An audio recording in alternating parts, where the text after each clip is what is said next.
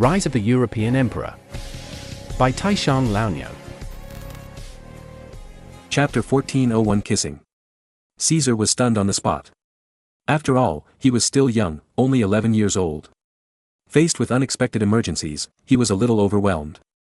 Although Marlin was also stunned at first, he was an adult after all, and much more experienced. Marlin could see that little Princess Margaret probably thought the furry teddy bear was a living animal. After all, in later generations, teddy dogs look more like plush toys. So he immediately came out to smooth things over and said, "This is not a ferocious animal, it's just a cute rag doll." After saying that, Marlin took the Winnie the Pooh doll from Caesar and shook it in front of little Princess Margaret. This time, little Princess Margaret was finally not afraid. She curiously took the Winnie the Pooh doll from Marlin's hand, and shook it curiously. When she found that Winnie the Pooh did not come alive to bite her, she immediately laughed happily. At this time, Marlin, who was relieved, immediately kicked Caesar lightly. Caesar suddenly came to his senses and said, "This doll is called Winnie the Pooh. Now, I will tell you a story about Winnie the Pooh." Then, Caesar blabbered about the fairy tale of Winnie the Pooh that he had heard from Marlin on the boat. Fortunately, Caesar had a good memory and did not make any mistakes. He retold it relatively completely. Sure enough, the young Princess Margaret was attracted by the fairy tale told by Caesar. In fact, not only Princess Margaret, but also King Edward and Queen Anna were attracted by Caesar's story. After the group sat down in the front hall of the palace, King Edward and his wife and Princess Margaret's family of 3 listened to Caesar's fairy tale while waiting for the milk tea to boil. Fortunately, Caesar was not an ordinary child. He had long been accustomed to big scenes and did not show any fear. He continued to tell the story calmly. However, there was no TV or cartoons in this era. There were even no comics. Therefore, the 8-year-old Princess Margaret had no intuitive impression of Winnie the Pooh. As for tigers, Europe didn't have any at all, let alone any idea of them. In the middle of the conversation, Princess Margaret, who was holding a Winnie the Pooh doll, suddenly asked, "Brother Caesar, does Winnie the Pooh look like the doll in my hand?" Caesar was stunned, but quickly nodded and said, "Yes, it looks like this." In fact, he felt extremely guilty. Because he was also fooled by his father. However, in front of the little beauty, he couldn't lose, so he had to fool her first. "What about Tigger?" Caesar was embarrassed. "I also want to know what Tigger looks like." Just when Caesar didn't know how to answer, Princess Margaret suddenly turned to King Edward and said, "Dad, let's raise a little bear and a little tiger in the palace, just like Winnie the Pooh and Tigger." King Edward immediately broke out in a cold sweat. "Damn, are bears and tigers so easy to raise? When they grow up, they will eat us." Although he had never seen a tiger, Edward knew from books that tigers were man-eating beasts similar to lions. As for the bear, he had seen a bear beat a knight in plate armor to death, so how could he agree to keep a bear in the palace? So he quickly looked at Marin. Marin understood, he wanted to divert attention. Then, Marin winked at Caesar. Caesar understood immediately, so he hastily ended the story of Winnie the Pooh and started to tell Snow White and the 7 Dwarfs and Sleeping Beauty. As expected, Princess Margaret's attention was diverted and she was deeply immersed in the fairy tale world. After the story of Snow White and the 7 Dwarfs was finished, Princess Margaret suddenly asked Marin, "Uncle Marlin, what do the dwarfs look like?" Marin breathed a sigh of relief and thought, "Fortunately I was prepared." Then he clapped his hands, and 7 short North Sea sailors dressed in dwarf costumes similar to Santa Claus costumes, and jumped onto the stage. This was when they were telling the story on the ship.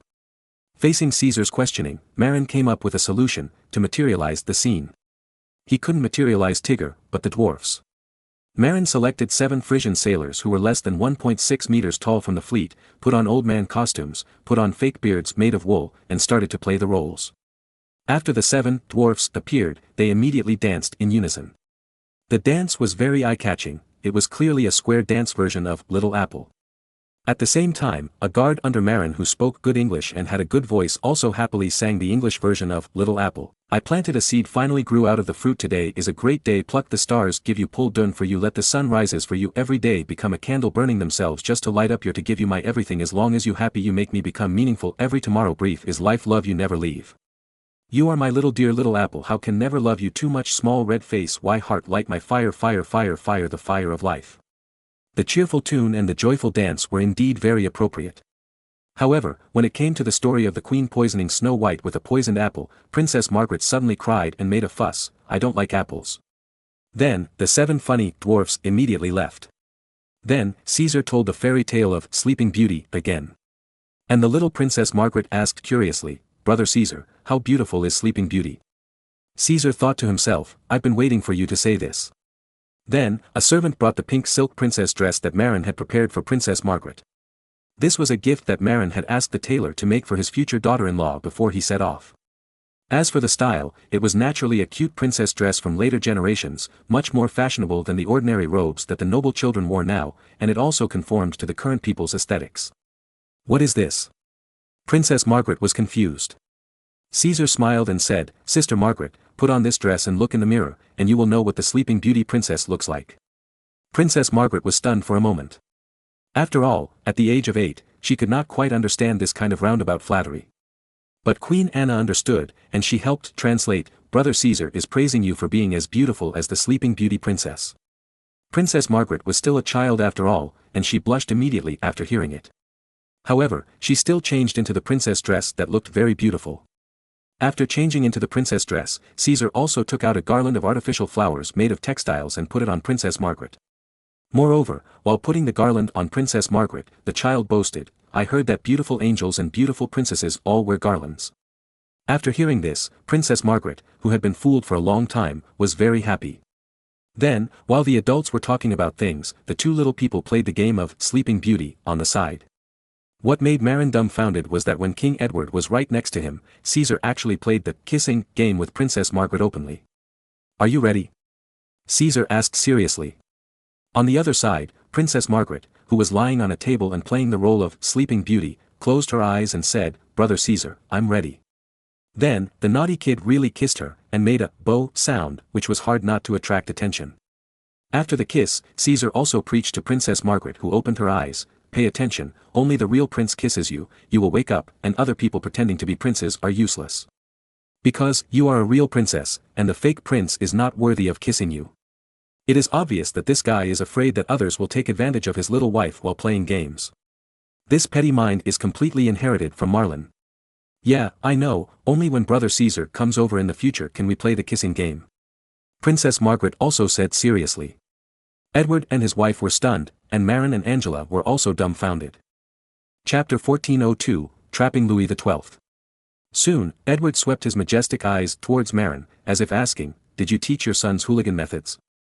Marin waved his hands repeatedly and said, "It's not me, I didn't teach him to say these." Edward understood in seconds, he was a born hooligan. Then, he swept his murderous eyes towards Caesar, who was still playing the kissing game. Caesar shuddered all over and stopped the kissing game. But at this moment, Princess Margaret refused to do it. She took Caesar's hand and said, "Brother Caesar, kiss me again. You are a real prince, and the prince should kiss the princess." Then, Edward's, king's majestic gaze, was immediately broken. Queen Anna and Angela laughed so hard that they bent over. Women and men are different. Men are hostile to bad boys who dare to deceive their daughters. But women don't hate boys who hook up with their daughters. Unless this boy's family is poor and he is not worthy of his daughter. At this time, some mean mothers-in-law will make things difficult for their son-in-law or prospective son-in-law. However, Caesar is obviously not a poor boy, and his family background is completely worthy of Princess Margaret, so Queen Anna will naturally not hate Caesar. As for Caesar's little hooliganism, it is cute in Queen Anna's eyes. Besides, a child of this age can't kill anyone. Seeing Edward's bad face, Marin immediately coughed twice and reminded Caesar, "Hey, stinky boy, don't use the trick of picking up girls in front of other people's fathers. If you want to be a hooligan, you have to do it behind the back of other people's fathers." Caesar is not a fool, and he woke up immediately. Then, he suddenly changed into a Buddhist face, as if he was not surprised by honor or disgrace, which made Princess Margaret, who didn't know why, feel very funny. Then, the scene that shocked Edward and his wife and Marin and his wife appeared. Princess Margaret suddenly took the initiative to come up and took the initiative to boo on Caesar's face, with a loud sound. Edward was stunned. What is this? Is it a reverse? Seeing that Edward was about to go berserk, Marin hurriedly forced to change the subject. "Your Majesty, why did you ask me to come?"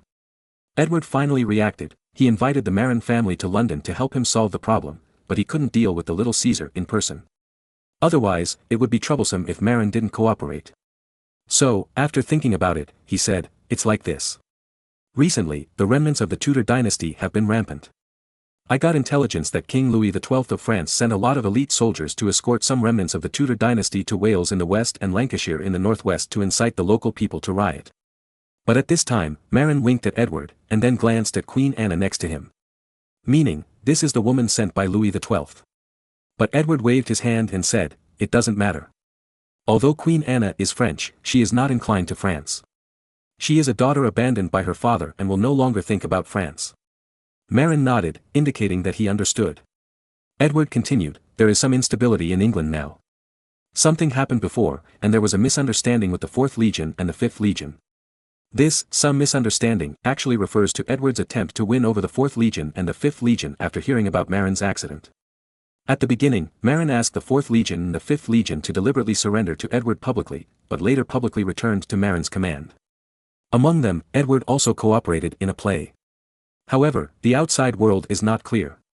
They saw that the 4th Legion first surrendered to Edward and then returned to Marin's command, and thought that the 4th Legion and the 5th Legion had fallen out with Edward. Therefore, England is now in turmoil.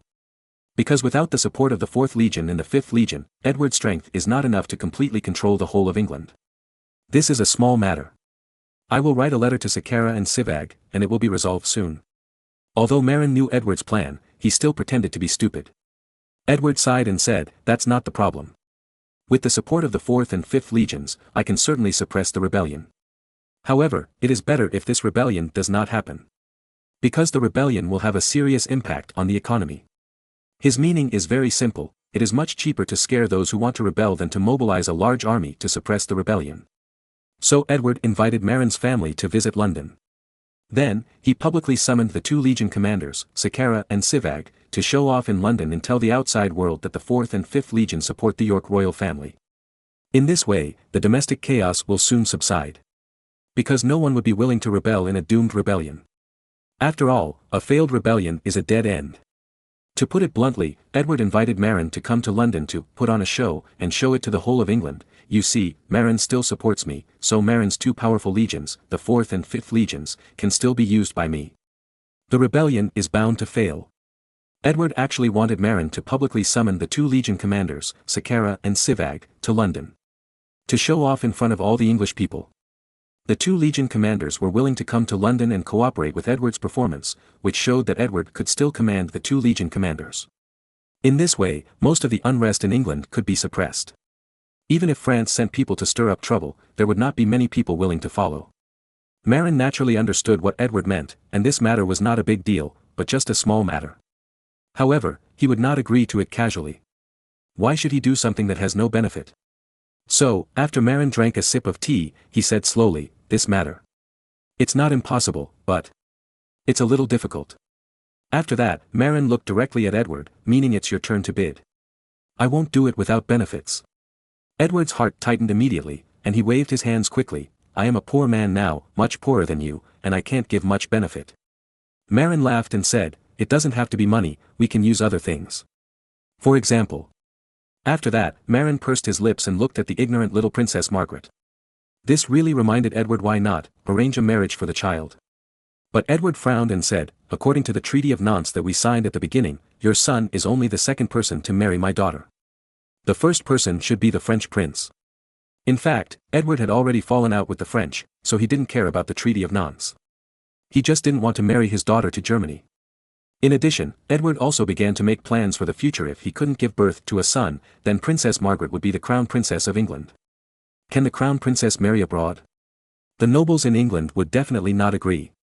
Even recently, some nobles have proposed that if no prince is born, Princess Margaret should marry Henry Pole, the eldest son of His Majesty Edward's sister, the murdered Princess Margaret. Although her brother-in-law Richard Pole killed his sister to show his loyalty to Henry VII. However, Henry Pole is actually his sister's biological son. In this way, if Edward has no male heirs left, Princess Margaret, as the crown princess, will not have to marry far away and leave England. Edward is also very tempted by this plan. After all, he still has deep feelings for his sister. Otherwise, he would not give his daughter the same name as his sister. In addition, Edward is not old now. He is less than 38 years old, and it is very likely that he will give birth to a male heir. So, he is hesitant now. Marin obviously saw Edward's hesitation, and he had learned through spies that some nobles in England proposed to let Princess Margaret marry her cousin. So, Marin used his trump card. Your Majesty, please move. After saying that, Marin walked to the side, away from Queen Anna. What's wrong, Grand Duke Marin? Edward was confused.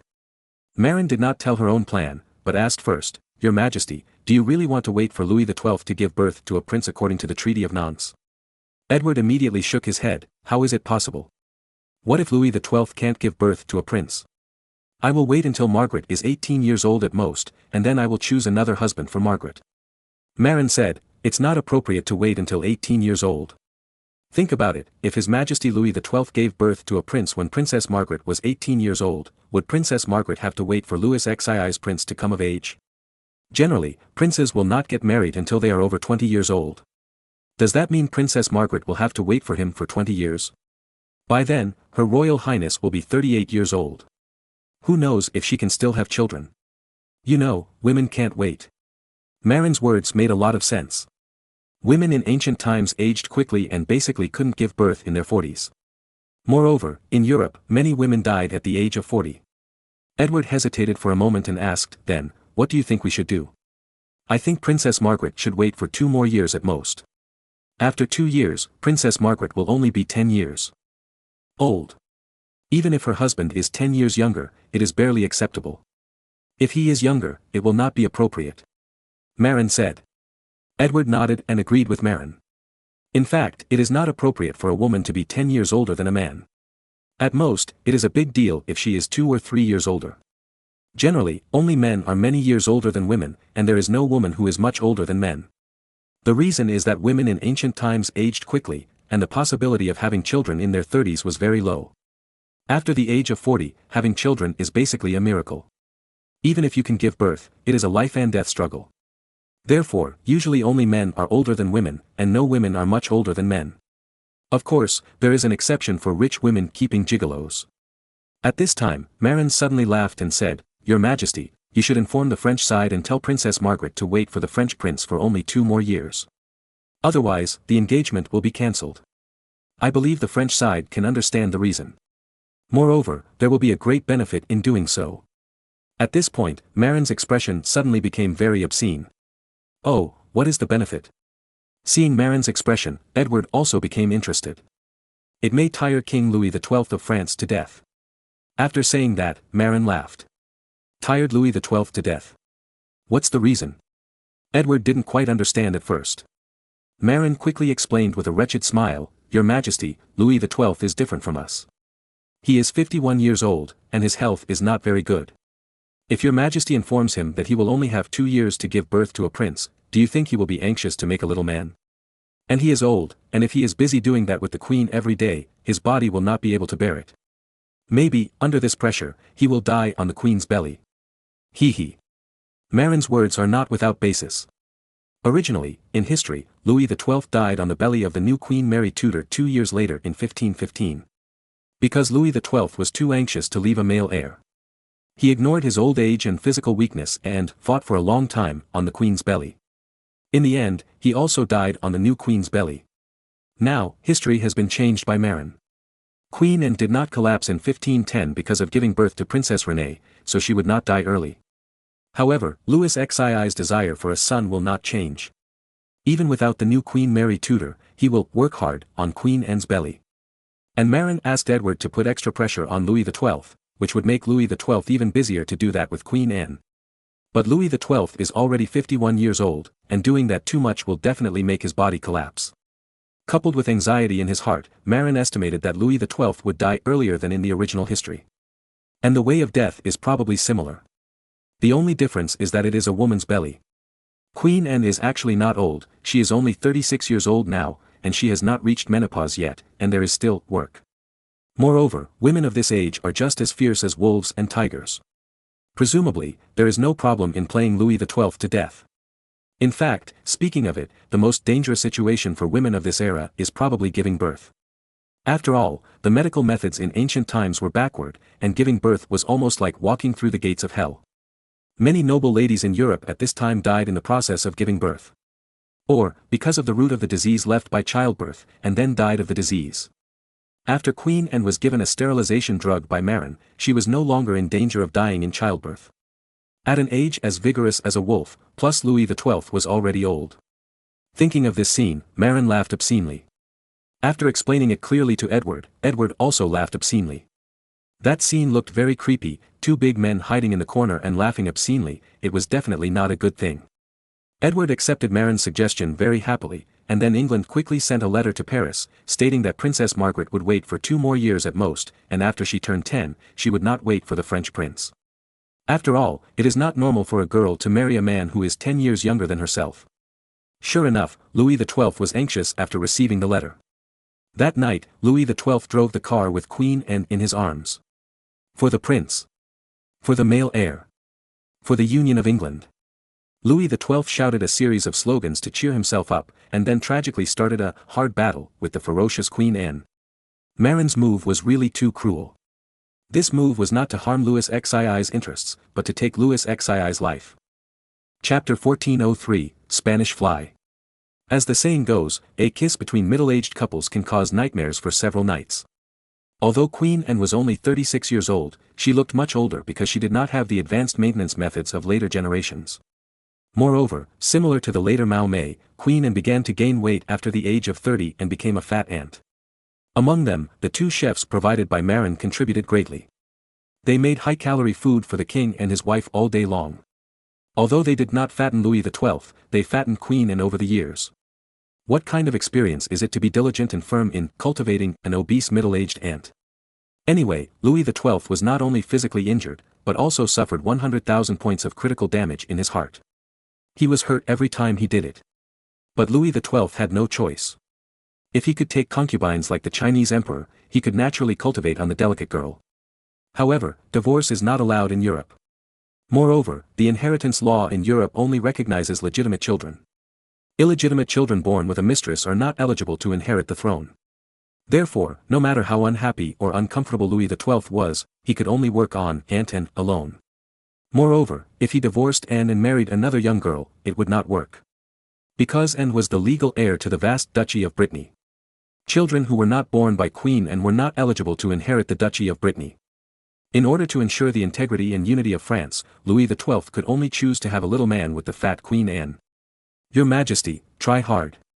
Just 8 generations, this sentence is a spoof. Queen Anne pouted her fat face and cheered up Louis XII above. However, it would be better if she didn't speak. As soon as she spoke, Louis XII noticed her fat face and wanted to vomit. However, for the prince, Louis XII had to force himself. At the same time, close your eyes and say in your heart, she is a beautiful girl. She is a beautiful girl. Then, Louis XII's mind appeared the appearance of Queen Anne when she was young. At that time, Queen Anne was only 18 years old and was still the queen of Charles VIII. And Louis XII was Charles VIII's cousin and often went in and out of the court. At that time, he was still a bachelor and drooled over his niece, Queen Anne. After Charles VIII died, Louis XII decisively occupied his niece and abandoned his disabled fiancée.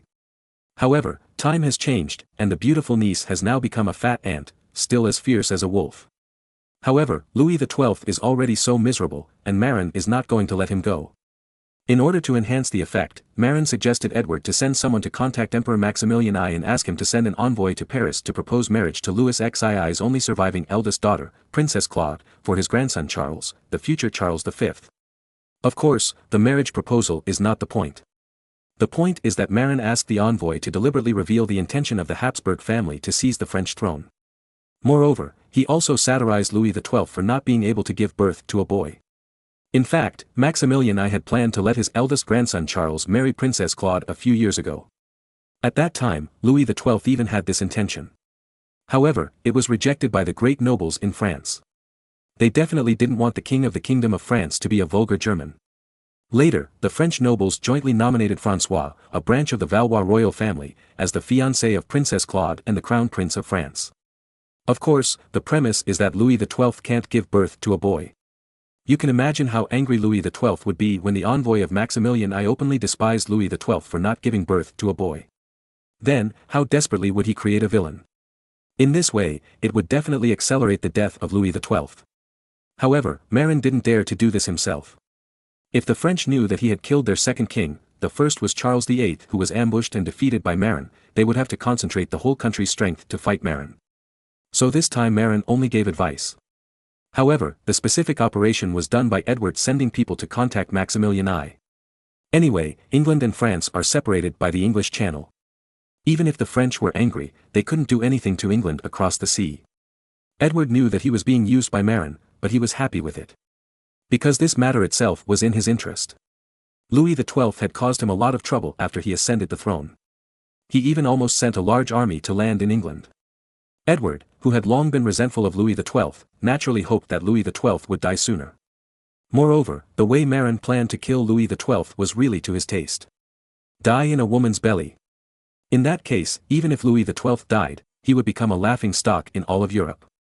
Even the Kingdom of France would be embarrassed. And for an English king who hated France, there was nothing better than this. Of course, if you think that Marin only has this trick, then you are too naive. As the most outstanding shady man in Europe at this time, Marin's shady tricks are one after another.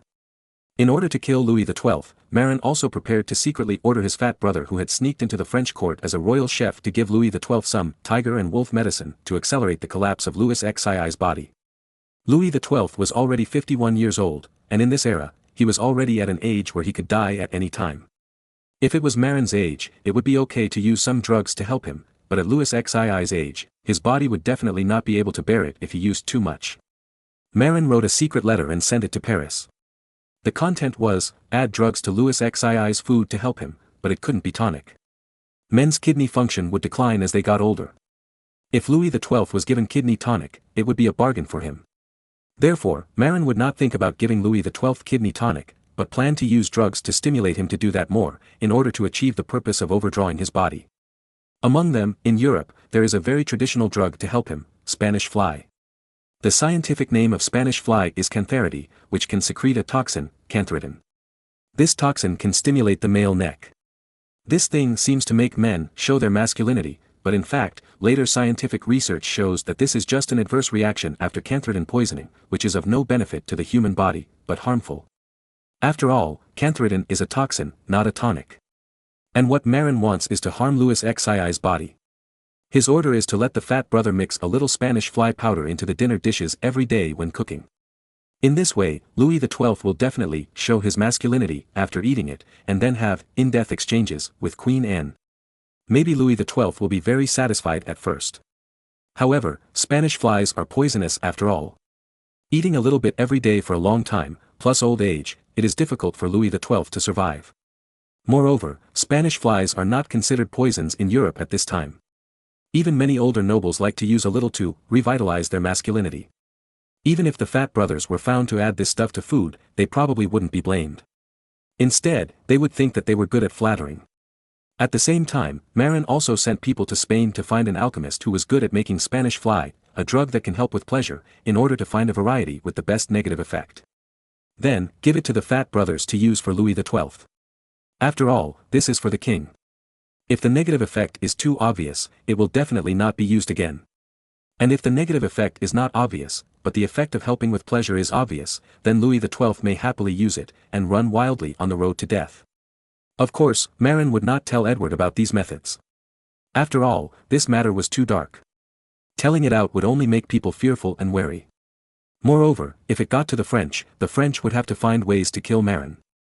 Chapter 1404, Layout of England. Not to mention how Edward sent someone to contact Maximilian I, nor how Marin secretly drugged Louis XII. Marin in England waited for Sakara, the commander of the 4th Legion stationed in Newcastle, and Sivag, the commander of the 5th Legion stationed in Edinburgh, the capital of Scotland.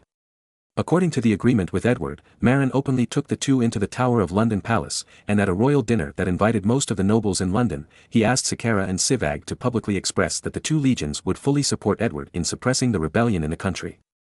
The news spread quickly, and then many local forces in England that were ready to move died down. Only Wales and Lancashire, because of their deep grudges with Edward and the entry of the French army, still persisted in the rebellion. But without any worries, Edward could concentrate on dealing with the rebellion in Wales and Lancashire. Louis XII, who learned the news, did not say anything about it. Although he was angry that Marin stood up to support Edward again, he had no intention of taking the opportunity to overthrow Edward. He just hoped that England would be quiet for a while and not affect his march into Italy. It would take a long time for Edward to quell the rebellion in Wales and Lancashire. Because Wales is mountainous, it is convenient for the rebels to hide. Although Lancashire has more plains, there are also mountains in the Pennines in the east. When Edward cleaned up the rebellion in the country, the French had almost dealt with the things in Italy. In short, the rebellion in Wales and Lancashire was clearly used by Louis XII to waste England's time. Although he certainly couldn't beat Edward, he could definitely hold on for a long time by hiding in the mountains.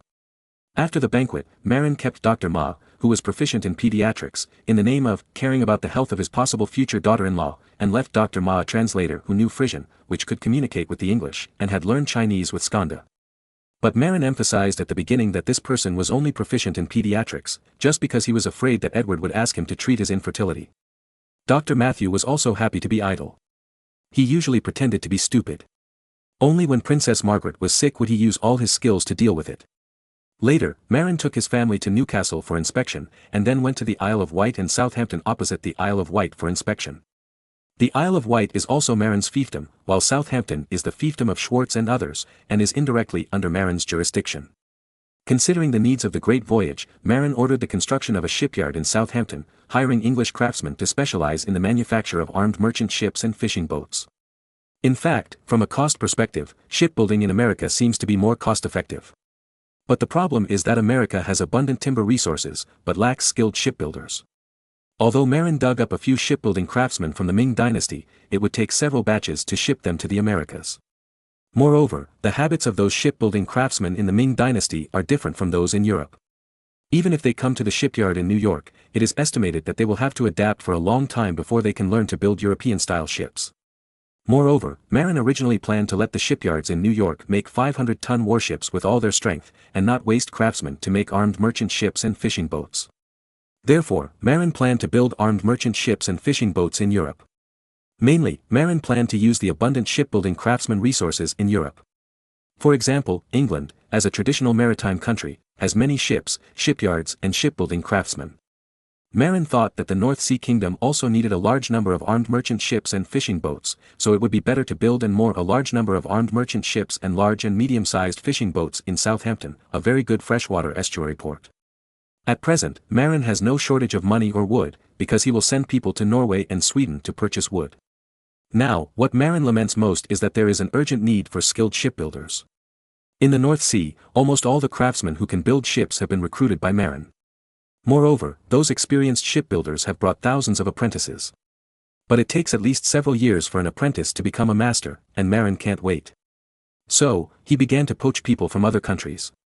For example, after Marin used capital to acquire more than a dozen shipyards in Amsterdam, the Netherlands, and deliberately transformed furniture production, destroying the shipbuilding industry in Amsterdam, he hired thousands of experienced shipbuilders from more than a dozen shipyards in Amsterdam. However, Marin was afraid that these shipbuilders from the Netherlands would turn against him in the future. Therefore, these people were mainly responsible for the manufacture of fishing boats in the shipyard he ran. It happened that Marin vigorously promoted the policy of lending money to fishermen to buy large and medium-sized fishing boats in the North Sea Kingdom, which made the demand for fishing boats in the North Sea Kingdom very large, and these people came in handy. In fact, fishermen in this era were very poor. Before, because there were no big ships, they did not dare to go deep into the ocean to fish. At the same time, because there was not enough salt to pickle salted fish, they did not dare to catch more fish. Because, even if they caught a lot of fish, there was not enough salt to pickle them into salted fish. For example, Swedish fishermen invented the extremely smelly, stinky herring cans, because of the lack of salt. The smell was 10 feet high in the wind. Marin not only promoted the system of official loans to buy fishing boats in the North Sea, but also promoted the policy of buying salt on credit, so that fishermen in the North Sea dared to catch a lot of fish at a time, and they were not afraid of running out of salt to pickle salted fish. For this reason, the production of salted fish in the North Sea has skyrocketed more than 10 times, and it can already supply the entire North Sea. As fishermen borrowed money to buy more large and medium-sized fishing boats, the production of salted fish in the North Sea will increase significantly in the future, and may become an important export commodity. Of course, in addition to providing loans to buy fishing boats and buying salt on credit, Marin also vigorously promoted the V-shaped modern trawl and winch with pulleys, which greatly improved the efficiency of fishing.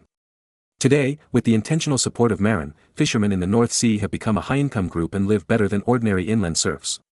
Because these fishermen can have meat, fish, every meal. Unlike the serfs in the inland areas, they could only eat kohler bread with straw bran, and occasionally eat salted fish to improve their lives. It just so happened that Marin planned to rule England in the future.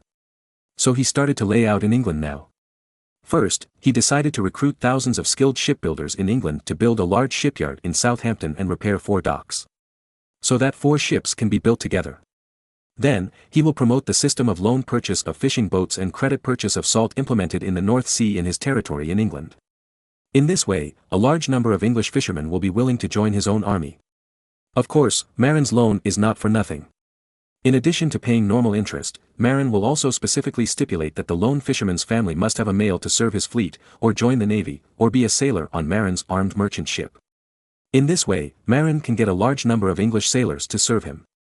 Unlike England and Germany, only parts of the northwest and northeast of Germany are coastal areas, and there are really not many fishermen. England is quite different. It is surrounded by the sea, and there are many fishermen who live by the sea. As long as Marin's loan bundling policy is implemented, it will be easy for Marin to recruit thousands of sailors in England. When the warships in America really start to explode, England will be able to quickly provide tens of thousands of sailors to dominate the ocean and block the English Channel. In short, although he has not yet officially controlled England, Marin has begun to make long-term arrangements in England to train sailors needed for the future comprehensive navigation. Chapter 1405, Cruisers and Preparations to Fight Pirates. After all, the North Sea Kingdom is a German country, and it is mainly composed of German landlubbers. So far, the North Sea Kingdom has only 80,000 to 90,000 fishermen. Among them, nearly half of the fishermen were selected by Marin from inland German refugees to learn fishing. Their water nature and adaptability to the sea are not worth mentioning. It is estimated that it will take their second generation to become a fishing family that can truly adapt to the sea. The other half of the fishermen are mainly Frisians, but unfortunately there are too few of them, only 40,000 to 50,000 people. Although these 80,000 to 90,000 fishermen can also gather 20,000 to 30,000 strong men in wartime. However, half of them are actually German landlubbers who have just been in the water for a few years. It is a foolish dream to expect these landlubbers who have only been in the sea for a few years to grow into excellent sailors. If they participate in a naval battle in a hurry, it is estimated that their combat effectiveness is comparable to that of French sailors. Therefore, if a naval battle is really to be fought, Marin can recruit at most 10,000 or so young and strong veteran Frisian fishermen as sailors. However, among them, it is estimated that only a few thousand are strong and adaptable to naval battles. After all, not all young fishermen are suitable to be sailors. England is different. England is surrounded by the sea, with a population of nearly 3 million and more than 400,000 fishermen. Even if many fishermen and sailors are taken away by others, Marin can still recruit tens of thousands of talented sailors in England as sailors. If all English fishermen allow Marin to recruit soldiers, it is estimated that 20,000 to 30,000 young fishermen suitable for sailors can be recruited. And this is also the strong foundation that England has always been able to ensure that its homeland is not invaded by France. Anyway, Marin will rule England in the future, so it is better to use this foundation of England to serve himself early. As for why not build a shipyard and recruit fishermen in Newcastle? There is nothing we can do about it. Because, in this era, the population of England is mainly concentrated in the southeast coastal areas. Near Southampton, there are many English fishermen, and it is easier to recruit poor fishermen. Speaking of which, not only are there many fishermen in England, but the price of salt is also relatively cheap. Because the English have learned to cook salt with coal. At present, the price of salt in England is maintained at 4 shillings per quarter, 12.7 kilograms. Although it is not low, it is much cheaper than that in Germany. It stands to reason that it should be more convenient for English fishermen to get salted fish. But the fact is the opposite, because English fishermen lack large fishing boats and it is difficult to fish in the deep sea. They can only use small boats to fish in the offshore waters, and the catch is naturally limited.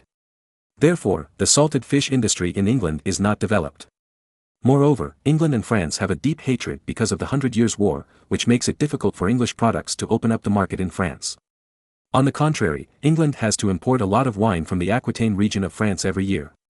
As for the Netherlands, which has a good relationship with England, although it has not risen greatly because of the migration of herring fishing grounds to the North Sea, they have invented the fish-cutting knife after all, and they are not short of salted fish.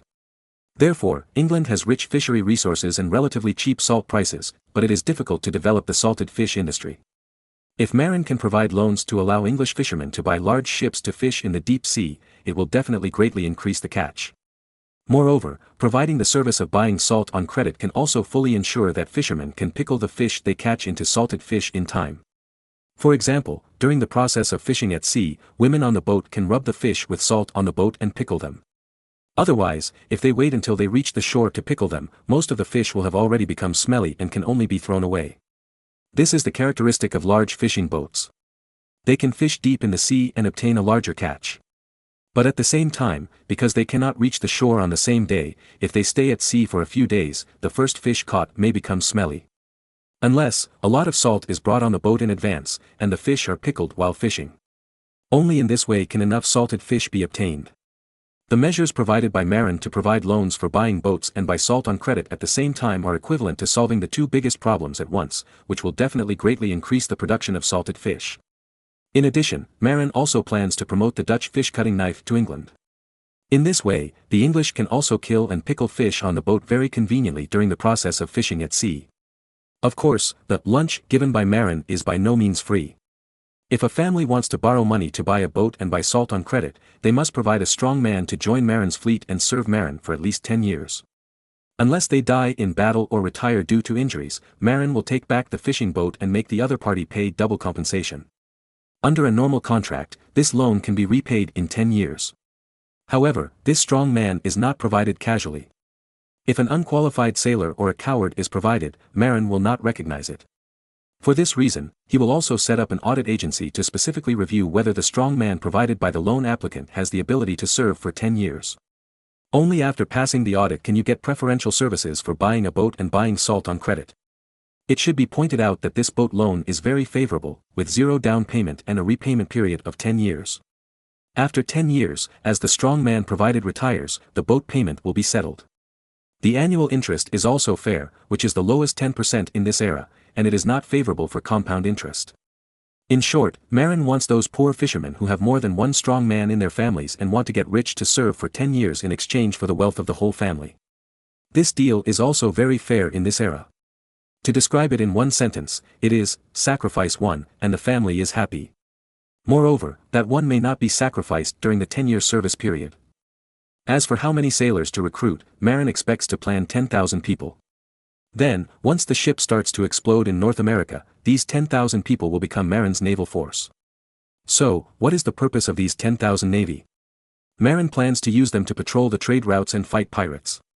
Why should he prepare tens of thousands of people to fight pirates? This is because Marin has a hunch that the pirate era is coming. What is the purpose of the pirates? Of course, it is robbery. Pirates will not appear on routes without oil and water. On the contrary, pirates will appear sooner or later on routes with oil and water. Historically, the rise of pirates in the Atlantic was because Spain obtained a large amount of gold and silver from the Americas and transported it back to its homeland with treasure fleets. Then, the islands in the Atlantic came into being. Both the English and the Dutch have robbed Spanish treasure ships. Among them, the British played a lot in the field of pirates, and a large number of famous pirates emerged in the 17th century. For example, Captain Kidd, Drake, William Dampier, etc. After the appearance of these pirates, the world's maritime trade was in chaos. In order to protect the safety of maritime trade, the British Parliament officially passed the Maritime Patrol and Escort Act in 1708 and began to vigorously develop fast cruisers and set up a bounty court to reward pirates. After years of hard work, most of the pirates were finally wiped out. At its peak, England had thousands of sailing warships active on important routes around the world, specializing in combating pirates and enemy merchant ships, fully guaranteeing maritime interests and maintaining maritime hegemony. Marin's plan is to learn from England later, vigorously develop light cruisers, spread them all over the sea routes, and do his best to combat pirates and enemy ships to protect the safety of routes. Today, Marin's North Sea Kingdom has replaced Spain and gained the benefits of dominating the Americas. But in the same way, the North Sea Kingdom will also be the one to suffer from pirate harassment in the future. After all, the gold and silver in America will eventually attract pirates if they are blinded by profit. Therefore, Marin prepared for the rainy day and decided to develop a cruiser fleet of more than 10,000 people before the rise of pirates in the Atlantic Ocean. He would beat the pirates to death when he saw them, so as to ensure that his maritime interests would not be damaged. Chapter 1406, Angela is pregnant. It should be pointed out that the cruiser that Marin refers to is not the missile cruiser of tens of thousands of tons in later generations, but the frigate of the sail era. Its status is almost equivalent to the frigate of later generations, which can also be called an escort ship. According to the classification of the British Royal Navy in the sail era, it should belong to the 5th level ship and the 6th level ship. The tonnage of these two warships is not large. When the mainstream is already a battleship of 3 or 4,000 tons, such as the Victory, it is only 600-800 tons, 5th level ship, or 455-50 tons, 6th level ship. The maximum number of crew members is 250, 5th level ship, or 180, 6th level ship. At present, the main battleship of the North Sea Kingdom is actually the blueprint of the later frigate. For example, the reference target of the North Sea Kingdom's 500-ton battleship is the Constitution sailing frigate of the United States in later generations. Although the Constitution has a displacement of 2,200 tons, its design pursues speed. It only has a double-deck gun deck, which is clearly a large frigate. This kind of warship that gave up firepower for speed was naturally considered a 5th and 6th class warship after the 18th century. Because the number of guns on the 3-deck battleships is more than twice yours. But in this era, European warships are generally only more than 200 tons. Even under the premise that artillery battles are not mainstream, this 500-ton frigate has become the most powerful warship in Europe. If 10,000 British sailors are recruited, 55 warships can be used to patrol the sea according to the specification of 180 people per ship. Such a large fleet can currently beat any European country. The premise is that there must be enough gunpowder. Because if the whole fleet fires together, the consumption of gunpowder is extremely alarming. Fortunately, Marin has ordered the development of Chilean saltpeter. Once the production there comes up, then Marin will have the ability to fire unlimitedly. At that time, 55 top gunboats will be dispatched, not to mention clearing out pirates, and it will be easy to rub maritime powers such as Spain and Portugal at their doorsteps. Moreover, in the North Sea country, when the war breaks out, Marin can also recruit more than 20,000 sailors from Frisian fishermen and German fishermen to participate in the war. But the problem is that it seems that the fishermen of the North Sea country are usually busy with their own affairs, and they will only gather together in wartime. If you don't train in peacetime, you may be unfamiliar in wartime. At present, the North Sea country usually maintains training in combat readiness. In fact, there are only 15 500-ton warships. Other warships and armed merchant ships are usually either not fully staffed or go out to pull goods, armed merchant ships. It can be said that Marin intends to train these 10,000 English sailors as a standing army, as a standing armed force to dominate the sea in the future. This idea of building an army is already ahead of the whole of Europe. At present, except for the 15 warships of the North Sea Kingdom, which are often used by the Navy, other European countries have not been often used by the Navy. For example, England, a maritime power, hides its soldiers among the people. Usually, the English Navy only has officers on standby, but no sailors. Moreover, those naval officers are usually in inland cities such as London. When the war comes, those officers will set out to the military port, temporarily recruit those large merchant ships, and gather more than 100 large ships and a large number of small boats to participate in the naval battle. Of course, because England encourages merchant ships to rob French ships. Therefore, the sailors of those merchant ships usually have no lack of opportunities to practice combat, and they will not be useless. But the premise is that the naval battle is still the mode of jumping off the ship and chopping each other with knives. If it is upgraded to an artillery battle, those experienced sailors will be a little blind. Because, usually they have no conditions to practice firing on the ship. After all, artillery gunpowder consumes a lot, and gunpowder is so expensive. Those merchant ship owners will never let the sailors practice firing casually. But it is too costly to establish a full-time professional navy. Even if Marin had money, he only planned to maintain a fleet of 100 warships to oppress European countries. As for the real naval battle, merchant ships must be mobilized. But the popular cog sailing ships in England are not very suitable for new naval battles. Therefore, the shipyard established by Marin in Southampton not only built 50-ton medium-sized fishing boats for loans, but also built 250-class armed merchant ships for supply to English merchants to let their sailors adapt to the new ships. After all, once the naval battle begins, they need to be recruited to participate in the naval battle. Marin built a large shipyard in Southampton and opened a fishery bank, specializing in lending and selling salt on credit.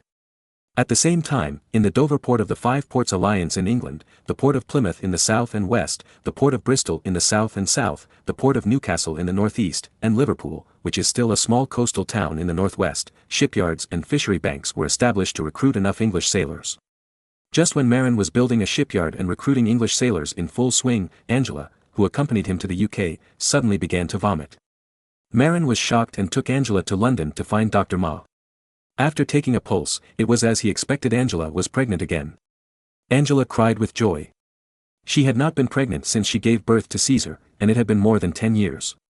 She herself was desperate, but she didn't expect that after the treatment of the imperial physician Luen, she finally regained the ability to get pregnant. So Angela immediately urged to return to the country to carefully take care of the fetus. This is a big deal. Even if Marin has other things, he has to give in to this big deal.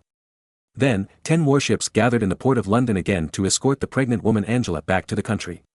Marin also accompanied her and kept comforting Angela. After returning to Auric, Marin immediately found Luen, a master of gynecology, and asked him to be responsible for Angela's luck. As for the problem of Luen curing Angela's infertility, Marin also gave a reward. The Lu family was promoted to hereditary knight and entered the ranks of hereditary nobles. After being promoted to hereditary knight, Luen was full of energy and fighting spirit. In order to ensure the safety of Angela's pregnancy, Luen not only often took Angela's pulse and observed her, but also personally trained several local midwives in Beihai. After all, Luen is a man and it is impossible for him to have too much contact with Angela. Therefore, Luen needs to send a few midwives with medical skills to help take care of Angela. Their task is to observe whether the fetal position of the baby in Angela's belly is correct. If it is not correct, Angela must be guided to readjust the fetal position through some special movements. And Marin was not idle either. He also began to try to recall some key points of obstetrics and gynecology in his previous life to ensure the safety of Angela's delivery. You know, in this era, women giving birth is a gamble. If you are not careful, there will be 2 lives. But in the future, it seems that giving birth is not very dangerous. Why is that? Marin began to look for some fragmentary memories of his previous life. At first, he thought of caesarean section. This can indeed reduce the risk of childbirth, but with the current medical level, it seems that caesarean section is more dangerous. Suddenly, the term natural delivery episiotomy emerged from the depths of Marin's memory. This term seems to have been seen by Marin inadvertently when he was watching a certain idol drama in his previous life, but he didn't pay attention to it at the time. Because this idol drama mainly tells the various bloody plots between several handsome doctors and beautiful female doctors and nurses. The plot of obstetrics and gynecology delivery is just mentioned in passing. So, Marin forgot it afterwards. It was not until now that Marin recalled such a term from the depths of his memory. It seems that through natural delivery episiotomy, the space for the baby to be born can be expanded during childbirth, reducing the risk of dystocia.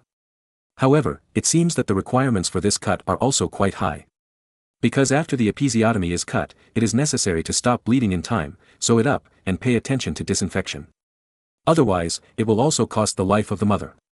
Therefore, this requires practice, and only when you are proficient in it can you use it on Angela.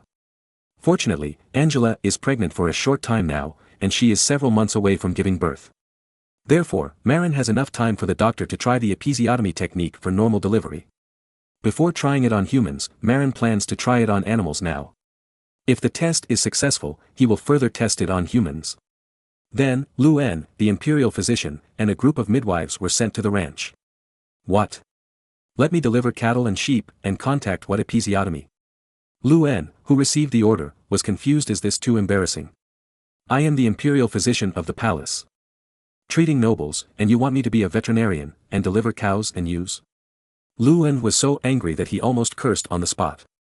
Fortunately, Marin offered a high reward of 1,000 gold coins for a successful test, and at the same time, Luen's second son Lu Zan was canonized as a hereditary knight. Luen's hereditary knighthood is destined to be inherited by his eldest son Lu Tai.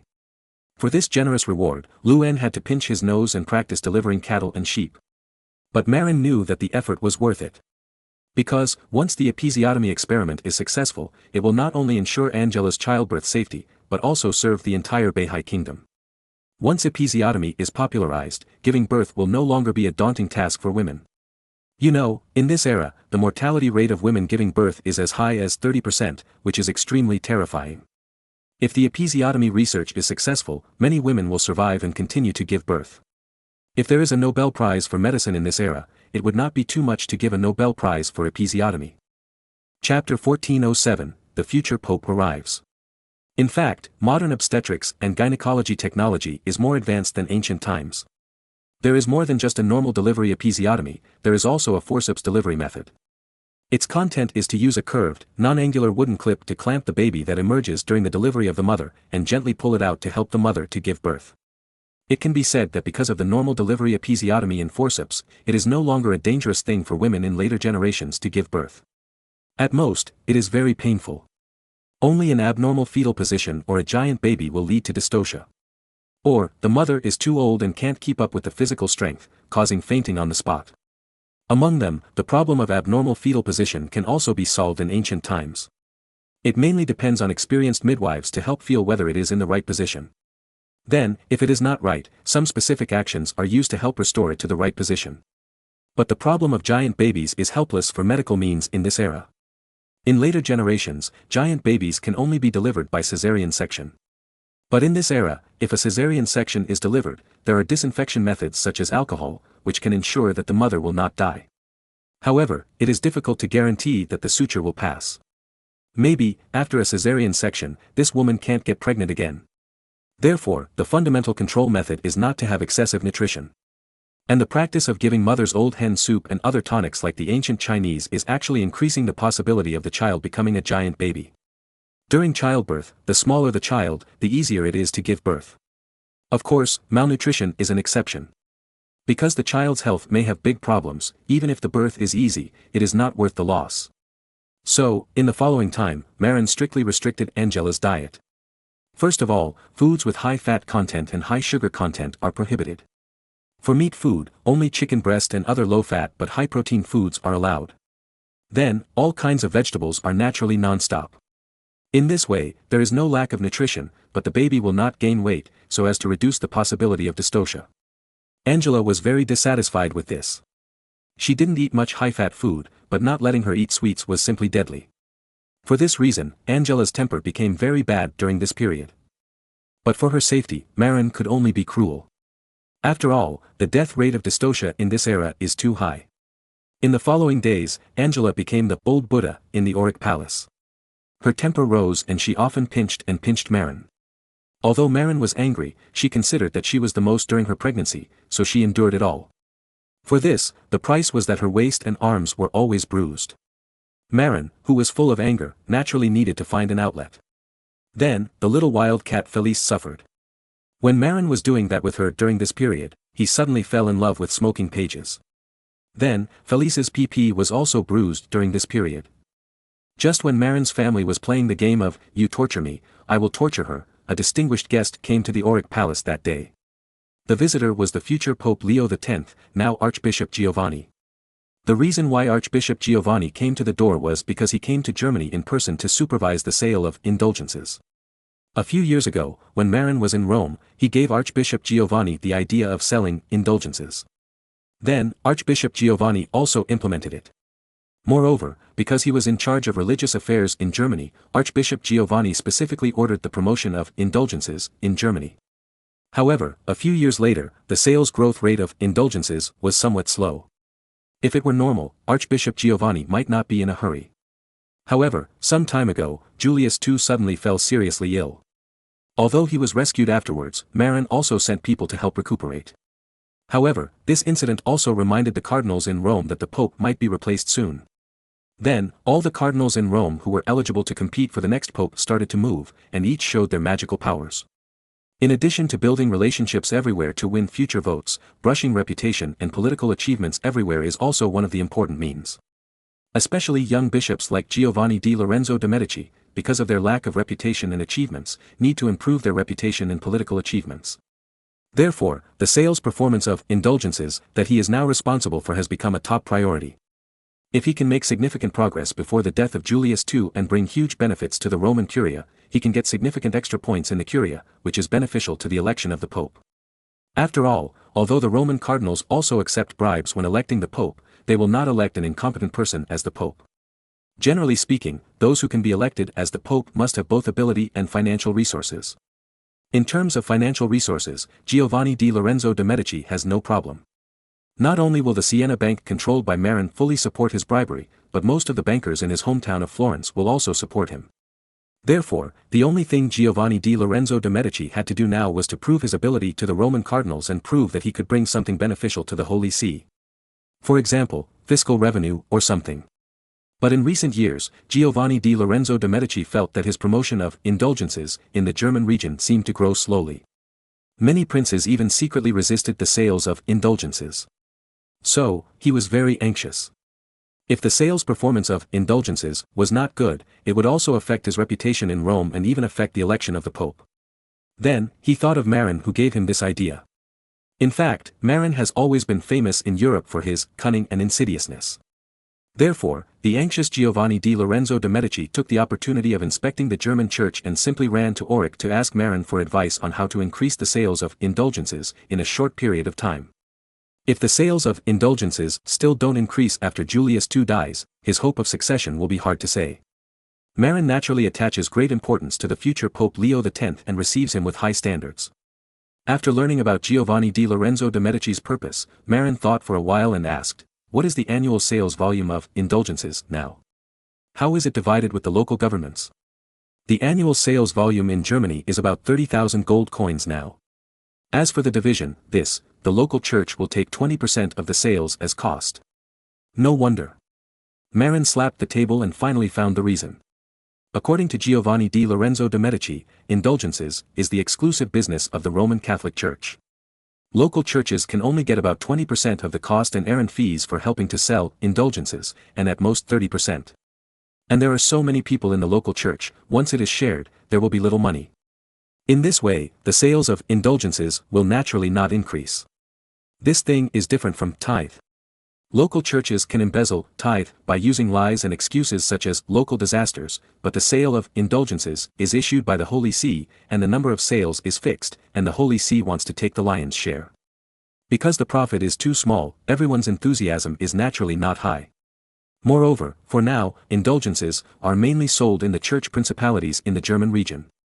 As for secular princes, they are basically not allowed to sell, because it does not benefit them at all. Chapter 1408, Marin's Advice. Knowing the problem, it is easy to solve it. People of this era may not have many solutions, but Marin, who has experienced the economic wave of later China, has many solutions. This is a simple matter. If we give more profits to local churches and even secular princes, sales will increase immediately. But Giovanni di Lorenzo de' Medici hesitated. "I am afraid it will be difficult for me to explain to Rome if I give the money that originally belonged to the church to the local governments." Marin laughed immediately and calculated an account for Giovanni di Lorenzo de' Medici. "Brother Giovanni, let me calculate an account for you. Look, the annual sales of indulgences in Germany is 30,000 gold coins, right? According to the ratio of 80%, the Holy See can get 24,000 gold coins, right?" Giovanni di Lorenzo de' Medici nodded repeatedly, and Marin continued, "If you give half of the share to the local governments. This is impossible, the College of Cardinals will scold me to death." Giovanni di Lorenzo de' Medici shook his head repeatedly after hearing this. Marin smiled and thought to himself, what is impossible about this? Originally in history, Giovanni di Lorenzo de' Medici, who had become Pope Leo X in 1514, had secretly reached a secret agreement with the then Archbishop of Mainz. Archbishop of Mainz Albert of Brandenburg was responsible for underwriting indulgences worth 500,000 golden gold coins. Half of the sales proceeds went to Pope Leo X, and the other half went to Albert III.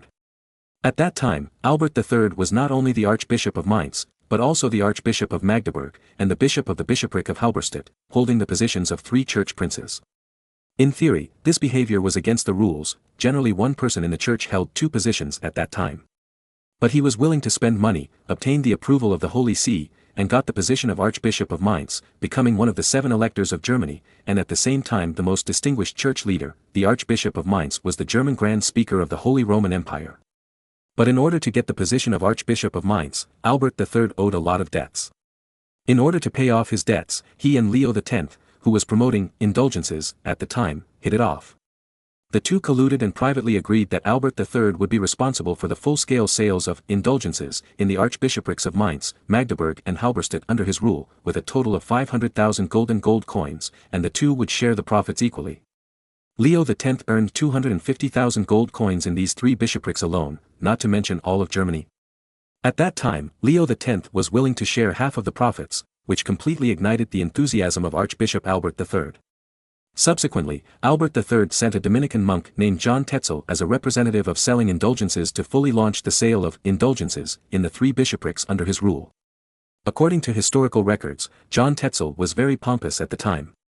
Whenever he arrived in a city, he would make a big show. Whenever Tetzel's indulgence sales team was about to enter the city, the front was a large velvet hanging with the Pope's encyclical for the sale of indulgences. All the priests, municipal officials, and school principals led all the students and men and women in the city to raise flags and light candles to welcome them, singing hymns behind the envoys, and all the churches in the city rang bells. After the welcoming ceremony, Tetzel and his envoys would go to the most important church in the city, hang the flag with the Pope's encyclical in front of the church, and then set up a stall to sell indulgences. Johann Tetzel was a very smart person, and he also knew how to create momentum and show off. Therefore, his sales achieved great results. Of course, he was also notorious in history, becoming the great background villain of Martin Luther who opposed indulgences. Because the incident was too big, it finally led to the great god Martin Luther, setting off a vigorous religious reform. Marin silently calculated that the three principalities of the Archbishopric of Mainz, the Archbishopric of Magdeburg and the Archbishopric of Halberstadt could sell 500,000 gold coins of indulgences. Although it was a few years of sales, it was not a problem for each principality to sell tens of thousands of gold coins a year. And there were more than 300 principalities in Germany, and there were hundreds of large-scale principalities. So it seems not difficult to sell more than 1 million gold coins of indulgences every year. If you work harder, it is possible to sell 2 million gold coins a year. Then, Marin told this data to Giovanni di Lorenzo de' Medici. Old Joe opened his mouth in shock. Annual sales of over 1 million. Half of it would be 500,000 gold coins. Obviously, Old Joe was stunned by this number. You know, the annual fiscal revenue of the Papal States is only 200,000 or 300,000 gold coins. The main income of the church is still paid through the unstable tithe from the local area. But because of the serious corruption in the church, many cardinals divided the tithes that should have been sent to the Vatican with local bishops. This resulted in the church not receiving much money each year, but in theory, the church should have an income of 1 or 2 million gold coins each year. If Giovanni di Lorenzo de' Medici could sell millions of gold coins worth of indulgences in Germany every year and return to Rome with a profit of more than 500,000 gold coins, it is estimated that everyone in the Vatican would look at him with admiration. Then, the people who choose the Pope would be very proud. Tell me, how do we do it? Giovanni di Lorenzo de' Medici's eyes were already red. It's very simple, share the benefits. As long as you are willing to give up half of the benefits, the archbishops will probably be very happy to cooperate with you. The more the Vatican earns, it means they also earn more. Because everyone earns about the same. Giovanni di Lorenzo de' Medici thought about it for a long time, nodded, and agreed with Marin's statement. However, he asked again, your trick will naturally have no problem in the church principalities. However, more than half of the principalities in Germany are secular principalities. The teachings there are suppressed by the princes. Even if the local church wants to vigorously promote the sale of indulgences, those princes will not agree. It's simple. Isn't it because the princes don't benefit that they will oppose it? Just share the benefits with them. For example, the proceeds from the sale of indulgences will be taken by the Holy See in half, the churches in the secular principalities will take 40%, and 10% will be left for the local princes. There is money to take, why don't they cooperate? In fact, Marin originally wanted to say that he would give a quarter to the secular princes. However, Marin was worried that those secular princes would become powerful after taking too much money. Therefore, this ratio was compressed. Because only when the church eats more than the princes will it cause dissatisfaction among those secular princes. Then, it laid the groundwork for the subsequent religious reform. The reason why Marin encouraged Giovanni di Lorenzo de' Medici to sell indulgences was to create conflicts and let Germany carry out religious reforms ahead of time. If the secular princes are fed, and the secular princes and the church form a group, then what's the point of reform? To put it bluntly, the religious reform in history was caused by the unequal distribution of spoils between the church and the nobles. The nobles took too little, and the church took everything. It would be strange if the nobles did not turn against each other. Therefore, although Marin asked the Holy See to share the profits, he only gave 10%. Although he asked the secular princes to cooperate with the sale of indulgences in the early stage, over time, because of the unequal distribution of spoils, those secular princes will definitely accumulate dissatisfaction. When dissatisfaction accumulates to a certain extent, it will be a revolution. As for the fact that the church would not give up a lot of benefits to appease the nobles, it doesn't exist. The church of this era is the embodiment of greed, and it will never share benefits with the nobles if it can avoid it.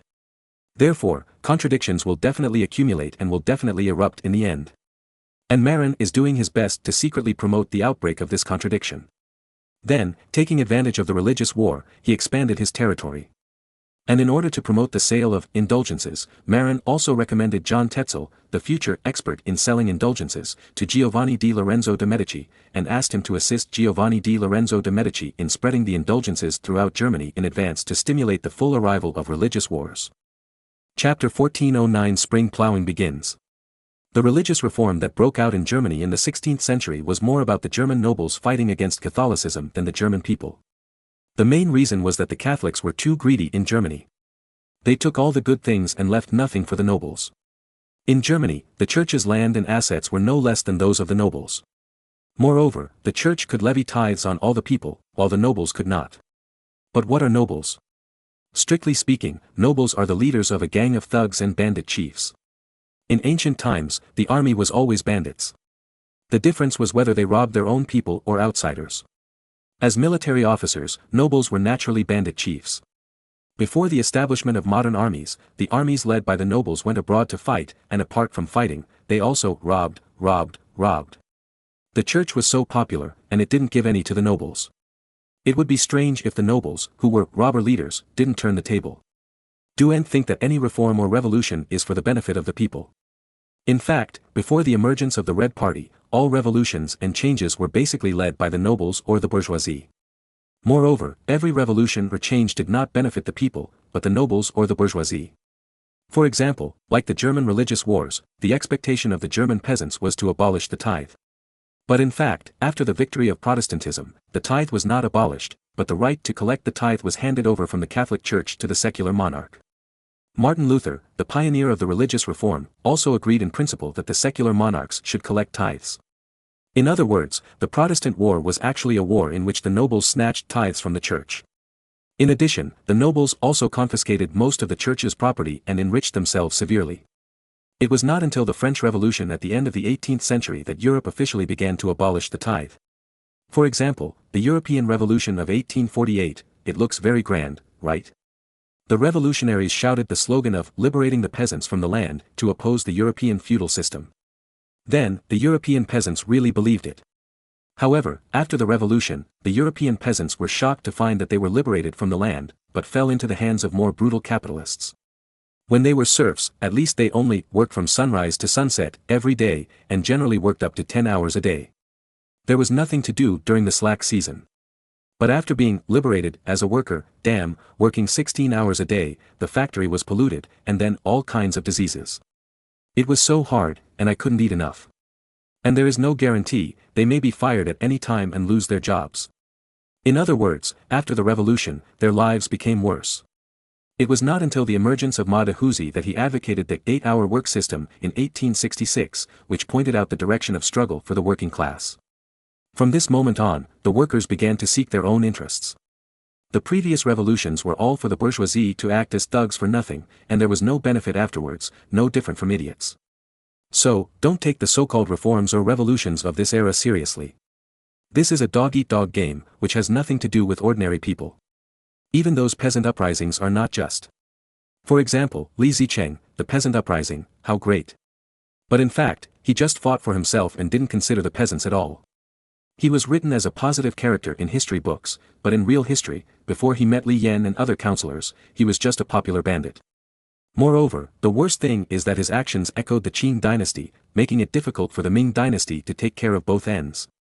If there were only the Qing dynasty or only Li Zicheng, the Ming dynasty would not have perished.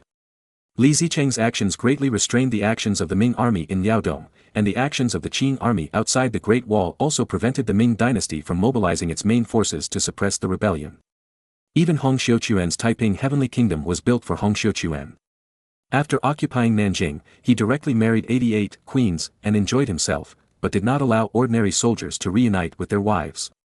To be honest, Marin was actually quite conflicted. Because, in this religious war that broke out in the 16th century, Protestantism was for the benefit of the nobles. And Marin himself was a secular monarch and a great noble. Logically, he should stand on the side of Protestantism. However, considering the huge temptation of territory, Marin chose to betray the aristocracy and stand on the side of the church. Of course, he was not the only one who did the same as him. In the German religious war, most of the princes in the north stood on the side of Protestantism. But most of the princes in the south still stood on the side of Catholicism. So, he was not alone. Compared with the vast territory of northern Germany, moral integrity and position are all p. The system can be changed later, but the territory is eternal. Therefore, in later generations, there is a saying that territory is more important than interests. Because money may be spent, but land will exist forever. The sentence, Russia is big, but not an inch is redundant, is very classic, but it completely angered Marin, the angry young man. Because the millions of square kilometers of land in the northeast are not inherited by the Mausi, but snatched from the hands of China. And it is because of these millions of lands in the northeast that China and Russia have always been at odds with each other in the future. If you really think that China and Mausi are as close as a family, you are absolutely stupid. And Mausi also knows this, so he sells advanced weapons to India, intending to let India divert China's attention. In fact, for Mausi, the rise of China is much more terrible than the dominance of the United States. Because after China rises to the top of the world, it will definitely not ignore the millions of square kilometers of land in the northeast. However, before Marin traveled through time, China was not strong enough, so it could only join forces with Mausi to fight against the United States together. But if the United States declines, China and Russia will definitely turn against each other. Unless Russia is willing to return those lands. It is precisely because of the words of the previous life that Marin has always been resentful. Therefore, he decisively supported Poland to suppress Russia and never let Russia succeed in rising. Of course, this is only for Russian men, never for Russian girls. After sending away Giovanni di Lorenzo de' Medici, the future pope, the North Sea Kingdom ushered in another year of spring plowing. Marin immediately inspected various places non-stop and arranged spring plowing. At the same time, Marin declared a nationwide martial law and prohibited foreigners from entering and leaving at will. Even if there are merchants entering and leaving, they will be monitored by the army to prevent these passing merchants from spying on the agricultural secrets of the North Sea Kingdom. Although the secret of the high yield of agriculture in the North Sea Kingdom has been leaked. However, only a few people know this secret at present. Among them, 8 princes were arrested by Marin, and only Henry, Duke of Brunswick-Lüneburg, was released and went to the earldom of Gelden under the intercession of Frederick III. In addition, only the French learned about the high grain yield in the North Sea through special channels. At the same time, they also received false information about volcanic ash being used as fertilizer. However, neither the 8 princes nor the French would be foolish enough to disclose this secret.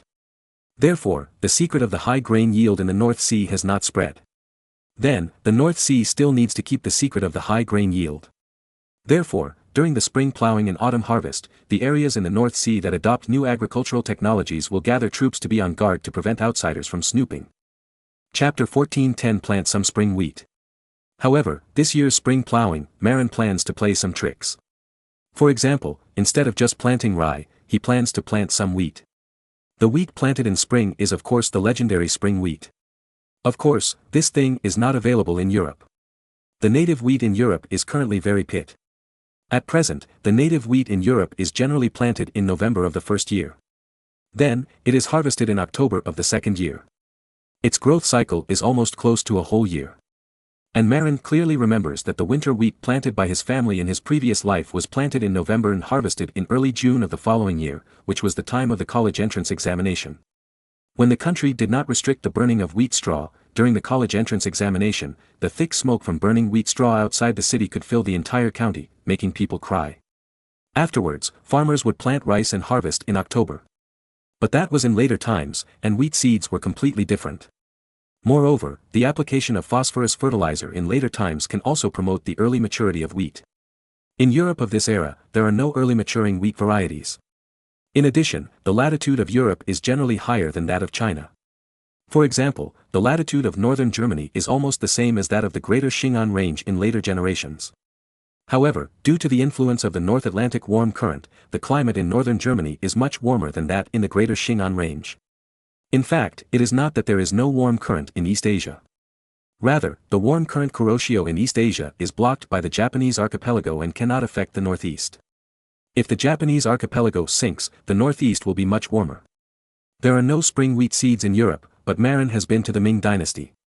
In the Ming dynasty, spring wheat was planted in the north, and winter wheat was planted south of the Yellow River. Although spring wheat is not as delicious as winter wheat, it is also wheat, right? If dry crops such as millet are planted, the yield will not be high. Even in later generations, the yield of millet per mu is only 300 or 400 kilograms, and rarely exceeds 500. There is no way, the variety is like that, it is really difficult to produce high yields. But in this era, the northern region south of the Yellow River generally rotates winter wheat and millet. Because millet has a short growing period. The growing period of winter wheat in this era is longer than that of later generations because there is no phosphorus fertilizer. Therefore, millet, which only needs to grow for 3 or 4 months, is generally used for the transition period. Later, after corn was introduced from America, it was popular in the northern region because it had a much higher yield and a shorter growth period. Then, winter wheat and corn rotation became popular in the northern region. Of course, that was in later times. In later times, spring wheat was generally sown north of the Great Wall, because it was too cold north of the Great Wall and winter wheat could not withstand the cold winter. In this era, it seems that the weather is a little colder than in later times. Therefore, spring wheat is mainly planted near the northern capital, including the northern part of North China. When Marin stayed in the capital of the Daming dynasty, he took the opportunity to purchase a lot of spring wheat seeds. Of course, most of them were winter wheat seeds. But the latitude of northern Germany is too high, and it is a bit cold in this era. Therefore, Marin didn't want to think about winter wheat and generally sent it to America for planting. As for spring wheat, Marin didn't purchase much, only 100,000 caddies, which was only enough to plant 5,000 acres of land. But Marin was not greedy. Anyway, he did not plan to promote spring wheat as the main food of Beihai. After all, Beihai is not suitable for wheat cultivation. The main reason is that the accumulated temperature is not enough. In addition, farmers in Beihai are not very adaptable to wheat cultivation and management. In particular, the management of wheat fields is much more troublesome than rye fields. Rye has a strong vitality, which is similar to weeds. After planting rye, farmers basically don't have to worry about weeds. Because rye itself has the vitality of weeds, weeds may not be able to compete with it.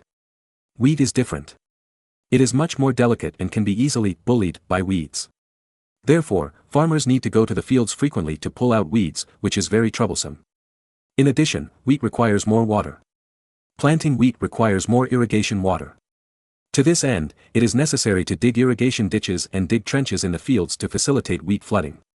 Moreover, wheat is not rice, and it cannot be flooded for a long time. It is necessary to master the time and amount. Without certain experience, it is difficult to do it well. Such a troublesome process, with the IQ of the rough German men of this era, seems a bit difficult to understand and troublesome. Therefore, in this era, wheat is generally planted in fertile land along the river. It is convenient to set up a water wheel on the river. The water wheel can irrigate by itself and does not require manpower. The ancient Chinese people are different. In order to irrigate wheat, they actually use manpower to step on the water wheel like livestock. Anyway, it is difficult for Europeans of this era to imagine themselves transforming into mules and horses to step on the water wheel. Even Italy has only learned the means of digging irrigation canals and trenches from Arabia. It is unlikely that they will step on the water wheel.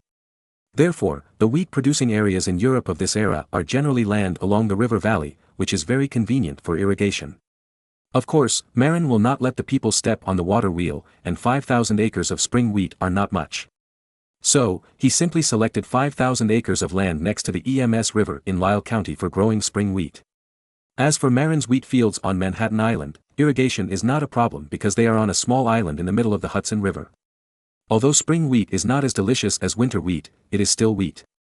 In any case, the taste of bread made from wheat flour is much better than that made from rye flour. If the average yield of these 5,000 acres of wheat fields is 500 kilograms per acre, there will be 2.5 million kilograms of output. You can make a lot of white bread.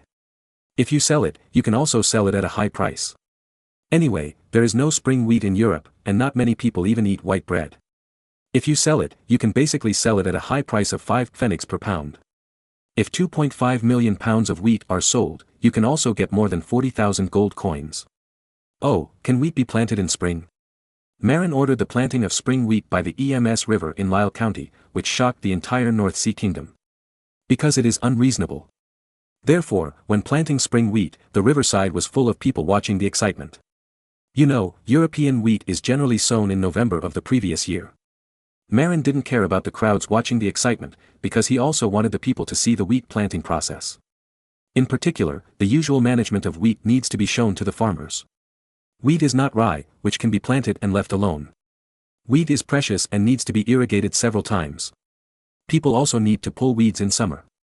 This series of behaviors is quite different from the agricultural habits of German farmers.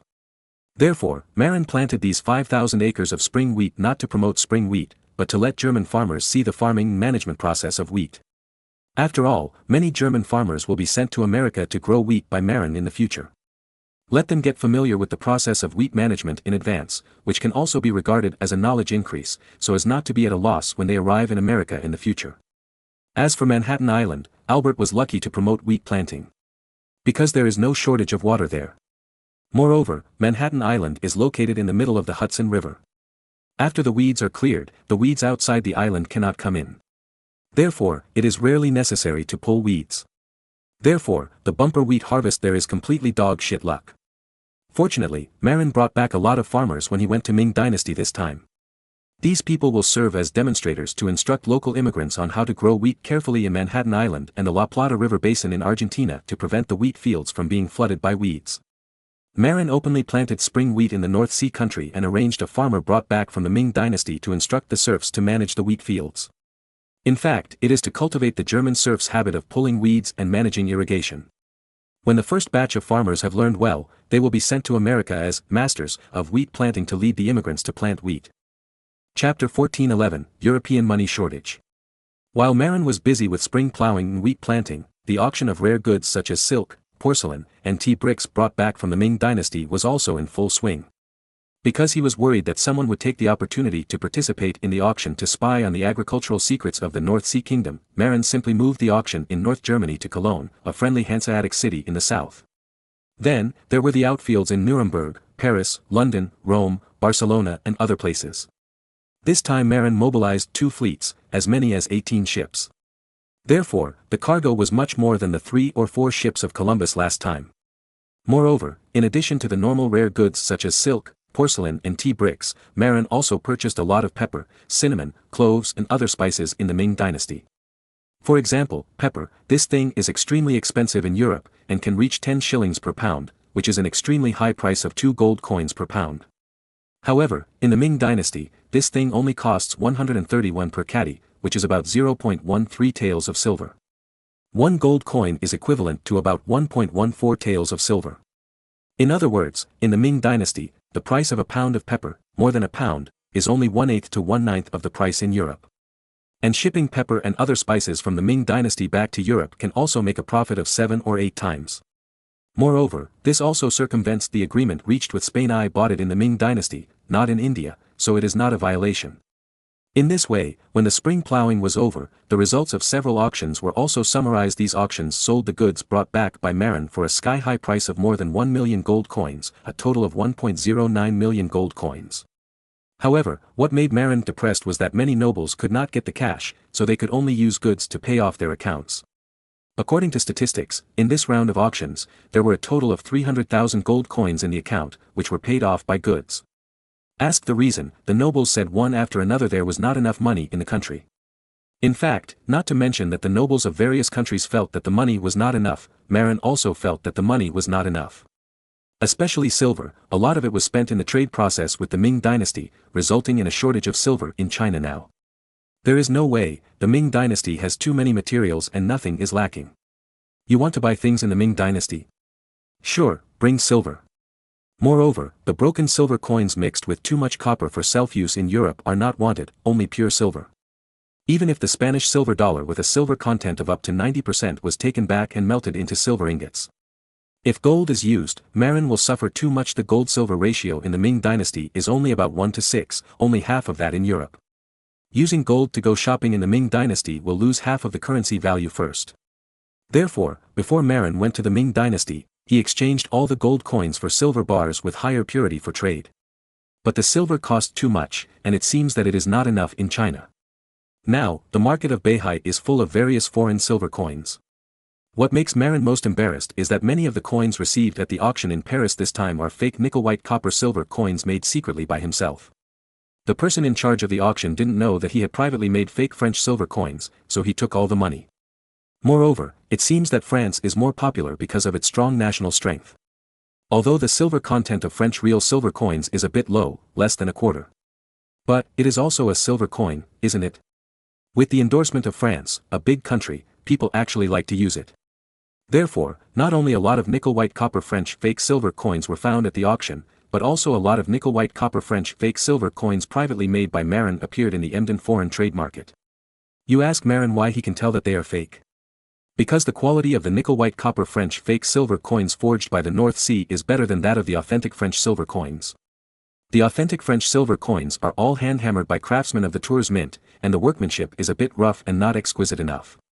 Moreover, the alloy of copper and silver is also less resistant to corrosion than nickel-white copper. Then, the nickel-white copper fake silver coins pressed by Marin's mint with a spiral coin press are still very bright after several years of use, while the real French silver coins are slightly dim. As for the text patterns pressed by the spiral coin press, they are also more exquisite and detailed than the authentic French silver coins. And this time at the Paris auction, Marin's men actually received fake nickel-white copper silver coins minted by the North Sea Kingdom worth 50,000 gold coins. Looking at these silver coins that absolutely do not contain silver, Marin wanted to cry without tears. How did he cheat others? How many French nickel-white copper fake silver coins worth 50,000 gold coins are there? 5.4 million denier silver coins. Looking at the piles of denier silver coins, Marin was so depressed and vomited blood. You know, the North Sea Mint only produces 10 million nickel-white copper fake French denier silver coins a year. This is the amount that has been returned for more than half a year.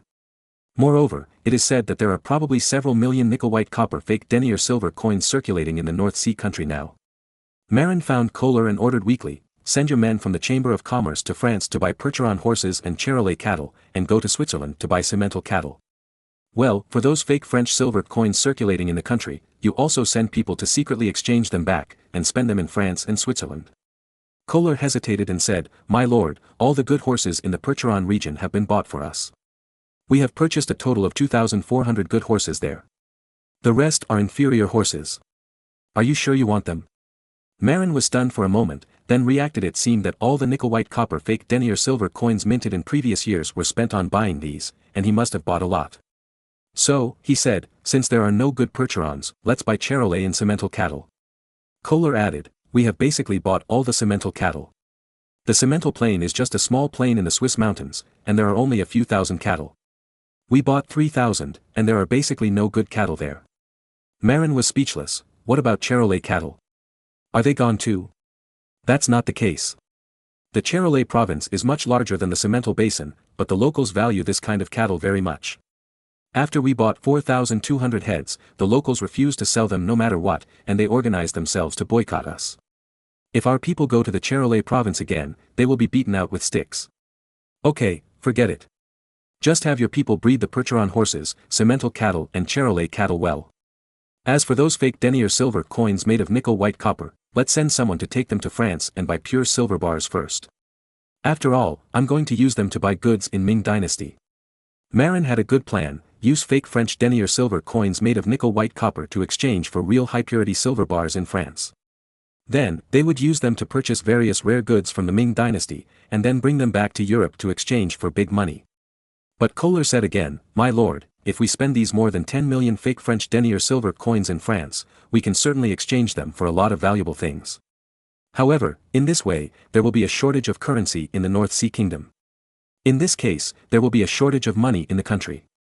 You have been committed to promoting the economic development of the North Sea Kingdom. Without enough coins, the economy cannot develop. Then let's mint more brass coins to fill it up. Marin remembered that it seemed that the North Sea Mint had minted a lot of brass coins, which seemed to be very popular. Kohler shook his head and said, brass coins are quite popular in the North Sea, but once they are taken outside the North Sea, no one recognizes them. Many people in other countries believe that only silver coins are real coins, and copper coins do not count. This is fucking. This is fucking. Marin was angry. There is only so much silver in Europe, where can there be so much silver to mint coins? In addition, I spent a lot of money in Ming Dynasty. Damn, this is definitely a money shortage. And it is a European money shortage. No, I have to think of a way.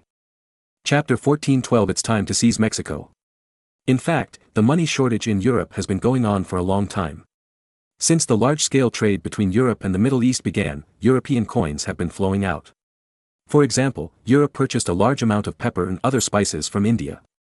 But they did not have attractive enough goods to exchange with Arab merchants. In desperation, Venetian merchants had to give Arab merchants millions of gold coins of gold and silver every year in exchange for expensive spices and other materials. Venetian merchants have been involved in trade with Asia since 687 AD, which has been going on for 800 or 900 years. In addition, commercial republics such as Genoa also participated in it, resulting in the outflow of gold and silver from Europe. The main destination of European gold is probably India. Therefore, Indians have so much gold. Indian women who are slightly rich will wear gold ornaments. Even have gold rings on their noses. Many Indian temples are full of gold. For example, the Padmanabhaswamy temple in Kerala, India. In later generations, this temple built in the 16th century, has hidden a lot of gold for hundreds of years. When it was discovered later, the secret room inside contained gold and jewelry worth $11.2 billion. The gold ornaments alone weighed 1 ton, and a baby elephant was made of gold. And most of this gold was exchanged by Indians for pepper. By the way, in Kerala, where the temple is located, there is a port city called Calicut and another port city called Cochin. So, the Europeans were very miserable. It was not easy to dig some gold and silver from their own mines, but they all exchanged them for spices and other goods. Then, the enemy wanted to use money, but there was not enough gold and silver. To be honest, the reason why the local silver coins in Europe were so poorly minted was that in addition to the monarch's desire to earn seigniorage, there was also the helplessness of a serious shortage of gold and silver. Even the great voyages of the Europeans were forced out by the shortage of money. If there is no money, the Indians will not give you spices. So, you have to find gold and silver mines. Among them, Indians like gold the most. Therefore, the Venetians minted the ducat gold coin, and the Florentines minted the florin gold coin. Moreover, they dare not adulterate. Because it is needed in the spice trade. If you dare to adulterate, India will refuse to accept it. If India refuses to accept it, there will be no spices. The current situation is that the European economy has developed, but there is a shortage of coins, which cannot keep up with the development of the economy. Although by reducing the silver content of the currency, a lot of coins can be minted. But the people are not fools. You want to reduce the silver content? Sure, we will give less goods. In short, we will not treat bad money as good money. Therefore, if you want to truly promote the development of Europe, you still need to have enough gold and silver. After all, gold and silver are naturally currencies.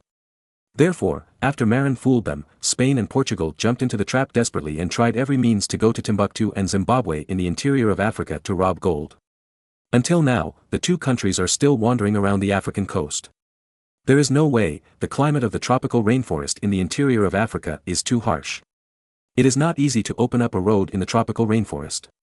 At present, according to intelligence, Spain and Portugal are vigorously building castles and strongholds along the coast of West Africa and Mozambique.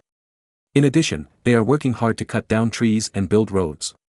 When the roads are repaired, it will be time for the two countries to attack the two major gold countries. However, Marin also saw the danger in it, the danger of gold devaluation.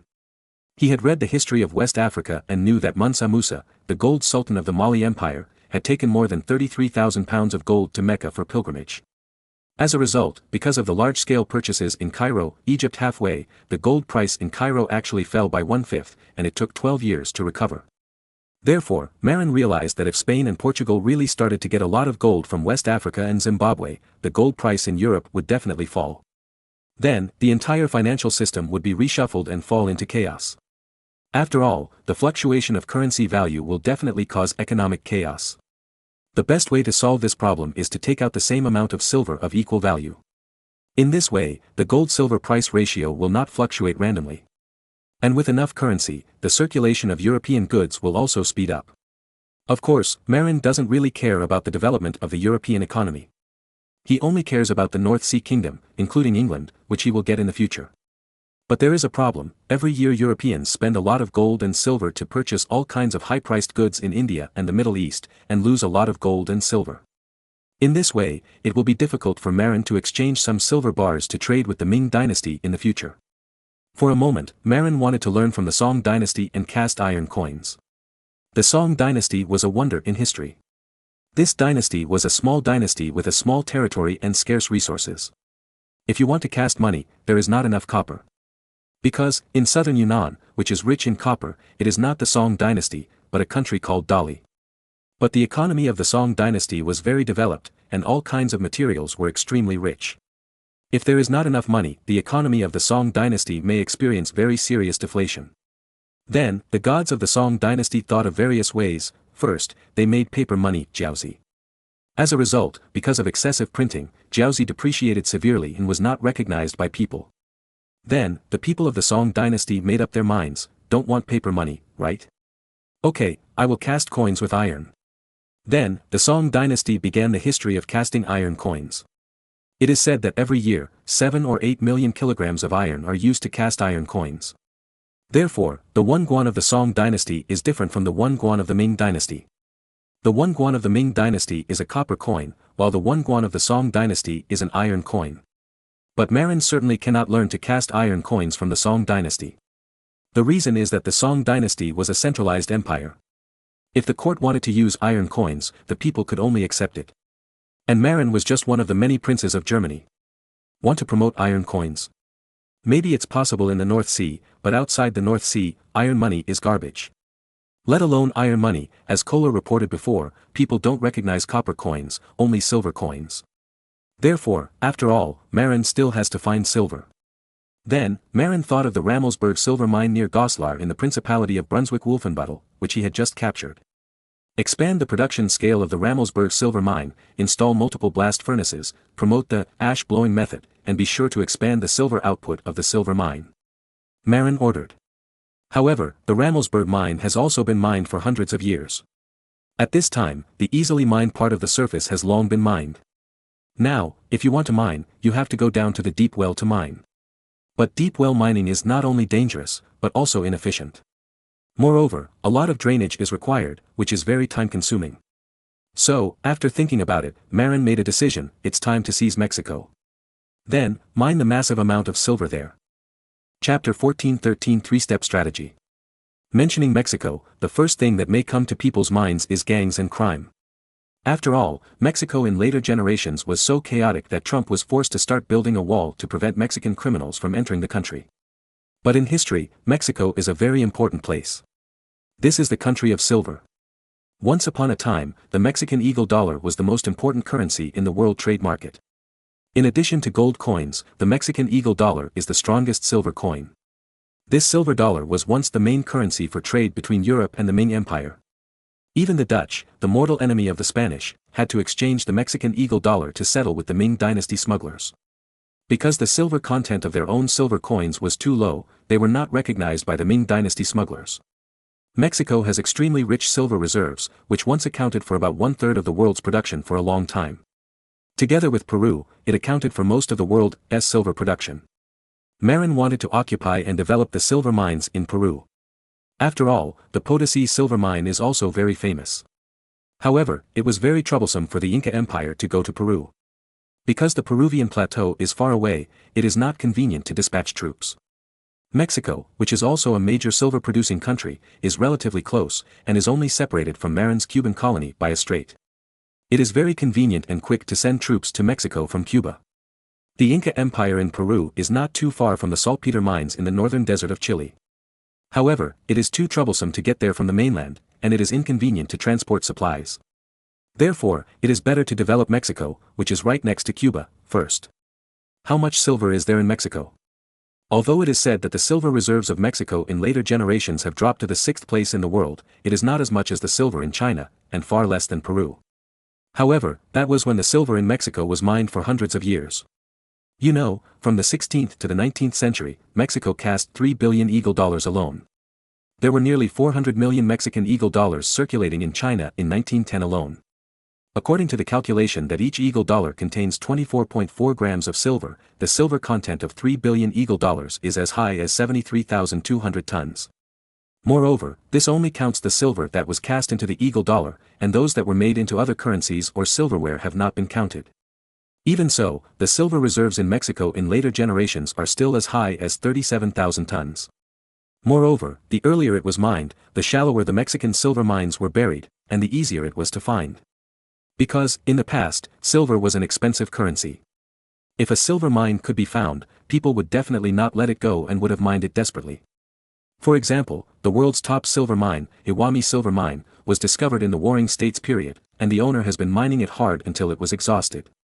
Therefore, the silver mines discovered in later generations are basically those that are difficult to explore. Even buried thousands of meters underground. Otherwise, they would have been developed long ago. Of course, that is all future matters, and distant water cannot save nearby fires. The most urgent thing for Marin now is that he needs a large amount of silver to alleviate the shortage of precious metals. At the same time, the problem of trade with the Ming dynasty must be solved. According to historical records, Cortés entered the Aztec Empire in 1519, held the Aztec emperor hostage, and extorted gold and silver worth millions of pesos. It can be seen that in this era, Mexico produced a large amount of silver. It is said that after Cortés occupied Tenochtitlan, later Mexico City, he quickly established a mint in the city. It can be seen that there is a large silver mine near Tenochtitlan. If Marin sent troops to occupy here, he could also immediately develop this silver mine. However, it seems that Cortés did not win by strength. If Pizarro conquered the Inca Empire by being bold and stupid, and used cavalry to scare away the soldiers of the Inca Empire, then Cortés' occupation of Mexico was much more advanced than Pizarro. According to records, after Cortés landed in Mexico, he found the daughter of a local chief as a lover and translator.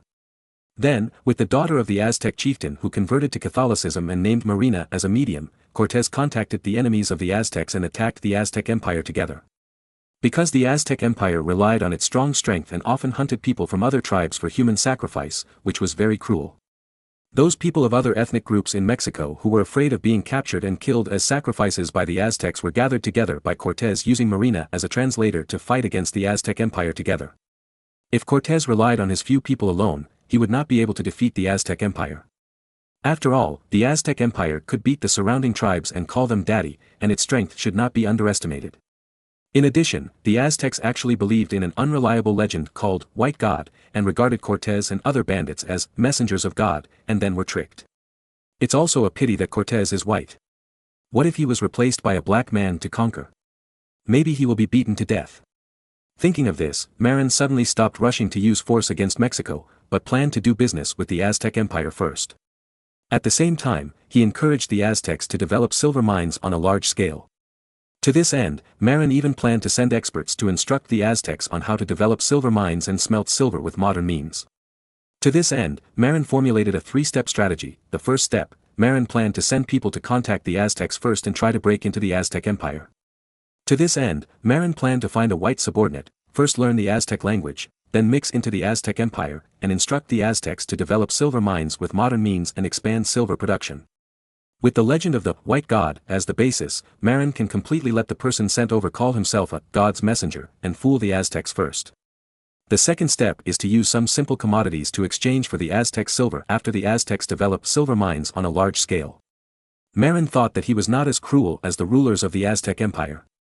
If he was allowed to develop the silver mines in Mexico, he might be more profitable than the Aztec Empire itself. Because Marin would treat miners as human beings. The Aztec Empire itself would not treat mining slaves as human beings. But it was also good this way. The Aztecs themselves were cruel. It was just right for them to exploit their own people. Then, the silver produced would be cheated away by Marin with cheap goods. The last step was to send a large number of spies to infiltrate the Aztec Empire and obtain detailed intelligence after the first two steps were implemented. When the basic information was basically mastered, he would send troops to annex the Aztec Empire in one fell swoop. Then, he would monopolize the silver produced in the Mexican silver mines. Chapter 1414, Secret Development, Japan takes the blame. This three-step strategy is much safer than the original approach of Cortés in history. In history, Cortés originally sent troops out of passion. When he arrived in the Aztec Empire, he was lucky and was mistaken for the messenger of the White God and was treated as a guest of honor. Otherwise, he would have been killed by the barbarians of the Aztec Empire. As for the later alliance with the enemies of the Aztec Empire, it was also a mistake, because he had a local lover named Marina. It is naturally much easier to do things with a local trader and a guide. In short, Cortés was a lucky man who ran to Mexico in a rush with passion, but made meritorious deeds by mistake. And later, Pizarro was probably stimulated by Cortés's shit luck. After all, Cortés later got the high position of Marquis. Before conquering Mexico, Cortés was just a noble son without inheritance rights. Of course, Pizarro also took the risk and succeeded. If it were Marin's three-step strategy, it would be much safer than Cortés's approach. After all, the art of war says, know yourself and know your enemy, and you will never be in danger in 100 battles. As a shrewd monarch, Marin would not pin his hopes on luck, it would be better to be safe. Moreover, using the Aztecs to mine silver mines in the early days was also a good move. Marin provided technologically advanced smelting furnaces and experts to help explore mines, which would definitely greatly increase the silver production of the Aztec Empire. However, the Aztecs were ignorant after all, just like the old blacks. Even if they obtained a large amount of silver, Marin could easily exchange silver from the Aztecs with cheap goods, such as glass beads. Then, bring it back to Europe to solve the problem of money shortage. This method was used very well by Westerners in later generations. They took advantage of the scissors gap to purchase minerals cheaply from the old blacks in Africa. Then, they sold industrial products at high prices to make huge profits. Unfortunately, in later generations, there was a demon country like China, a troublemaker who would sell for money. Then, European and American industries were in trouble. Your product sells for $10, right? China sells for $1. Black people are poor, so of course they buy cheap goods. So, it is not without reason that Europeans and Americans in later generations hate China. Because their rice bowls were smashed. In other words, if there were no troublemakers, Marin could completely use the means of scissors difference, or more perverted means of big cheating, to buy a large amount of silver from the Aztecs at a low price. Then, use it to mint coins and use it in trade with the Ming dynasty. Finally, when the Aztecs felt something was wrong and wanted more, they sent troops to take Mexico in one fell swoop. By that time, Marin had already infiltrated most of Mexico. The army also had specific goals and would never run around like a headless fly. Marin learned this trick from the Japanese devils. Although Marin was more hostile to the Japanese devils, it must be said that the Japanese devils did make a lot of preparations when they invaded China. For example, many spies were sent to China to survey and map the territory, so as to prepare for the future invasion of China. Marin's plan was the same. He first sent engineers to guide the Aztecs to develop silver mines, and then expand the scale of trade. In this way, a large number of merchants would enter the Aztec Empire. Marin would send spies dressed as merchants to wander around the Aztec Empire, survey maps, and mark the terrain. Then, when the conquest war begins, the army can quickly attack important targets. In fact, this trick can be used not only on the Aztec Empire, but also on the Inca Empire. As long as you are fully prepared, you can take it down in one fell swoop. The reason why Marin changed his mind and did not immediately send troops to force Mexico was because he was dissuaded by Kohler. Kohler asked Marin, "Why did you occupy Mexico?" Marin naturally said it was for silver, but Kohler asked, "If the other party took the initiative to mine silver and exchanged it for you at a low price, why did you conquer it violently? Besides, if the Aztec Empire was really conquered, that would be a trap. If the Aztec Empire was really conquered, it would definitely be impossible to hide it. By then, it would be difficult to keep the news of Mexico's silver production secret. That would be troublesome. If Marin was not well prepared, Spain and Portugal would definitely rush in and compete with Marin for territory." "What? You mean the agreement? This thing can be torn up at any time as long as the benefits are big enough." Therefore, Marin was frightened by this. Yes, if the Aztec Empire was really conquered, it would definitely be impossible to hide it. By then, Mexico, the country of silver, would be exposed to the world. Then, the fact that Mexico was rich in silver would definitely not be covered up. Then, Spain and Portugal would definitely not be able to help it. As for other countries, few of them were good. Therefore, Marin resisted the temptation to annex Mexico now, and instead supported the Aztec Empire to vigorously develop silver mines. Then, use it to trade with himself. Moreover, annexing Mexico later would not be easy to attract attention. When France and Spain have a large-scale quarrel and attract the attention of all Europe, Marin can quietly send people to deal with the Aztec Empire. Because everyone's attention has been attracted away. And now, for Marin, the most important thing is not to send troops to annex Mexico, but to develop the navy with all his strength. For example, vigorously build ships and recruit more sailors. When you can single-handedly sweep away the warships that others covet in Mexico, you can officially announce. At that time, even if someone is jealous, it will be useless. Because Marin's strength can already crush those challengers. Another point is that it is necessary to cover the silver produced in Mexico. Therefore, Marin needs to fabricate another silver-producing area. For example, Japan, which Marin had thought of a long time ago. Japan is indeed a silver-producing area, and it is far away in the eastern Far East. At the beginning, the treaty signed by Marin stipulated that Japan was a colony of the North Sea Kingdom. If Marin uses the excuse that all these silvers are produced in Japan, then there will be no big problem. Not to mention that many countries do not have routes to Japan. Even if they do, it is difficult to deploy their strength to the Far East. Then, Marin could buy silver from Mexico at a low price, and lie that the silver is all from Japan. In this way, the eyes of the world would turn to the east. And Marin could hide in America and quietly make a fortune. Moreover, Japan would not blame him for this. Because Japan is indeed rich in silver. Chapter 14:15, was the Japanese warring states a fight between elementary school students? Since Japan was going to take the blame, they naturally had to be prepared. So, Marin called Konfu Mizuko over and planned to officially implement the puppet plan, intending to let Konfu Mizuko take their son Konfu Nobunaga to Japan to participate in the war among the princes. But Konfu Mizuko refused outright. "My husband, I am very grateful that you are willing to make my son Nobunaga the shogun." The leader of the Japanese shogunate is called the shogun. However, Nobunaga is too young, not even 1 year old. And it is thousands of miles from here to Japan. If the child is too young, it is easy to die on the way. After all, children cannot endure the same tolerance as adults when riding a boat. Therefore, I decided to wait until Nobunaga is 5 years old before taking him back to the country to participate in the war. But Marin was unwilling to wait for 5 years, so he asked, "What about these 5 years? We can't do nothing, right? In 5 years, we can do a lot of things, it would be a pity to waste it."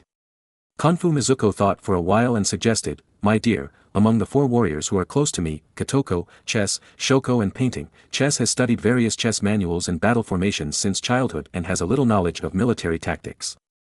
Shoko is more proficient in handling government affairs.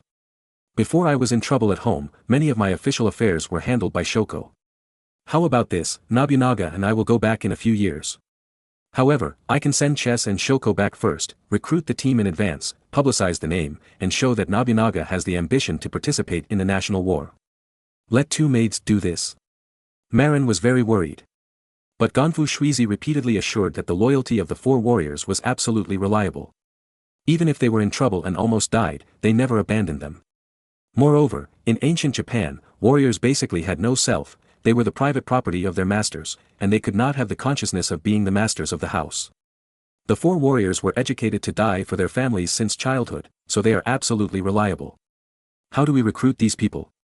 I can send troops to help them conquer the territory. However, if they are all foreigners, they may be strongly rejected by Japan.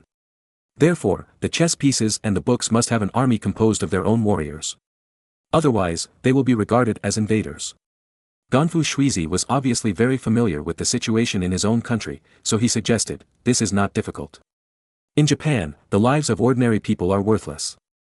Those samurai may be difficult to recruit, but farmers are very easy to recruit. No, it can't be considered recruitment. As long as the husband is willing to spend money, 1 or 2 taels of silver can buy a very strong farmer. Those daimyo, in order to fight for hegemony, are very short of money. Buying and selling people is common. Among them, the best business is the sale of women. The second is strong farmers. Originally, I thought that only warriors who had practiced martial arts since childhood could participate in the war for hegemony. However, after being in Beihai for so long, I found that the farmers in Beihai could easily kill people with high martial arts skills after taking the best self-made fire guns, wind-up fire guns, in Beihai. Therefore, I thought that my husband could spend money to buy a group of tall and strong farmers from Japan, hand them over to chess pieces who know how to fight, and train them into a strong army under the guidance of my husband's officers. In this way, you can participate in the hegemony of Japan." Marin looked at Gonfu Shuizi unexpectedly. This woman is not simple. If she is not well controlled, this woman may become the Empress Lu of Japan. Therefore, Marin began to be careful secretly, so as not to let the situation get out of his control in the future. Of course, Marin is not interested in anything else. What he values most is, of course, the control of Iwami silver mine in Japan.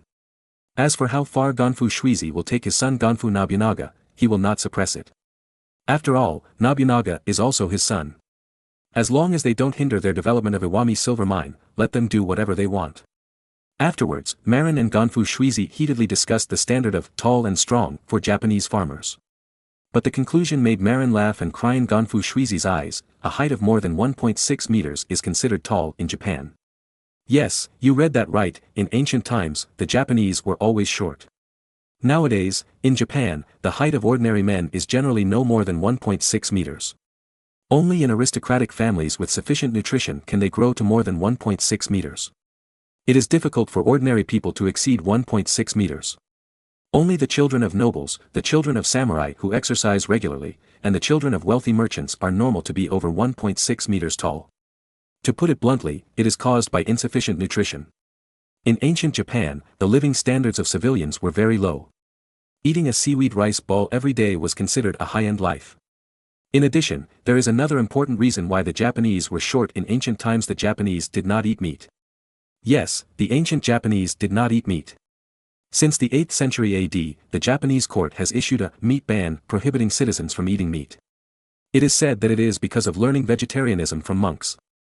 Even nobles do not eat animal meat. For example, the famous Kobe beef was only eaten after the Meiji Restoration in Japan. Before that, Japan had not eaten animal meat for thousands of years, and at most ate sashimi or something. Therefore, the ancient Japanese were so short. The main reason is that eating vegetarian food every day, how can there be enough nutrition to grow taller? Even if Japan has a tradition of eating fish, not everyone can afford it. But after the Meiji Restoration, the Japanese resumed eating meat, and their height began to gradually increase. During World War II, because it was not long since they resumed eating meat, the effect was not obvious, so they were called little devils. It is really appropriate to let Pan Changjiang play the devil. And those tall devils are mostly Korean devils. After World War II, Japan not only ate meat in an all-round way, but also encouraged drinking milk. Then, the height of the devils gradually caught up. After all, they are also a branch of the same culture and race as us.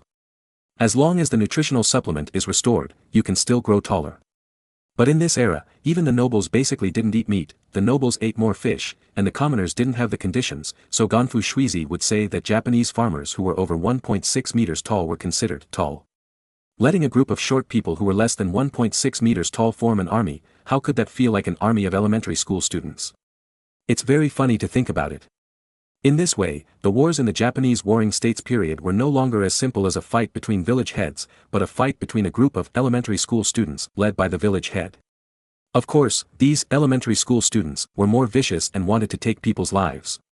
Such a picture suddenly appeared in Marin's mind: a group of short elementary school students, with red ridge scarves tied on their chests, each holding a Japanese sword, led by the class monitor. Oh, not the village head, and a group of elementary school students, from the next class, the next-door Reiji country, fighting on the playground, on the battlefield. Suddenly, the class bell rang, and a group of elementary school students were so scared that they dropped their Japanese swords and rushed into the class, fearing that they would be punished by the teacher if they were late. Chapter 14:16. Thinking of the height of the ancient devils, which was like that of elementary school students, Marin suddenly shuddered, if his son Gonfu Nobunaga also grew up to be like that. So, Marin said to Gonfu Mizuko very seriously, after Nobunaga is weaned, he must drink milk every day until he reaches adulthood. Also, eat more beef. Gonfu Mizuko hesitated, but Japan prohibits eating animal meat. Nobunaga will be a general in the future, and he can't take the lead in violating the ban. Marin smiled and said, it's okay, just hide and eat secretly, don't let anyone see it. Gonfu Mizuko immediately nodded in agreement. This is the good thing about Japanese women, they are obedient. Marin doesn't want to give birth to a 1.5-meter son. Gonfu Mizuko is not tall, about 1.55 meters. But among Japanese women, she is already considered tall. After all, she is a noblewoman, and she eats a lot of sashimi on weekdays, so she is not lacking in nutrition. But the nutrition of fish slices is not very high, and eating beef and drinking milk every day can ensure that you grow tall enough. Marin didn't expect Nobunaga to grow to 1.8 meters, but if he could grow to 1.7 meters, it would be pretty good. In Japan at this time, 1.7 meters is definitely a tall person. Marin doesn't discriminate against primary school students. After all, he was also taught a lesson by masters among primary school students in his previous life. But, that's esports. In a cold weapon battle, primary school students, with short hands and feet will suffer a lot when fighting with others. So, Marin decided to buy 500 tall and strong black slaves, train them, and use them as sword and shield soldiers to help chess pieces and books. It should be scary to have 500 black uncles as strong as migrant workers in later generations as pioneers. Although the black uncles' martial arts are definitely not as good as those primary school student warriors, and their bodies are definitely not able to withstand the sharp Japanese swords. However, it's different to let them be sword and shield soldiers. With a shield blocking, the samurai's Japanese sword will not work. The shield hit, the opponent staggered, and then stepped forward to finish the knife.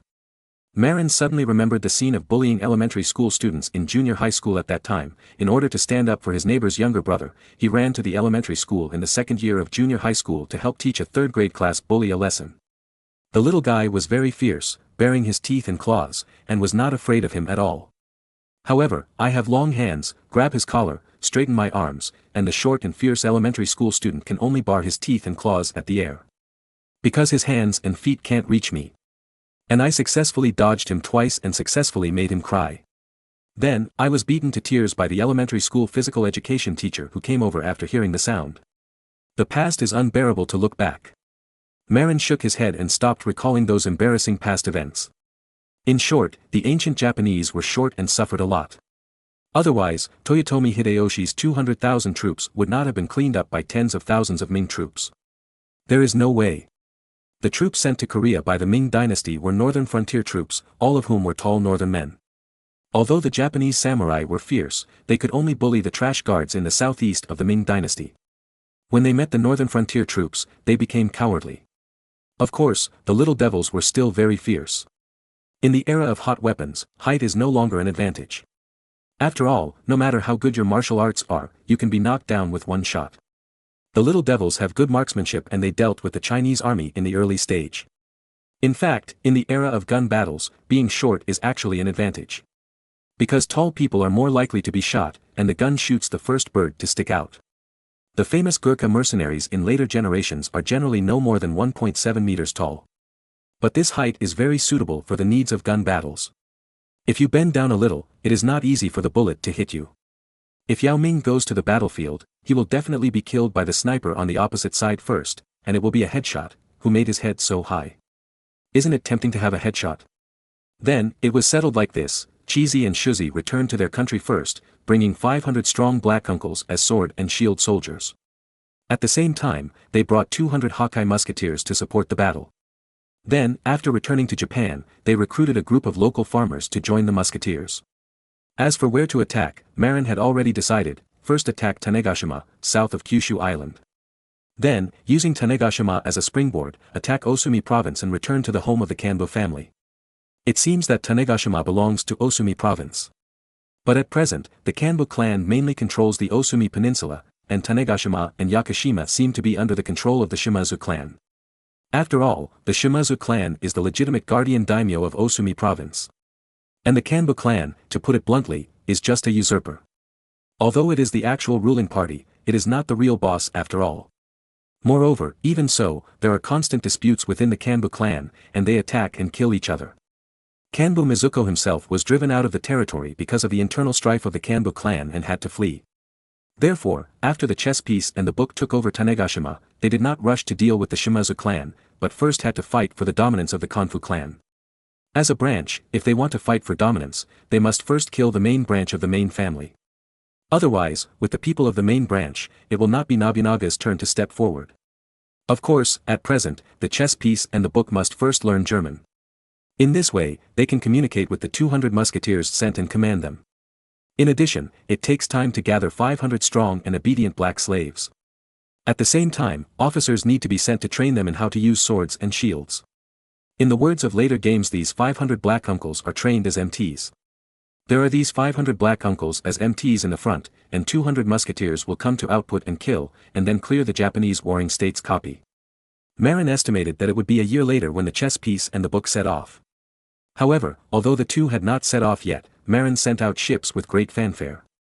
At the Emden dock, Marin sent two 250 class armed merchant ships to sea with great fanfare, claiming to be going to Japan in the Far East for colonization. At the same time, obtaining silver there. Of course, all this is bluffing. Marin's purpose is to tell all of Europe that I went to Japan to rob silver. The reason is that the silver is not enough. In fact, Marin also began to select reliable men prepared to do business in Mexico. The Japanese line is for cover, and getting silver from Mexico is the most important thing for Marin. After all, he sent people to the Ming dynasty to purchase, which requires a lot of silver.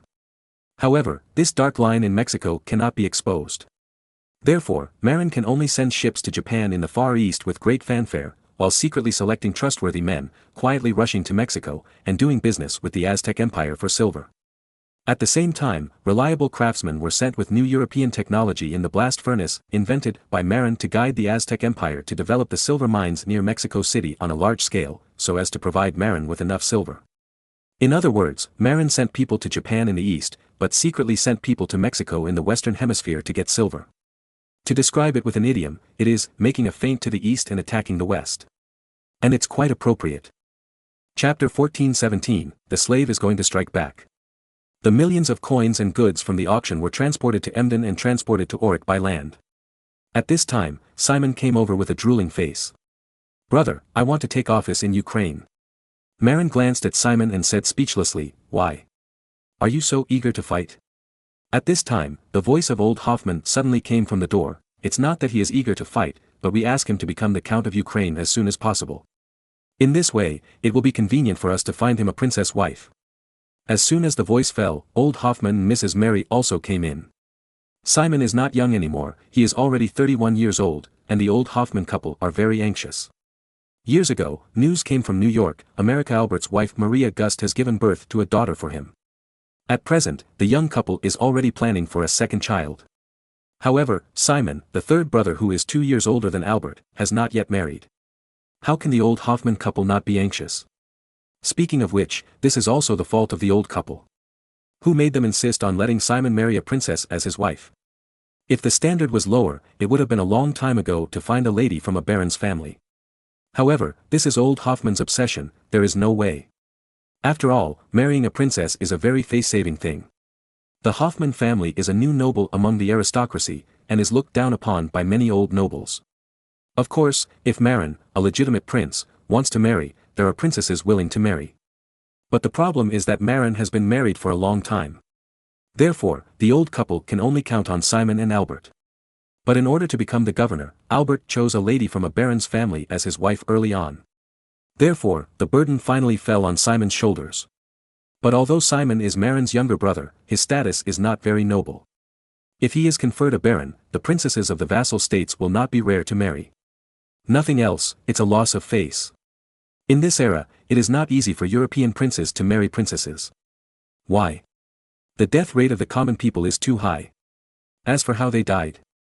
As mentioned in the previous article, those who died of dystocia.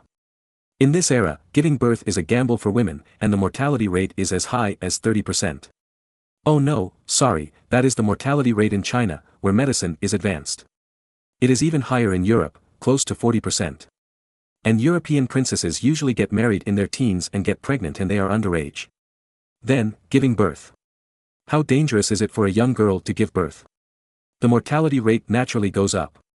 But European kings and nobles can't stay widowed, they must remarry.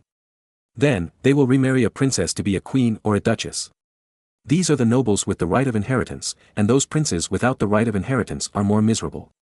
They have to wait until those with the right of inheritance have been selected before they can choose. Why? Princesses also have their own pursuits. Instead of being a queen or a duchess, I will give you a prince without real power as your wife. Dreaming, right? Only when there are no suitable kings and princes to marry will they consider those princes without the right of inheritance. Moreover, they had to be princes with good fiefdoms. Even if they were to be the second wife of an elderly king or prince, it was better than being the wife of a prince without the right of inheritance. Therefore, the princes without the right of inheritance in Europe were generally very embarrassed. Logically, they should also marry princesses. However, the princesses looked down on them. There were many princesses, but because of the high mortality rate of dystocia, many princesses had to fill the position as queens or duchesses. Therefore, there were few choices left for princes without the right of inheritance. Many poorer princes, because their youngest sons could not find a suitable princess as a wife, or had no money to pay for the cost of marrying a wife, simply let their youngest sons without the right of inheritance become priests. Of course, because of the prince's status, they could generally become a small bishop or something.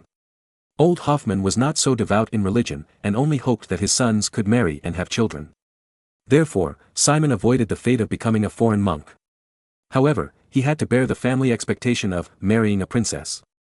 Originally, the old Hoffman couple were desperate for Simon to marry a princess. After all, in this day and age, princesses have no worries about getting married. Moreover, the Hoffman family is a nouveau riche, and many old nobles are not interested in marrying the Hoffman family. But Marin wants Simon to go to Ukraine to be a count, which greatly increases Simon's hope of marrying a princess. The reason is simple, Simon becomes a count, which means he is a noble, no longer a prince without a future and no inheritance rights. Even if the Hoffman family is a nouveau riche, they will recognize it. Not the Hoffman family, but the count's crown that Simon will wear on his head. Although it is dangerous to be a count in Ukraine, who is Simon? Marin's younger brother. Who is Marin? A new military noble in Germany, a strong man whose military strength ranks among the top in Germany. If Simon goes to Ukraine, can Marin not give military support? Therefore, safety is guaranteed. In this way, the situation of Simon's marriage is opened. Recently, some nobles are willing to negotiate Simon's marriage, and more than one. Mainly, they heard that Marin wanted Simon to be a count in Ukraine. If the daughter marries here, she will be a countess, and it will be a face to talk about it. However, the person being discussed proposed that Simon could obtain the title of Ukrainian earl as soon as possible, and it would be best if his daughter married here and immediately became a countess. After all, marrying here before Simon became an earl is completely different from marrying here after he became an earl.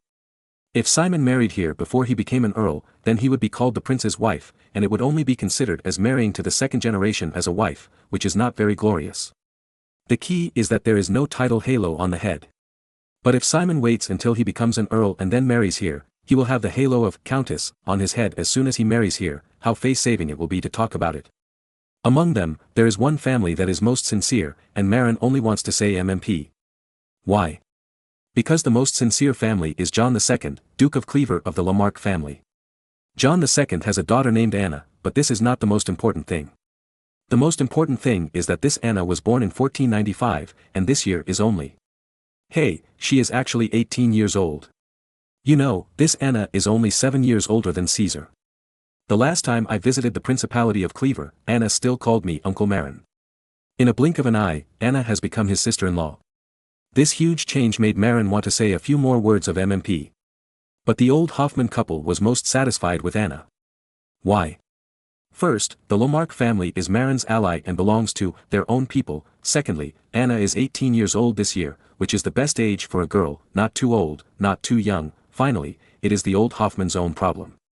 What is the problem with old Hoffman himself? This has to start with old Hoffman's origin.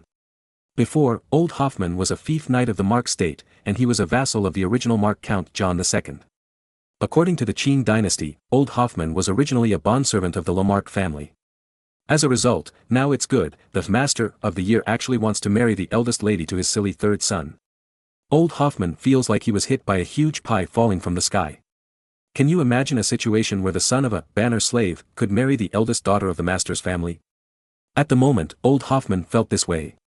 So, even if the princesses of other families were no worse, or even better, it would not shake old Hoffman, a former banner knight's determination to make the original eldest daughter of the master's family his daughter-in-law. So, in order to let Simon marry the eldest daughter of the Lamarck family as soon as possible, the old Hoffman couple accompanied Simon to put pressure on Marin.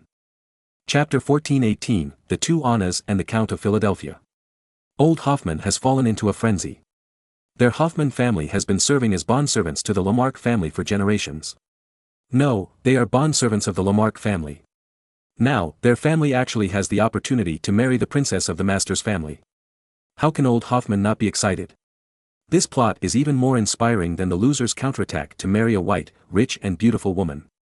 How to say it, if the Lamarck family is compared to an ancient wealthy family, then the Hoffman family is the family that has been serving as guards for the Lamarck family for generations, or the houseborn children who have been slaves for generations.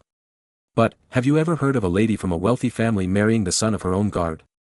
No, absolutely not. Of course, this guard later joined the army and became a general. However, this situation is very rare. Marin, the time traveler, may not understand the idea of old Hoffman, the old bonded knight. After all, even if he traveled through time, he had never served the Lamarck family. The only person Marin has ever served is probably Emperor Maximilian I, who has a very high starting point. In the eyes of old Hoffman, who has served the Lamarck family for more than 20 years, the princess of his master, the Lamarck family, is a fairy in the sky. No, there are no fairies in Europe, only angels. Well, angels. High above. Now, if Princess Anna of the Lamarck family marries and becomes Simon's wife, then, the noble Princess Anna will follow Simon and call him dad in the future. Ahaha. Thinking of this situation in the future, old Hoffman wanted to float a little. As for Anna called me uncle last time, Marin muttered in a low voice. As soon as he finished speaking, Marin was kicked on the butt. What did you say? You still let Princess Anna call you uncle? You are so shameless. This is a natural reaction to serving the Lamarck family for more than 20 years. Hearing people say that they look down on their eldest daughter, as a loyal servant, he subconsciously wants to take action. But after kicking Marin, old Hoffman reacted, yes, his second son is too awesome, so awesome that his former master John II also calls him a brother. Marin said that Princess Anna called him uncle, and that was not bragging. Old Hoffman suddenly felt that the Hoffman family must have been blessed by God himself. Otherwise, how could a cloaked knight family produce such a pervert as Marin? Moreover, even his third son, who was not very motivated, had the opportunity to marry the princess of the master's family. So, old Hoffman cried excitedly, and suddenly laughed. Seeing old Hoffman crying and laughing, Marin was a little frightened. The old man would not be crazy, right? Fortunately, old Hoffman was not crazy, but he gave Marin a death order to make Simon the Ukrainian count as soon as possible. Then, make sure Simon can marry Princess Anna. If he can't do it, the old man plans to kick Marin's ass every day. Marin was very depressed, but it was not easy to get angry at the old man. Then, after the old man was taken away by Lady Mary, he kicked Simon's ass in revenge. Let you giggle. Let you giggle. Seeing Simon giggling there, Marin was full of anger. Then, he kicked him twice more and sprayed, "You are 31 years old, and you still miss the 18-year-old girl. Isn't it shameful?" But Simon said as a matter of course, "You must marry an 18-year-old wife. Do you want to marry a 30-year-old? Please, 30-year-olds are generally widows." Marin was choked immediately. Simon's words were really right. Because, in this era, European women generally got married before the age of 20. Moreover, divorce was not allowed in this era. Therefore, single people at the age of 30 can only be widows or nuns. But nuns cannot get married, unless you want to be hunted down by the church. Therefore, the 30-year-old woman who can be married can only be a widow. But Marin suddenly thought of a very funny thing. "Hey, Simon, it seems that your lover is also called Anna." Before, after Simon was injured, he occupied a nurse girl who served him, also called Anna. Simon was a little embarrassed. Yes, they are all called Anna. Thinking of Anna, the little cabbage that Simon forcibly arched, Marin wanted to laugh a little. Then, he asked Simon, "Two Annas, how are you going to arrange them?" Simon hesitated. "It would be nice if I could arrange them in the palace like you, my second brother." What Simon said was that Marin arranged his legitimate wife Angela and mistress Felice in the Auric Palace. However, it was impossible for Simon to do so. After all, Felice was not an ordinary person, but Angela's biological sister, and also the daughter of the Pope. Therefore, Angela could tolerate it. What if someone else tried it? The identity of the mistress is not a joke. Just like Gonfu Shwizi, although she came to Auric with Gonfu Nobunaga, she could only live in a small house outside the palace and dared not enter the palace. Of course, Marin did not regard Gonfu Shwizi as a normal wife, but just liked to let Gonfu Shwizi shout "Ame die" when doing that. In short, Marin took Gonfu Shwizi just because Marin had a feeling for the Japanese in his previous life, not because he really loved Gonfu Shwizi. Even Marin did not love Felice. For a monarch, love is not necessary, and national interests are the primary consideration. In the end, Simon gave up the tempting idea of bringing little nurse Anna into his earl's palace. After all, Princess Anna of the Lamarck family is not ordinary, and it is impossible to tolerate little nurse Anna snatching her husband in front of her. Therefore, it is the most appropriate way to buy another house for resettlement. It just so happened that Marin received goods worth millions of gold coins at this auction. So, Marin simply took out goods worth more than 200,000 gold coins from the goods worth 300,000 gold coins and shipped them to Lithuania as the balance to buy the earl's title and fiefdom for Simon. Once the balance is received, the Grand Duchy of Lithuania will officially grant Simon the title and fiefdom of Ukrainian Count. After solving Simon's problem, Marin suddenly remembered that another brother Albert who served him had not been rewarded yet. After all, two little brothers cannot be partial to one over the other. In particular, Albert worked hard for himself. Then, Marin signed the Grand Duke's order, granting Albert the title of Earl of Philadelphia, and his fiefdom was in the area of Philadelphia in the southwest of New York.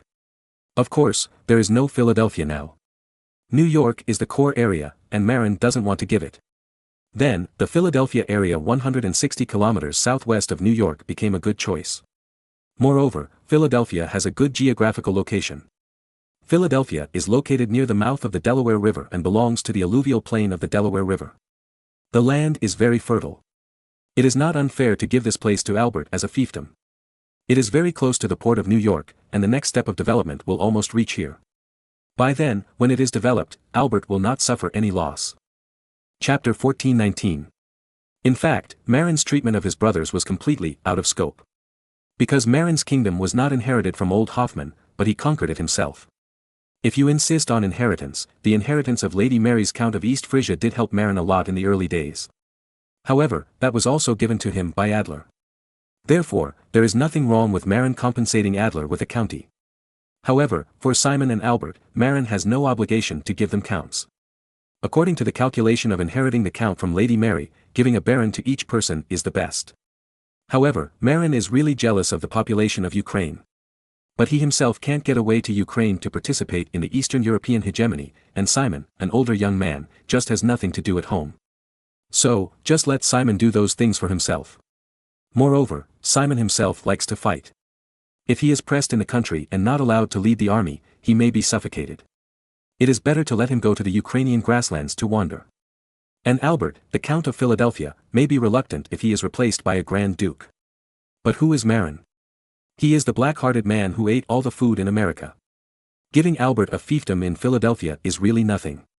Compared with the huge America, the land near Philadelphia is just a drop in the bucket. However, his behavior caused a sensation in Europe.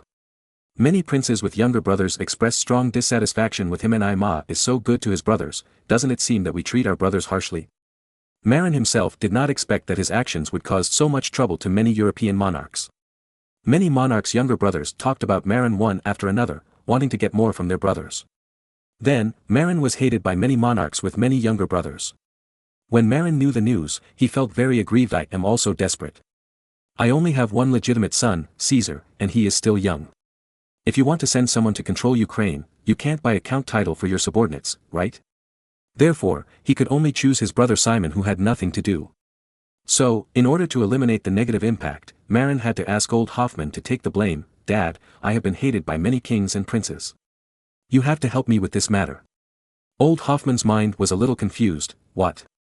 Outsiders don't allow me to be nice to my brother. Why? But Lady Mary was born into a noble family after all, and she was educated in this area when she was a child. She asked, is it because you treat your brother well that makes the monarchs of other countries feel embarrassed? Marin nodded. His mother was still smart. As for the old man. Alas. Old Hoffman was a little confused and asked, you said you wanted me to help, what do you mean? Can I make those monarchs friendly to you? I don't have that ability. You don't need to do anything else, just declare to the outside world that you forced me to make my brother's counts. Marin explained. What? When did I force you? I usually don't get involved in the affairs of the North Sea Kingdom, okay? Besides, I'm a rough guy and I don't understand those political affairs. Well, this guy is quite self-aware. It's not that you really forced me, but you did it to help me share the pressure. Only if you say that you forced me to make my brother's counts, the monarchs of other countries will not blame me. Marin had just finished speaking when old Hoffman's face turned black. What do you mean? Let your father take the blame. This is something that is damaging to your reputation. You also know that I have taught you since childhood that honor is my life. If you say this, you will damage my honor. Marin was speechless for a moment, but Lady Mary stood up and kicked old Hoffman, saying angrily, is your pitiful honor more important, or is Marin's North Sea Kingdom more important? If the European monarchs hold a grudge against the North Sea Kingdom, or even unite them, the North Sea Kingdom may perish. By then, let's see if your Hoffman family still has honor. Well, when it comes to the honor of the Hoffman family, old Hoffman suddenly wilted. Compared with the family honor, his personal honor is really nothing. Then, the next day, old Hoffman publicly declared that he ordered his son to canonize his two younger sons as counts, because he wanted to revitalize the Hoffman family too much.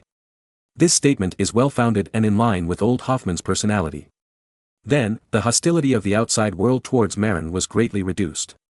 At the same time, Marin announced to the outside world that the purchase cost of his younger brother Simon's Ukrainian earldom was 250,000 gold coins, which needed to be repaid. Of course, the repayment period is relatively long, which is 50 years. In this way, it is easy to say that Marin did not buy a count for his younger brother for free, but lent him money to buy it. Is it wrong to lend money to your younger brother? Obviously there is nothing wrong. Now, it is not easy for others to accuse Marin of breaking the rules for this matter. What rules did Marin break? That is the primogeniture system that has been popular in Europe for hundreds of years. The European primogeniture system was formed in the middle of the Middle Ages, probably after the three grandsons of Charlemagne divided the Charlemagne Empire into three parts, Germany, Middle Franks, including Lorraine in the north, Burgundy in the middle and northern Italy in the south, and France. The European nobles at that time saw the disadvantages of their children dividing the inheritance. The once powerful Charlemagne Empire was divided into 3 parts and lost its absolute dominance in Europe.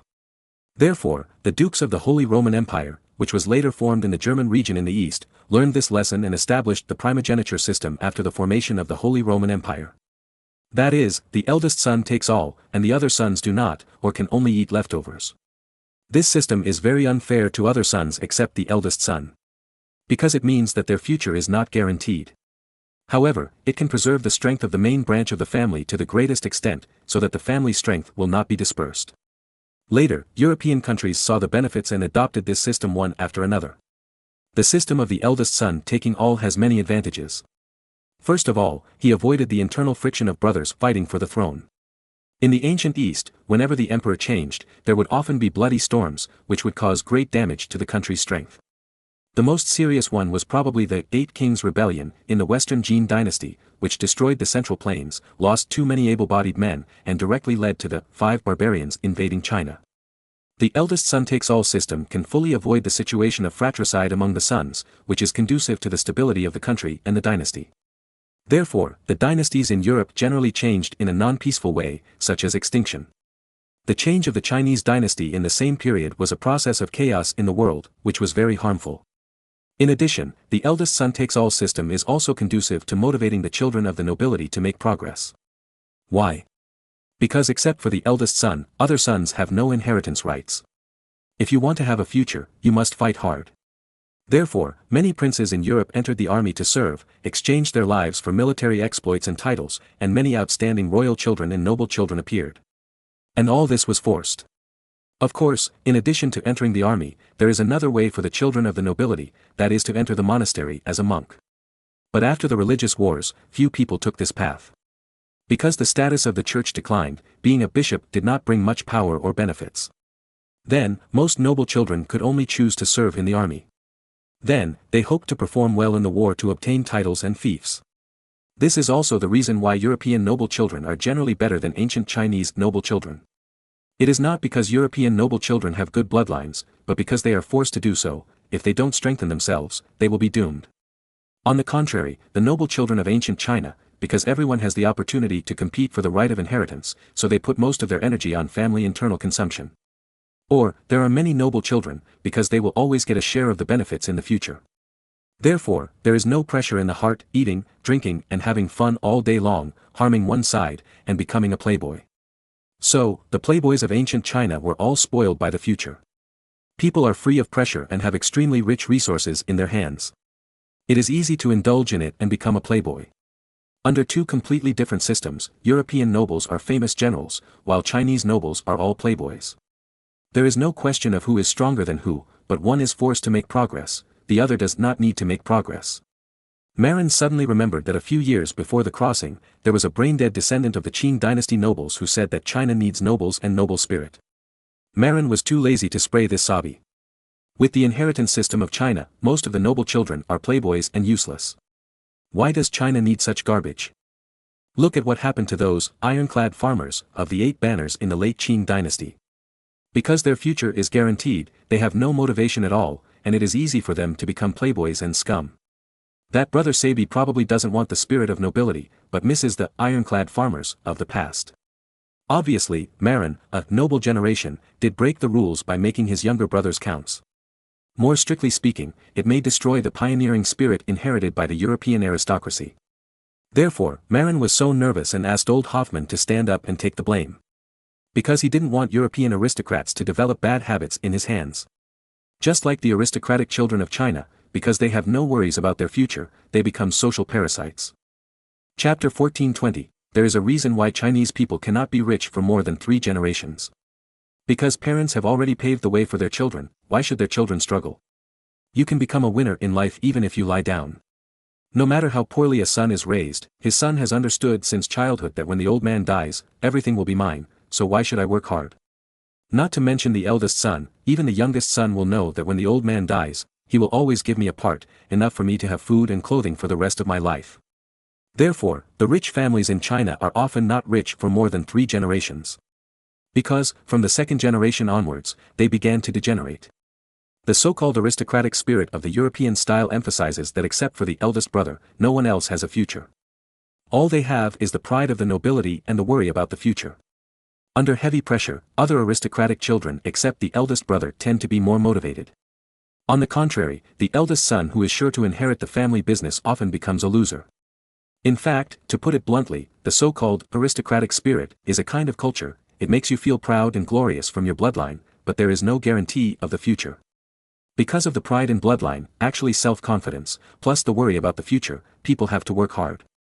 Otherwise, they will disgrace their origins. To put it bluntly, this is a kind of deception culture. Your ancestors tell you that you have noble bloodline. But where is the nobility? I don't have the right to inherit. But you have to save face. What should I do? Go and fight. If you don't fight, you will lose your glory and be extremely embarrassed. In this big deception environment, many noble children who don't have the right to inherit can only fight hard. In ancient Europe, the most direct way to fight hard was to fight hard on the battlefield. Therefore, too many noble children died in Britain during World War I. Then, the army became the world of civilians. But civilians did not agree with the colonial system of the British Empire, so after World War II, Britain itself was not willing to maintain the colonial empire. Then, Britain died, and its colonial empire collapsed. This is mainly because the colonial system mainly benefits the aristocracy. But they died, and the civilians cared more about their own rights and interests, so they naturally would not protect the interests of the colonies. In addition, under the coercion of the Americans, the British gave up the colonies. After all, the interests of the colonies were mainly in the hands of the aristocracy. Especially the aristocratic children who had no inheritance rights. In modern European colonial empires, it was often the eldest son who guarded the ancestral property, and the rest of the sons went to the colonies to open up. And this is also an important reason why Europeans can control many colonies, because many aristocratic children who are not the eldest son need to make profits for themselves. It is impossible to do so in the mainland, because the interests of the mainland have been divided up, and they are all the eldest sons.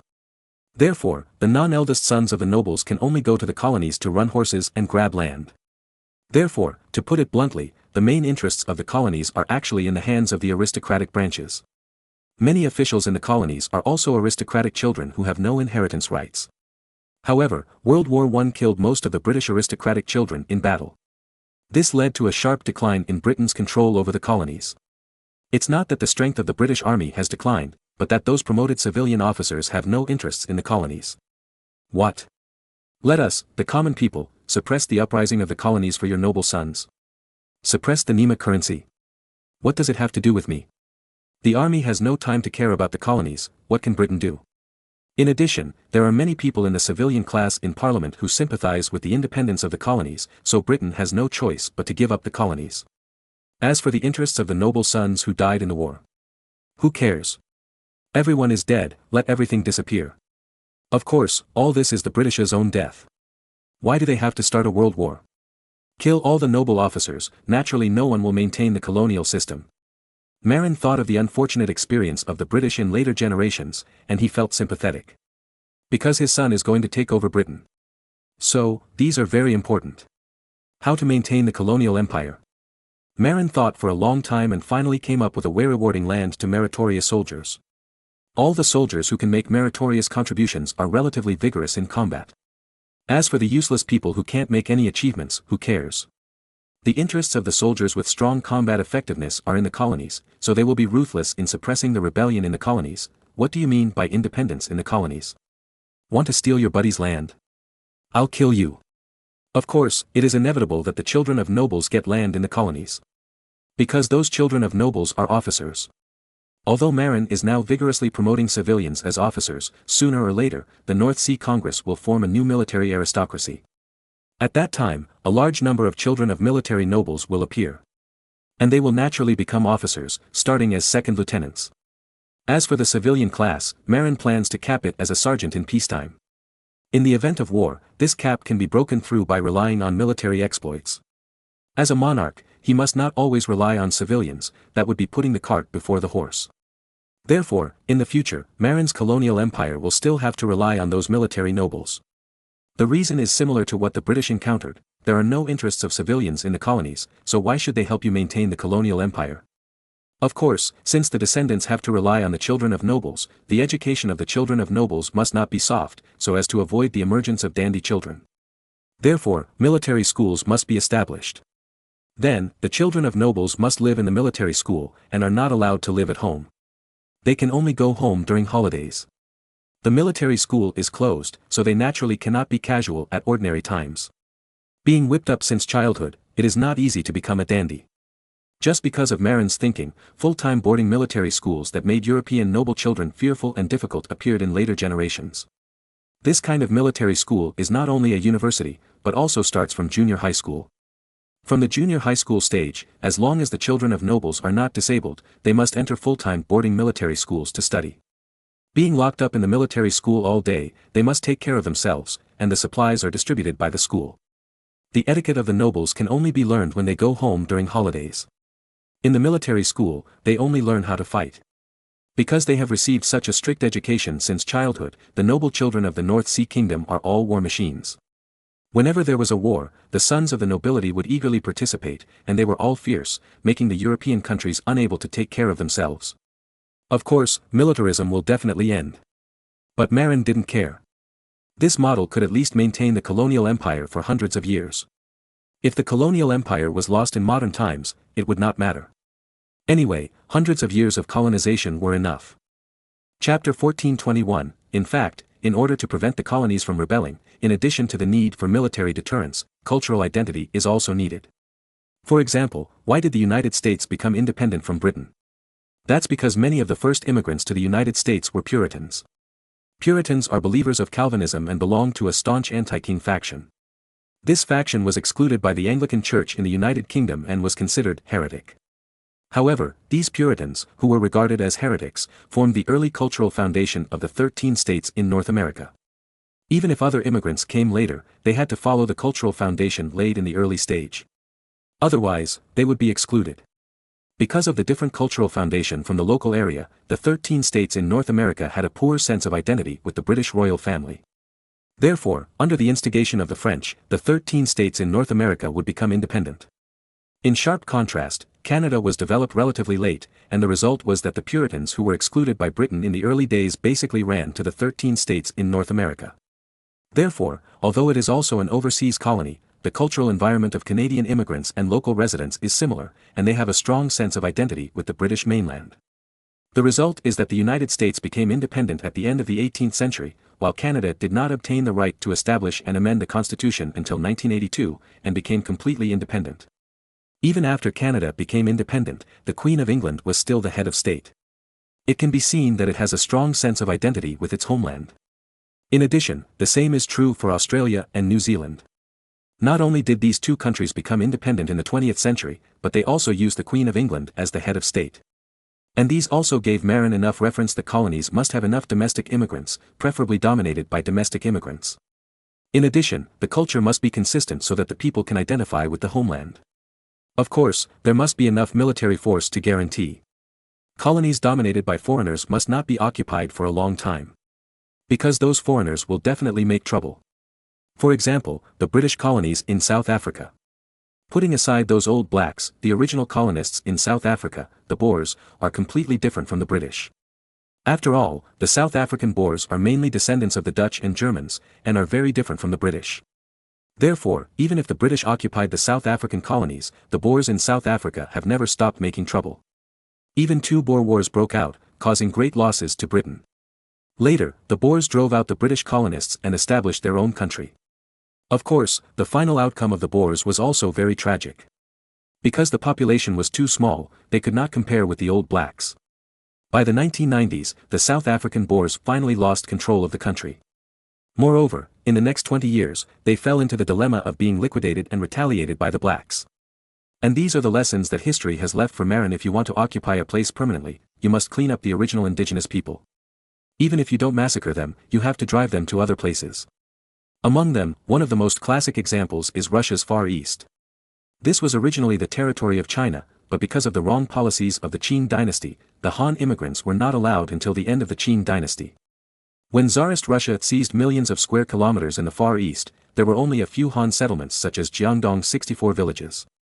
Therefore, after massacring a few Han settlements such as Jiangdong's 64 villages, Tsarist Russia easily completely controlled the millions of square kilometers of land in the Far East through immigration. The local population composition is also an important reason why the Soviet Union did not return this place in later generations. There are mainly Russians here, and there are few Chinese. Why should we return it?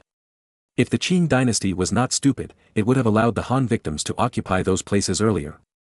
Then, even if the Tsarist Russia seized them, it would not have killed too many local people.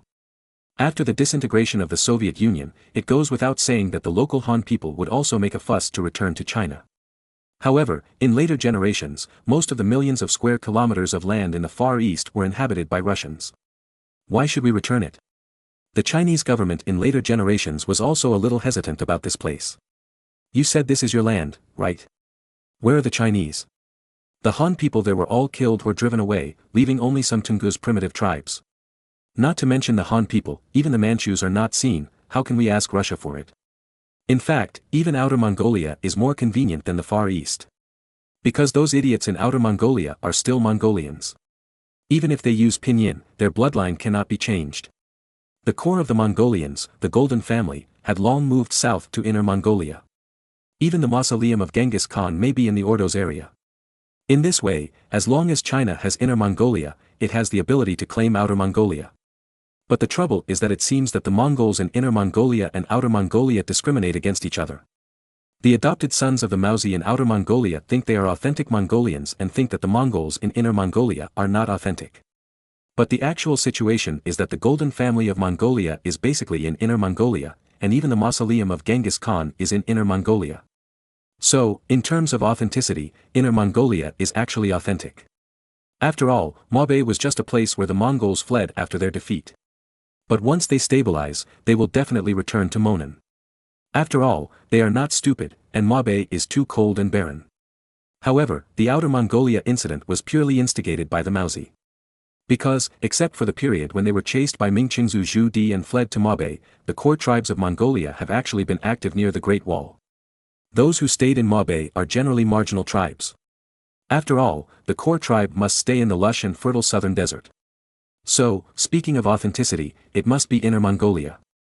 But because of the Mauzi's instigation, and the blind propaganda of genuine Mongol traders and second Mauzi, such as Qiao Beishan, these Mongolian side branches in Outer Mongolia actually considered themselves authentic.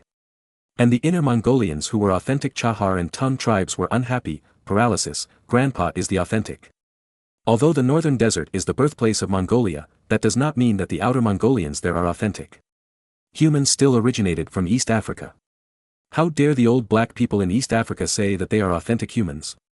In short, there are a lot of messes here, and it is hard to explain. Let alone the messes in Inner and Outer Mongolia, the history of the United States, Canada, Australia, New Zealand, and the Far East made Marin deeply aware that for those fertile colonies, not only should his own people occupy them, but also the colonial culture must be consistent with the local culture. Only in this way can we ensure that the colonies will not be alienated from the mainland, or even rebel. Therefore, the most essential east coast of North America, southeast coast of South America, and west coast areas in America must be occupied by the purest Germans or English. Facts have proved that Germans and English can be integrated. For example, the old Americans in later generations have the most Germans and the fewest British. But the three major ethnic groups, including the Germans and the British, including the Irish, are probably culturally similar. The Irish were forced to assimilate by the British, so they are well integrated. The Latin Americans, who are also white, have their own system because they are very different from the mainstream culture. In addition, South Africa, which is the most worth occupying in Africa, will not be let go by Marin. However, this time, Marin decided not to learn from the British, but to leave only Germans and British in South Africa. Of course, Marin did not go crazy to massacre the local blacks, but planned to drive the local blacks away and not let them stay in South Africa, especially the Rand gold mining area. Anyway, the Zulus in South Africa also migrated from the north, so it's okay to drive them back to the north, and it's not like they're going to die. Even in the 19th century, when the Zulu kingdom was formed, the Zulus also moved around in large areas from north to south. In addition, Marin planned to take some Zulus to Japan to add some ink to the Japanese bloodline and create a halo of reduced intelligence. In short, if all the people of South Africa in the future were Germanic, they would not reject the rule of the natives. After all, we are all one family. If we control the culture well and avoid creating cultural differences, it will be similar to Australia and New Zealand in the future. The core of cultural control is religion, etiquette and dialect issues. But Marin is now vigorously promoting Standard English and Standard German, and has also created international phonetic symbols. As long as the natives in the colonies speak the same accent, believe in the same religion, and use the same etiquette, there will be no centrifugal problem. Chapter 1422. Originally, Marin was planning to promote honeycomb coal and honeycomb coal stoves as soon as possible. However, Simon's marriage problem suddenly forced Marin to temporarily delay the promotion of honeycomb coal. Why? Once honeycomb coal is promoted, the Lamarck family will know how big a mistake they made by exchanging the Ruhr area. If they get angry, Simon's marriage will fall through. And if Simon can't marry Princess Anna, old Hoffman will definitely fight him to death. Therefore, Marin can only postpone the promotion of honeycomb coal for the time being. When Simon and Princess Anna get married, the Lamarck family will have no choice even if they are angry. Because divorce is not allowed these days. Of course, Marin doesn't want to completely turn against the Lamarck family. Therefore, Marin will definitely give up some interests at that time. For example, let the Lamarck family be the general agent of coal distribution, so that they can exploit a layer of profits. Anyway, the coal mine is still in his hands, so it doesn't matter if he gives them some. Even if he doesn't ask them to be agents, he will find someone else to sell it. In this era, Marin could not realize the 101 plan of Coca-Cola in the future. Because the communication and logistics in this era were extremely inconvenient. It was unrealistic to bypass the regional agents and distributors through the 101 plan and directly face customers. The tragic reality that communication basically relied on shouting alone could make the plan bankrupt. Therefore, if you want to sell coal, you must find distributors to cooperate with in various places. At that time, giving the Lamarck family a few more regions to act as agents can also be regarded as a kind of compensation. If you are still dissatisfied, then there is nothing you can do. After all, Marin can't spit out the Ruhr area that he has eaten. Speaking of which, honeycomb coal is really a magical tool. Don't look down on it, but it works so well. Therefore, even if Master Gua, who invented honeycomb coal, is given a Nobel Prize, Marin doesn't think it's too much. Because honeycomb coal is so useful. Of course, honeycomb coal is a bit untimely. Because in the 20th century, coal gas and natural gas had become popular all over the world. Honeycomb coal only appeared in the 1950s, and it was invented a little late. If it had appeared 100 years earlier, it would have become a super classic invention. Marin remembers that in the 20th century, China was too poor to lay gas pipelines. Therefore, most urban residents used honeycomb coal stoves to cook. At that time, when you walked into the dormitory area of the factory or the corridor of the tube building, you could see piles of honeycomb coal everywhere. Especially for residents of buildings, it is unimaginable to live without honeycomb coal. Because, bungalows can also make a soil stove with a chimney. Then, there are a lot of firewood piled in the yard. However, for buildings like tube buildings, do you try to build a soil stove? The residents on the top floor can also erect chimneys, but where are the chimneys for the residents on the lower floors? If the chimney is installed outside the window, then when the residents on the lower floors cook on the earth stove, the smoke rising upwards can blow into the homes of the residents above once there is wind, choking someone to death. But with honeycomb coal, it is different. With honeycomb coal, residents of buildings can just set up a honeycomb coal stove in the corridor to cook and boil water. Of course, if the house is big enough, you can also cook and boil water at home. But the area of the tube building is too small. In order to avoid making the house smoky, most people cook and boil water outside the door. The honeycomb coal stove is a little bit big, and one hand can easily carry it back and forth. Before the invention and popularization of the honeycomb coal stove, people generally burned earth stoves or coal briquette stoves. But the coal briquette stove is not efficient, consumes a lot of coal, and is not so economical. In the era of earth stoves, there was another profession in the countryside, called woodcutter, that is, chopping wood. Because at that time, urban residents also burned earth stoves, and there was a great demand for firewood.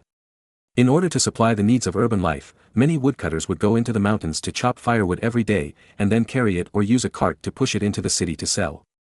Moreover, it was in short supply. Because there was no way to cook and keep warm without firewood, firewood was a very important living resource in ancient times. When the ancients described the trivialities of life, they also used firewood, rice, oil, and salt to describe it. Among them, the word firewood was actually ranked first, which shows its importance. But after the emergence of honeycomb coal, the world changed. Perhaps, when people describe the trivialities of life, they have to say, coal, rice, oil and salt.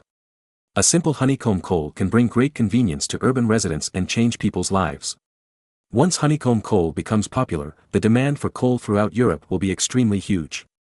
With the demand for honeycomb coal, Marin doesn't need to make any coal-fired steam engines at all, he can just lie at home and wait to count money. Because people can live without industrial products for a day, but they can't live without cooking and boiling water for a day. And honeycomb coal is so convenient to cook and boil water, and the cost is very low. As long as you are not stupid, you will definitely choose honeycomb coal. Of course, if transportation is extremely inconvenient or too far away from the coal-producing area, it's hard to say. After all, the cost of land transportation in this era is too high. If the transportation cost is too high, people might as well use firewood. But what is certain is that wherever water transportation is developed, it will be easy to transport a large amount of coal and promote the use of honeycomb coal. In places like the Rhine River Basin, the Ems River Basin, the Weser River Basin and the Elbe River Basin, it is easy to promote honeycomb coal. The basins of these rivers are basically equivalent to half of Germany. Also, don't forget that Marin is now the #1 coal mine owner in England. In England, Marin can also make a fortune. However, in order to make Simon's marriage go smoothly, Marin had to suspend the promotion of honeycomb coal even if he knew that honeycomb coal was overbearing. He planned to promote the use of honeycomb coal after Simon got married. Therefore, Marin sent a delegation to Cleaver City to discuss the marriage with the Lamarck family. In order to make a quick decision as soon as possible, Marin asked for the wedding date to be set earlier to avoid more trouble. At the same time, he also sent a generous gift to the Lamarck family so that they would agree quickly. Once the Lamarck family agreed, Marin planned to let Simon get married as soon as possible so as not to delay his coal sales. Just when Marin was worried about Simon's marriage and honeycomb coal, the spring plowing in Europe was gradually coming to an end. At this time, only the northern region was still continuing the spring plowing, while the spring plowing in Central and Southern Europe had basically stopped. At this time, the French began to move. Once the spring plowing was over, France could free up a large number of civilians and even soldiers. In this era, Europe mainly planted rye and barley, which did not require much management. Once the spring plowing was over and the sowing was completed, European farmers basically had nothing to do. This time was very suitable for launching a war. So, after the spring plowing in the southern region was over, Louis XII ordered the whole of France to move and prepare for the French army to march into Italy. The conflict for hegemony between the Kingdom of France and Spain was also imminent. The movement of gathering tens of thousands of troops and tens of thousands of civilians was too big to not attract attention. Therefore, after most of the spring plowing was over, Louis XII was not busy with the issue of sending troops, but the issue of confidentiality. Chapter 1423, The gathering of 60,000 troops is a big deal. It can be said that the whole of France will take action. Especially the gathering of materials, the movement is huge, and it needs to be mobilized from all over the country. This is because France is still a traditional military system, that is, the fiefdom system. Usually, the French standing army is only more than 20,000 people. Among them, most of them have to be stationed in Paris. If 60,000 troops are dispatched, the fiefdom knights of the entire Kingdom of France and the knights' entourage troops must be summoned. In addition, there are local infantry. The so-called local infantry is actually the local security force stationed in various places at ordinary times. Its positioning is similar to that of the police force in later generations. However, it has more uses than the police. For example, it is also responsible for collecting taxes and grain in the countryside. Of course, these local troops do not all belong to the king. Many of them are thugs of local vassals. In the North Sea Kingdom, there are similar troops, but they are relatively few. For example, the cavalry force used by Marin to patrol the countryside to prevent foreign infiltration is of this nature. However, these local infantrymen are usually good at bullying the common people, but if we really talk about combat effectiveness, I'm afraid it won't work. Of course, they must be better than the conscripted soldiers composed of farmers who were temporarily captured. After all, these people are the hawks and dogs raised by the state, and they are still a little more fierce than the common people. The North Sea Kingdom is different from France. Although Marin can mobilize tens of thousands of people, most of them are standing troops, belonging to several large camps stationed in several places in the North Sea Kingdom. Once the war starts, they don't have to assemble from all over the country, they can just move as a whole. The only trouble is probably the logistics work. But the logistics of the North Sea Kingdom is different from that of France. Tens of thousands of French logistics civilians need to collect food from all over the country and transport it to the camp. Because Paris doesn't prepare so much military rations at ordinary times. Therefore, in order to meet the needs of the war, Louis XII ordered the selection of able-bodied men from all over the country to gather at the designated location with military rations. The North Sea Kingdom is different, because Marin's grain reserves in Auric can meet the food needs of the army. After all, the grain production of the North Sea Kingdom is very high. In particular, the grain production of East Frisia is enough for the army. Therefore, once the war starts, Marin only needs to recruit tens of thousands of civilians in East Frisia. They don't need to transport food to concentrate, just bring one person over. Because, big cities like Auric and Emden not only have sufficient food, but also have enough wheelbarrows for transporting food, as well as tents and other supplies. Since the supplies are complete, there is no need to recruit civilians from all over the country. As for France, since food has to be transported from all over the country anyway, it is better to recruit civilians from all over the country. Anyway, the food collected from all over the country also needs these civilians to transport it. However, it is this difference that causes the two countries to make very different movements when launching wars. France is mobilizing the whole country, and it is difficult not to attract attention. Moreover, it will take a very long time. Louis XII is very worried by the time the French army is assembled. I am afraid that the Spanish will be ready. There is a difference between a prepared Spanish army and an unprepared Spanish army. In particular, if the Spanish knew that the French were coming, they would definitely prepare enough ammunition for the defense of the city. If the musketeers in the Spanish garrison on the top of the city had enough ammunition, it would be of great help to the defense of the city. In this era, European countries launched wars. In addition to the need to prepare food in advance, the same is true for gunpowder. Because Europe does not produce saltpeter, the government also needs to reserve gunpowder in advance before launching a war. Otherwise, it will not be enough to fight a battle. Therefore, Louis XII did not want the Spanish garrison in Naples to prepare in advance. In particular, he did not want them to prepare enough food and gunpowder in advance. What should I do? How can I make the Spanish unprepared? Louis XII was distressed. Then, the newly promoted Baron Lafayette, John Lafayette, sent this information back to Auric through a carrier pigeon. Hide the actions of 60,000 troops and 80,000 civilians. Isn't this a fantasy? Marin was speechless. Even if the North Sea Kingdom, which does not need to mobilize food from all over the country, wants to conceal such a large military operation, it is impossible. Unless the enemy does not realize that the other side is going to hit him. Yes, if Spain mistakenly thinks that the French are not targeting themselves, they will not be prepared. In Marin's mind, the word pointing east and hitting west popped up. Pointing east and hitting west and making a feint to the east and attacking the west are actually the same meaning. However, pointing east and hitting the west is more proactive and belongs to the active attack, with the emphasis on the word hit. And making a feint to the east and attacking the west is slightly unconfident, more used to confuse the opponent, belonging to tactical use, and has a bit of guerrilla warfare. It is impossible for Louis XII to hide the mobilization of 60,000 troops from the Spaniards. However, it can make Spain mistakenly think that the other side is not targeting itself. So, Marin thought, if Louis XII uses the excuse of using troops against Switzerland, can he hide it from Spain? The answer is yes. If Louis XII puts on a posture of, must help the Swiss to drive away the Habsburg family, the Spaniards will definitely believe it. After all, France and the Habsburg family do have deep grievances. At the beginning, France robbed a large area of land from the Duchy of Burgundy, even the capital Dijon. Therefore, the two families are definitely irreconcilable feuds. It is not surprising that the French used troops against the Habsburgs. However, Marin thought it was inappropriate to do so. Why? Because even if the Spaniards believed that Louis XII was going to fight the Habsburgs, they would not stand idly by, but would choose to prepare for war and prepare to support the Habsburgs. Why? This is because Spain and the Habsburgs were strategic allies. The two sides once signed an anti-French alliance, and they also made marriages for this purpose. For example, Spain married Princess Juana, Mad Juana, to the handsome King Philip, the son of Emperor Maximilian I, while the Spanish King Juan married Philip's sister Margaret of Austria. Of course, Crown Prince Juan is now the king of the Kingdom of Castile, and he and his father Ferdinand too jointly rule Spain. As allies and in-laws, if the Spaniards learned that the French were going to attack the Habsburgs, they would have to fulfill the covenant and gather troops to fight France. In this way, the mission of confusing Spain has failed for the most part. How can the Spaniards remain indifferent when they know that France is gathering a large army? Marin spread out the map of Europe, and when he saw the map of Italy, he smiled. Because he saw the Duchy of Milan in northern Italy. The current Duke of the Duchy of Milan is Ludovico Sforza, but there is a problem with the Duchy of Milan, that is, its legitimacy is questioned. The Sforza family is not the old ruling family of the Duchy of Milan, but a newly rising upstart family, somewhat similar to the Hoffman family.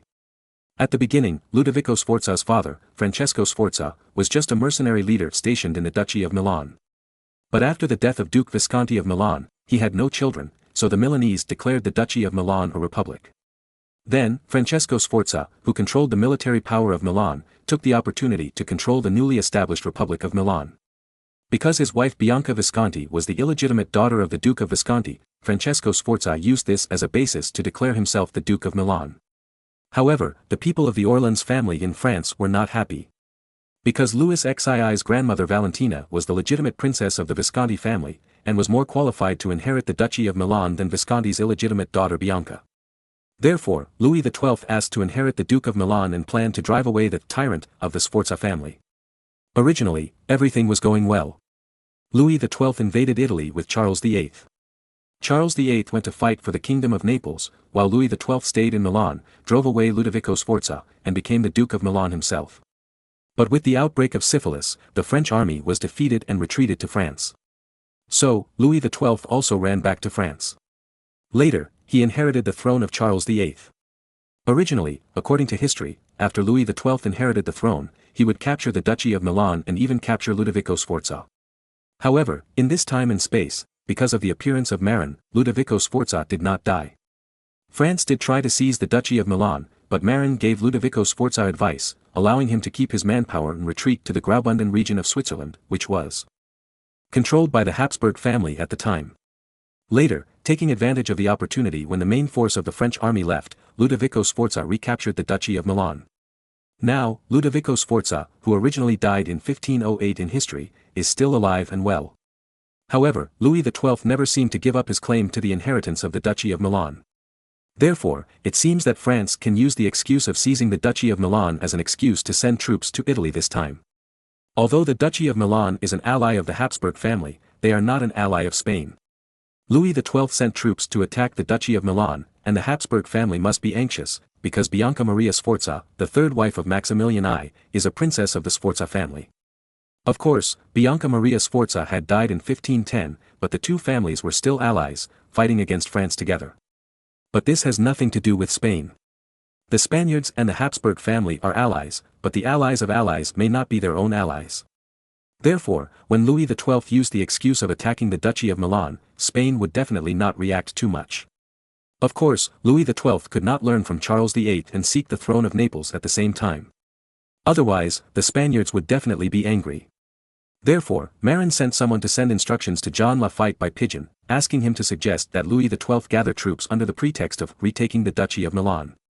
However, it is necessary to temporarily deny any idea of the Kingdom of Naples. In this way, the Spanish will not pay special attention to it.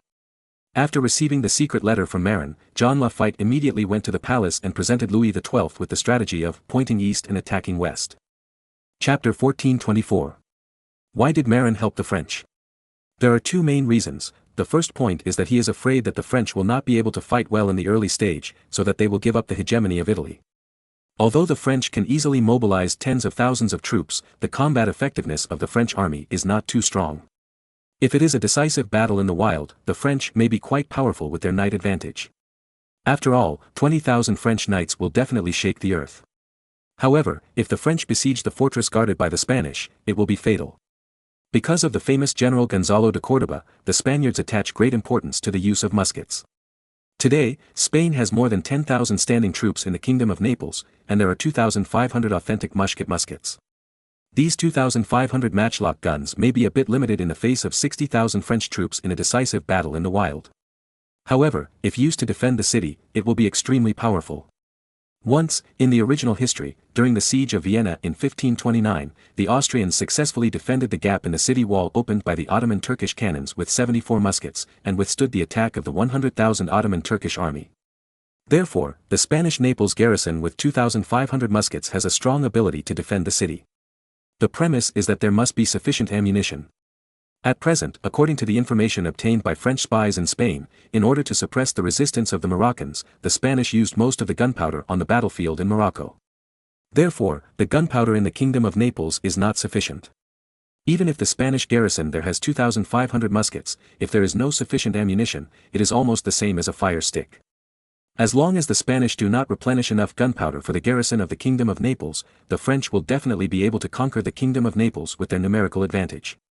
Subsequently, the tug-of-war between France and Spain in Italy can be carried out smoothly. If Spain had successfully repelled the French army at the beginning, there would be no talk of dominating Italy. Therefore, for his own benefit, Marin must support the French in the early stage. Of course, it is secret support. And the second point is that Marin hopes that John Lafitte, a spy under his command, can gain the favor of Louis XII and enter the core aristocratic circle of France through this advice. Then, find a way to contact Margaret of the Tudor family. The so-called Henry VIII born by this woman is too much of a challenge to Edward's legitimacy. Of course, Marin doesn't care about Edward's life or death. He is worried that his son Caesar will be challenged by this so-called Henry VIII when he becomes the King of England in the future. So, no matter what, Marin must find a way to get rid of Margaret of the Tudor family and her so-called son. Marin doesn't know that Henry VIII is a fake, but even if he knows, he has to get rid of it. Because, even if it is a fake, it can have a big enough impact. After all, the French support him. But Margaret of the Tudor family is too cunning and cautious. She hides behind the army all day long. The house is surrounded by French soldiers, and Marin's people find it difficult to start. The only chance is probably when the woman is on her way out.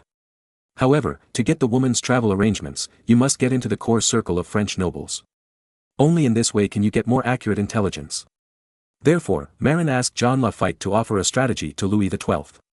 In addition to helping France gain a first-mover advantage at the beginning, he hoped that John Lafitte would take this opportunity to get into the core circle of French nobles, so that it would be easier to obtain information about the woman and facilitate the assassins of the North Sea Kingdom to take action. In this way, it can be regarded as killing two birds with one stone. The strategy given by Marin is naturally no problem. After John Lafitte entered the palace and offered this strategy to Louis XII was indeed very pleased and looked at him with new eyes. Then, John Lafitte, an outsider, finally obtained the access to the core circle of the Kingdom of France. And at this time, the Spaniards were still unaware of it. Of course, the Spaniards had no time to take care of things in Europe at this time. In addition to continuing to suppress the resistance of local people in Morocco, the most discussed topic in the Spanish government and the opposition is the gold of the Zimbabwe Empire. This is because an exciting news came back from Mozambique. The colonists there successfully contacted the people of the Zimbabwe Empire. Moreover, a lot of gold, sand and copper ore were exchanged. This news greatly stimulated the Spanish government and the opposition. Looking at the barrels of gold sand that were transported back, there was only greed in the eyes of the Spanish monarchs and ministers. Speaking of which, Spain's actions against Zimbabwe, the Golden Country, can be described as twists and turns. At the beginning, according to the map given by Marin, the Spaniards easily found the estuary of the Save River south of Mozambique east of Zimbabwe, and built a castle at the mouth of the Save River. Subsequently, the Spaniards sent people deep into the inland many times to find a way to the Golden Country of Zimbabwe. Unfortunately, their arrival caused strong dissatisfaction among the locals and Arab merchants. The locals were dissatisfied because the Spaniards had occupied their land and wanted to drive them away. The dissatisfaction of Arab merchants was even simpler. They realized that the Spaniards were here to steal their business. Before, Arab merchants had always traded with Zimbabwean merchants, using cloth and glass from the Persian Gulf region in exchange for gold, sand, ivory and copper ore, which were abundant in Zimbabwe. Now, the Spaniards came here, not only building a castle, but also looking around for gold sand trade. Isn't it clear that they want to steal business? Therefore, the Arab merchants who traveled here quickly colluded with the local blacks in Mozambique and began to act against the Spaniards. As soon as the Spaniards left the castle by the river, they would be attacked by local blacks. Because of the support of Arab merchants, the local indigenous blacks, who could only use sharpened sticks as javelins, suddenly had crossbows to fight against the Spanish colonists. If it was in the plains, it would be fine, but the Spanish muskets were not vegetarian.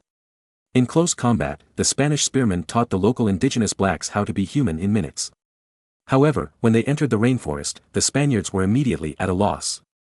The local black indigenous people, taking advantage of their familiarity with the terrain of the rainforest, would shoot cold arrows from time to time and run away after shooting. The Spaniards dared not to chase them even if they wanted to, because who knew if there were traps waiting for them?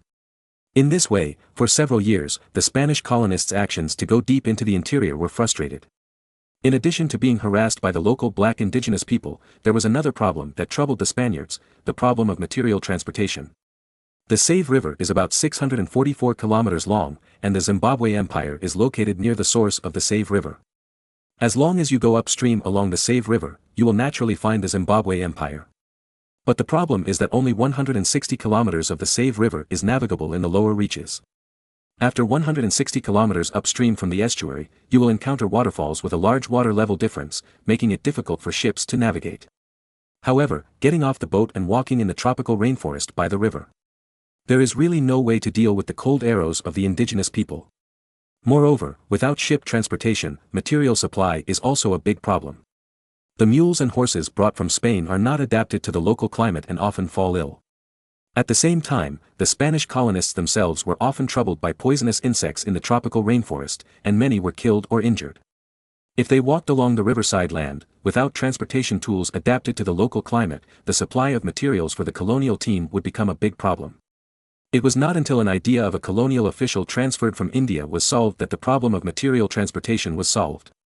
Gonzalez, a small colonial official who had worked in Calicut, India, proposed that elephants from India could be used to carry materials to facilitate the team's progress. Because he had seen Indians use elephants to carry materials and shuttle through the tropical jungle. This suggestion was very constructive, and then the bold governor really used his connections to get a few elephants from India. After a test, it was found that they were indeed adapted to the tropical rainforest climate. Moreover, each elephant could carry a lot of goods. In this way, the Spanish solved the problem of transportation in the tropical rainforest. Then, they successfully contacted the Zimbabweans and exchanged a lot of gold sand, which caused a sensation in the Spanish government and the public. In short, the Spanish were attracted by the gold of Zimbabwe. Chapter 1425. Unlike the Spaniards, Portugal at this time was still racking its brains to get the road to Timbuktu. Although the gold capital Timbuktu is closer to Europe, the Portuguese seem to have taken advantage, but in fact, it is much more difficult to obtain Timbuktu than to obtain Zimbabwe. In this era, Zimbabwe's national strength is not strong, and there is little contact with the outside world. As long as the Spaniards pass through coastal Mozambique and enter the inland along the Save River, they can reach Zimbabwe. As for the capture of Zimbabwe, as long as the Spaniards open up the road, it is not a problem. Because the military level in southern Africa at this time is very backward. Marin read a history book in his previous life, which introduced the rise of the Zulu kingdom. It said that the early combat weapons of the blacks in southern Africa were mainly javelins. After a war started, the black warriors on both sides would throw javelins at each other. Whoever hits more enemies will win. Moreover, if the defeated party drops its weapons when retreating, it means surrender, so the victorious party will not pursue it relentlessly. Then, the tribe of the losing party would leave the original station and move to a farther place. Often, after a battle, there were not many casualties, and the degree of cruelty was not as bad as the gangsters hacking each other. Later, in the early 19th century, the Zulu leader Shaka reformed this very two tactics and asked the warriors to use short spears and shields. The shield is a wooden frame covered with cowhide, and the defense is very weak. It can't resist bows and bullets. However, it is mainly used to resist the wooden javelin of weak opponents, and it is definitely enough. During the battle, Shaka asked his men to use cowhide shields to resist the enemy's wooden javelin throwing, and then rush to the opponent and stab the enemy with a short spear. In this way, the enemy's casualties suddenly increased. Relying on this trick, Shaka founded the Zulu kingdom and dominated the eastern part of South Africa. Of course, the Zulu kingdom was born at the wrong time. Because they encountered the British Empire, which had already adopted breech-loading rifled rifles. Faced with modern rifles with extremely powerful firing speed and power, the Zulus had to kneel even if they were numerous and powerful. At this time, the Zimbabwe Empire, like the old black tribe before King Shaka, also mainly used javelin-throwing tactics. At most, because of trade with Arab merchants, there were more metal spearheads. However, once there were more casualties, it was easy to collapse. If the Spanish army encountered, the defeat of the Zimbabwean army was almost certain.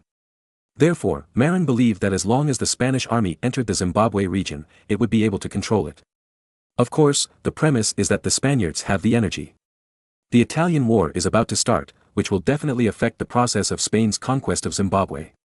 On the Portuguese side, it is much more difficult to conquer Timbuktu. Because the Songhai Empire, which currently controls Timbuktu, is very powerful. The Songhai Empire exchanged a lot of war horses from the Arabs in North Africa through trade in Timbuktu. For this reason, the Songhai Empire has a cavalry unit of thousands of people. At most, it exceeds 10,000 people.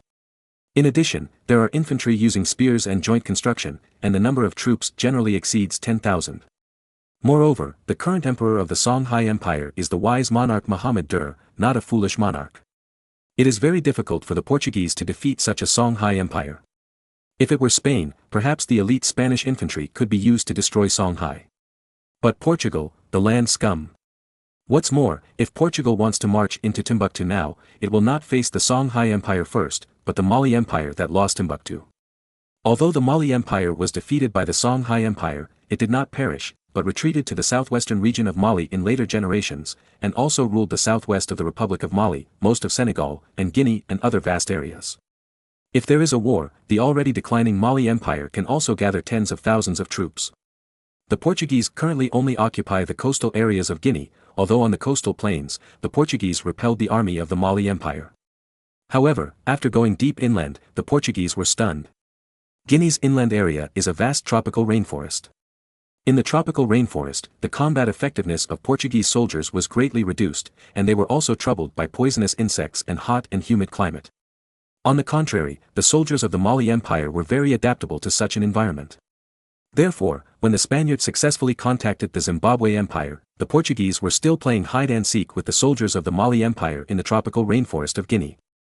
Not to mention the direct confrontation with the Songhai Empire, the Mali Empire has not been dealt with yet. In short, the Portuguese are infinitely miserable. Although Timbuktu has more gold, Portugal, whose army is rubbish, needs to defeat the two West African empires of Songhai and Mali to capture it. Anyway, in Marin's view, this difficulty is a bit against the sky. Even when he proposed to return Timbuktu to Portugal, he had no good intentions. Because he calculated that the Portuguese army was weak. If Portugal wants to capture Timbuktu, it may not be able to do it even if it consumes the whole country's strength. On the contrary, Spain, with a much stronger army, would have found it easier to do so. For this reason, Marin deliberately gave Portugal the difficult task of conquering Timbuktu, and let Spain go to find the Zimbabwe Empire, which had much less gold. The intelligence about the Spanish and the Zimbabwe Empire's contact was quickly transmitted back to Auric through spies planted in Spain by the North Sea Kingdom. Marin was very upset when he learned that the Spaniards had used an elephant transport team to wade through the tropical rainforest of Mozambique.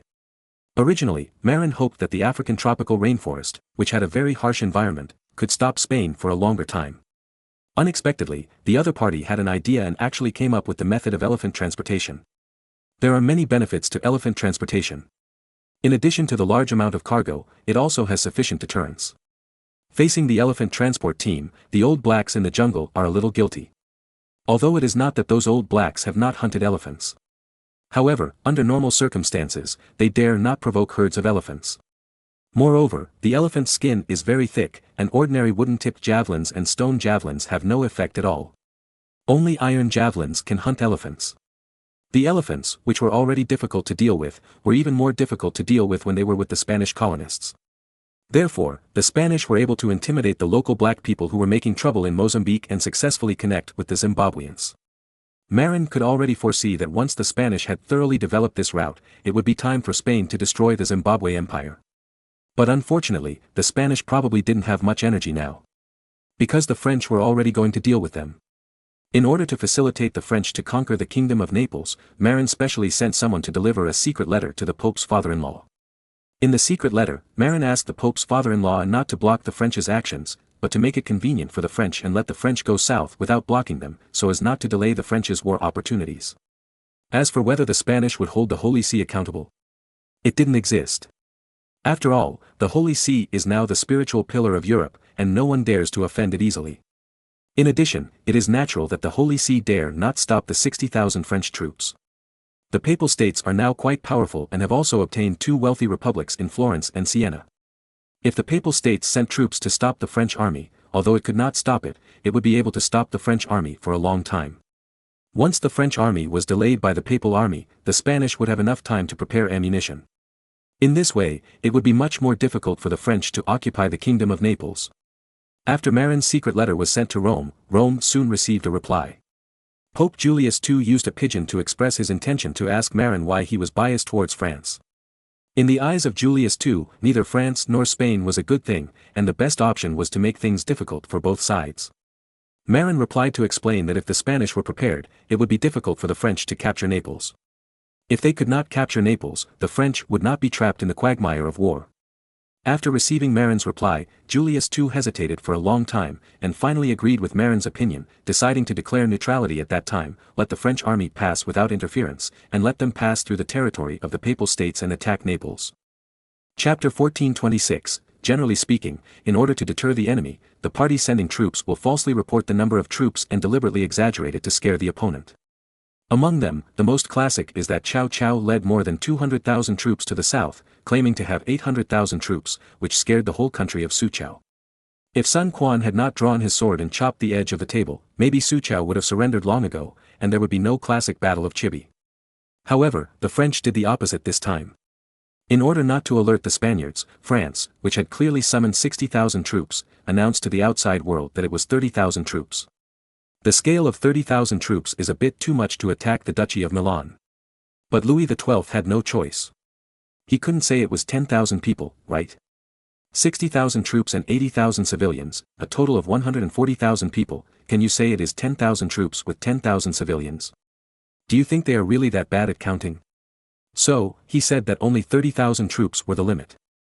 In order not to stimulate Spain, Louis XII publicly declared that this was a matter between France and the Duchy of Milan, and hoped that other countries would not intervene. Of course, France didn't want to get involved. This statement seemed to be a warning to other countries not to interfere, but it also declared to the outside world, I am trying to seize the Duchy of Milan, don't mess with me. This is actually a disguised way of deceiving Spain, look, I am interested in Milan, don't worry. The Spaniards were indeed relieved, of course, they did not completely let down their guard. For example, they still asked the garrison of the Kingdom of Naples to be more careful. But that's all. The main thing is that it happened too recently that the Spaniards' attention was attracted by Zimbabwe's gold, and they really didn't care about anything else. Now, the Spanish court has been quarreling, and they are about to go all out to divide the interests of the Zimbabwe Empire. No one is stupid. Once the Zimbabwe Empire falls into the hands of Spain, it will definitely produce a huge amount of gold every year. According to the Spanish colonists at the mouth of the Save River, the gold used by Zimbabwe to trade with Arab merchants every year is estimated to be worth tens of thousands of gold coins. Add the value of ivory and copper ore, and it will be even more. Unfortunately, the Zimbabweans did not understand the true value of goods and were fooled by Arab merchants with cheap cloth, glass and other goods, and the expensive gold sand was sold at a bargain price. According to the report of the spy who went deep into Zimbabwe to spy on intelligence, the production technology of the black people in the Zimbabwe Empire was extremely backward. Taking gold mines as an example, the gold production of Zimbabweans is still at an extremely backward gold mining level. Most of the ores in the gold mines have not been fully utilized and developed. Because the Zimbabweans do not know how to use gold or to smelt gold. Similarly, Zimbabwe has very rich copper resources, but they do not know how to smelt copper. Therefore, they can only trade copper ore with Arab merchants. Moreover, the copper ores traded are all rich mines, which makes people drool. After discussion, the Spanish government and the opposition agreed that if Spain occupied Zimbabwe and made good use of the gold ores that the locals could not use, it should be able to produce more than 300,000 gold coins per year. In addition, Zimbabwe's rich copper mines can also be used to smelt a large amount of copper. Because the current copper price in Europe is very expensive, it is very cost-effective to develop Zimbabwe's copper mines. Not to mention, Zimbabwe also has rich ivory resources. Of course, Spain is not a centralized country at present, but is divided into two regimes, the Kingdom of Castile and the Kingdom of Aragon. Moreover, the kings of the two countries are different. At present, the King of Castile is Juan III, and the King of Aragon is Ferdinand II, the father of Juan III. In addition to the different monarchs, there are also differences in interests between the courtiers of the two countries. For example, this time on the issue of gold mine rights in Zimbabwe, the ministers of the Kingdom of Castile and the Kingdom of Aragon almost fought. The nobles of the Kingdom of Castile believed that the Spanish Great Navigation was promoted by Queen Isabella I, and the Kingdom of Aragon was just a ride. Therefore, the interests of Zimbabwe should mainly belong to the Kingdom of Castile. But the nobles of the Kingdom of Aragon were not happy, and they strongly demanded that the benefits be shared equally. Moreover, their leader, Ferdinand II, had a great influence on King Juan III of Castile. For this reason, the nobles of the two kingdoms in Spain are busy arguing over the division of future interests. They only paid a little attention to the French military operations. Then, Louis XII was happy to find that his march into Italy was not interfered with by the Spanish. This time, because most of France's military forces were dispatched, Louis XII also personally went into battle and prepared to go on the expedition. In any case, Louis XII did not think that his 60,000 troops would fail this time. Moreover, before leaving Paris, John Lafitte followed Marin's instructions and offered Louis XII a strategy: bluffing. Because Louis XII took away most of France's elite, Paris, France, was actually very empty at this time. If England took the opportunity to invade, it would definitely cause great harm to France. Even if Paris could not be captured, it could harm the vast areas of northern France. Therefore, John Lafitte suggested to Louis XII that he recruit 20,000 civilians and leave some loyal noble generals. After a simple training of these 20,000 civilians, they were stationed outside Paris and locked up in military camps to deter the enemy. Seeing that 20,000 troops stationed outside Paris, the Habsburg family in England and the Netherlands naturally did not dare to invade easily.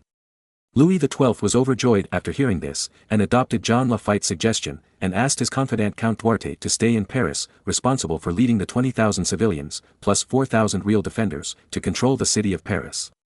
In this way, Louis XII could lead 60,000 troops south to Italy with peace of mind. This time, Louis XII fully learned the lessons of the previous 2 marches into Italy. He ordered the soldiers not to find women to support themselves when they arrived in Italy, so as to avoid syphilis in the whole army like the expedition of Charles VIII. If it were not for syphilis, Charles VIII would have controlled the kingdom of Naples long ago. As for the second southern expedition, the French army lost to the musket phalanx of Gonzalo de Córdoba. This time, Louis XII was fully prepared. He brought enough cannon fodder infantry to attract the enemy's firepower. He planned to use the most valuable French knights at a critical moment. If they were in the wild, they would be used to charge from the side without musketeers to avoid the muskets, the mortal enemy of the Plate Knights. Louis XII, surrounded by 20,000 French knights, came to Lyon, the largest city in the southeast region, waiting for other troops to join. Once all the troops arrived, the army would march eastward, preparing to cross the Alps and march into Italy. Chapter 1427. The Spanish were busy dividing up the gold that they had not yet obtained, and they were not afraid of the seemingly harmless French army. However, the actions of the French frightened Emperor Maximilian I. Maximilian I was rather suspicious, and he did not believe that the French were only trying to fight for the Duchy of Milan. In particular, when the French used Lyon as a gathering point for their army, Maximilian I became even more nervous. Originally, Frundsberg's 35,000 troops and the 25,000 Swiss resistance troops, the French withdrew a large number of French elite troops for the Italian war after the return of 10,000 Swiss mercenaries, could barely be on the offensive.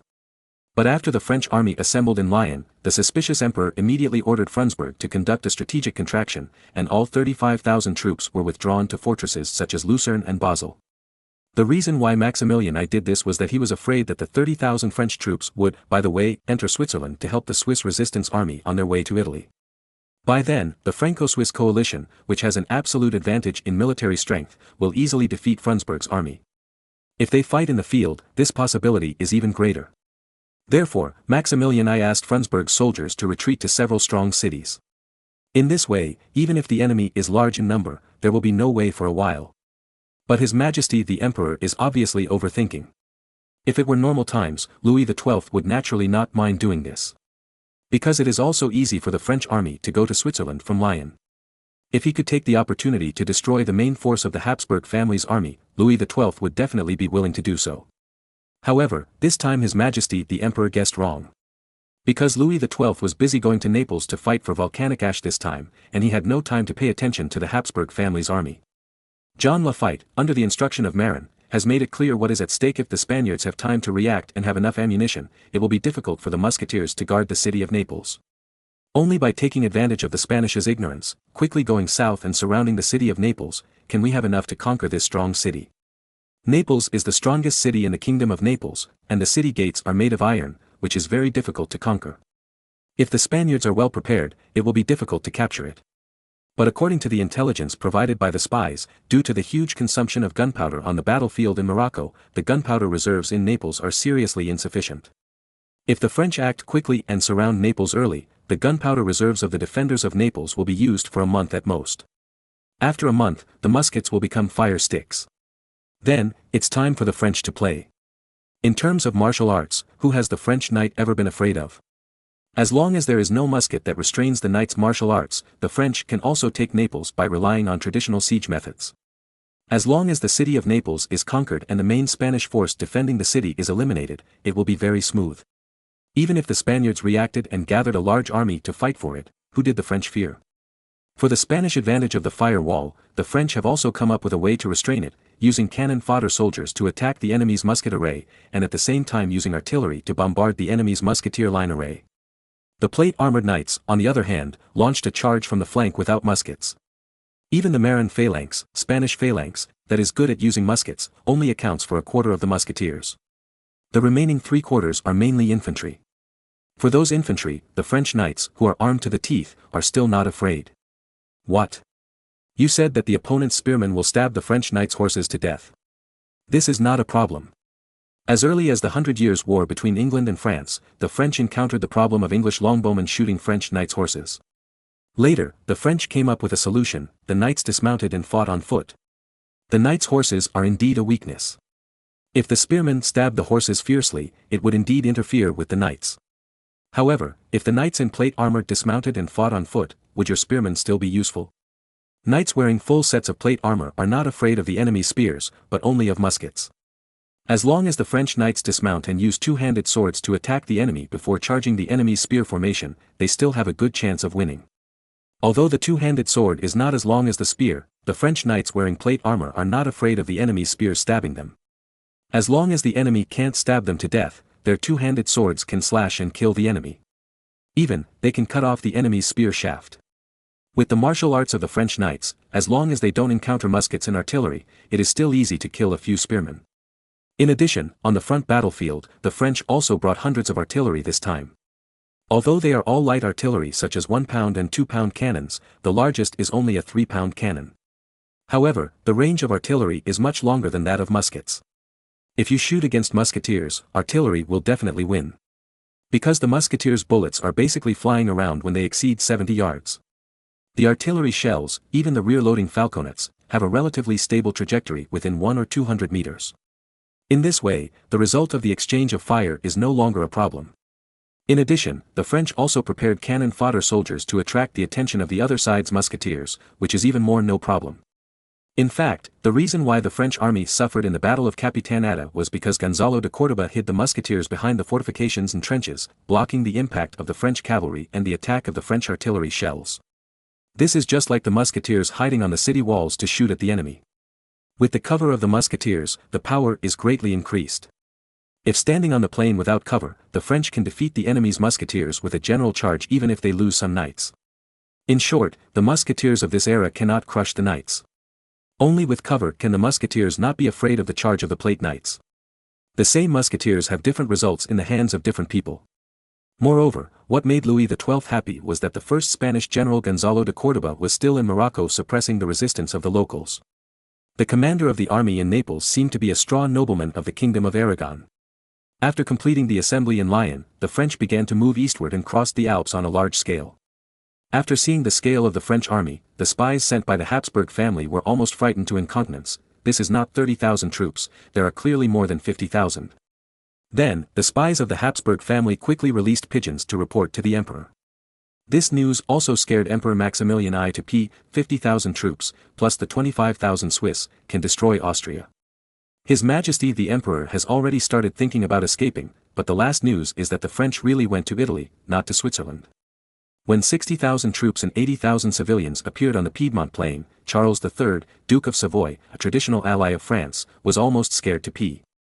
If it were 30,000 troops, Charles III, Duke of Savoy, would naturally not think much about it. Because this is the normal configuration for attacking the Duchy of Milan. After all, the Duchy of Milan is said to have recruited 30,000 Italian mercenaries and plans to defend it strictly. Although the combat effectiveness of Italian mercenaries is average, they can be used to defend the city and can still resist 30,000 French troops. However, the French army that appeared on the Piedmont plain obviously exceeded 30,000 people, and it is estimated that there are 50,000 or 60,000 regular troops. This scale is enough to sweep across Italy. How can Charles III not be afraid? Fortunately, the French seem to have no interest in annexing the Duchy of Savoy, but continue to march eastward to the Lombardy region. The Duchy of Milan is located on the Milan plain in the middle of the Lombardy region. Then, the next person to be scared to death was Ludovico Sforza, Duke of Milan. What did you say? The French army is not just 30,000, but 50,000 or 60,000. Ludovico Sforza was so scared that his hands shook and he dropped a porcelain teacup. Yes, Duke. We sent many brothers to count the number of people. The result is that the French probably dispatched 20,000 knights and 30,000 to 40,000 infantry. In addition, there are 70,000 to 80,000 civilians. 20,000 knights. This is almost the limit of what France can mobilize. Ludovico Sforza took a breath. Even in the previous two wars, the French only mobilized 10,000 knights at most. And this time, they actually mobilized 20,000 knights, which is equivalent to gambling on the fate of the country. In this battle, the French seem to be fighting desperately. Facing the desperate French, Ludovico Sforza lost all his courage at this time. In terms of national strength and heritage, the Duchy of Milan is far behind France. After a fierce ideological struggle in his heart, Ludovico Sforza reluctantly ordered, "Take all valuable assets and most of the food and retreat to Graubünden." 10 years ago, when France and Spain fought in the Kingdom of Naples, Ludovico Sforza, under the advice of Marin, withdrew to the Munster Valley at the junction of the Graubünden region and Italy with thousands of troops and a lot of money to retain his vitality. Later, when the French army went to Naples to fight a decisive battle with Spain, the old man returned to Milan with thousands of troops and easily recaptured the Duchy of Milan. This time, it was obvious that Ludovico Sforza wanted to repeat the same trick. Moreover, this time the French army was still on the plains of Piedmont. If the army were to withdraw at this time, there would be a chance to take away most of Milan's money and food, including most of Milan's troops. But Ludovico Sforza did not expect that the French did not want to attack the Duchy of Milan this time. When the news that Ludovico Sforza abandoned Milan and fled to the Munster Valley in the Graubünden region reached the French army, Louis XII was stunned. "I never thought of really attacking Milan. What should I do now?" Chapter 1428, Ludovico Sforza's escape without a fight actually made Louis XII somewhat at a loss. However, if you think about it carefully, this situation is also normal. Who asked the French to dispatch 60,000 troops? This scale is the first time in history, okay? Facing this 50,000 or 60,000 troops, let alone Ludovico Sforza, a mere Duke of Milan, even Maximilian I, the Holy Roman Emperor, would be afraid. If it weren't for the experience of hiding in the Munster Valley last time, Ludovico Sforza might not have given up Milan and fled so simply. The experience of successfully escaping and coming back quickly last time gave Ludovico Sforza hope and decided to repeat the old trick. After all, there is really no chance of winning against the 60,000 French troops head-on. Although the Duchy of Milan also recruited 30,000 troops to prepare for resistance, that was based on the premise that the other side only had 30,000 troops. If it was 60,000 troops, I'm sorry, Ludovico Sforza would have no confidence. After all, the French army has always been stronger than the Italian mercenaries. How can Ludovico Sforza not be afraid of 60,000 French troops being able to serve as 120,000 Italian mercenaries? Moreover, if the French target is really the Duchy of Milan, there is indeed nothing wrong with Ludovico Sforza's choice. Knowing that he will lose, he still goes hard, isn't that a fool? However, abandoning the city and fleeing when the French attack on the Duchy of Milan is a cover is even more foolish than a fool. John Lafitte, who followed Louis XII to Italy, was so angry that his face turned black. Damn, this has backfired. If I had known earlier, I would have sent someone to notify Ludovico Sforza first. However, Ludovico Sforza did more than one absurd thing. After abandoning Milan and fleeing to the Munster Valley camp in the direction of Switzerland, Ludovico Sforza suddenly found that the valley camp seemed to be unable to accommodate too many troops. Moreover, with 30,000 troops, the consumption of money and food is really huge. So, he actually dismissed 22,000 troops, leaving only 8,000 elite soldiers to guard the Munster Valley. So, soon after Louis XII reluctantly led 60,000 troops into Milan, he encountered 22,000 Italian mercenaries who came out of the Munster Valley with severance pay. Louis XII was stunned at first, and then ecstatic. Then, he sent someone to call the leaders of the 22,000 Italian mercenaries, intending to hire them.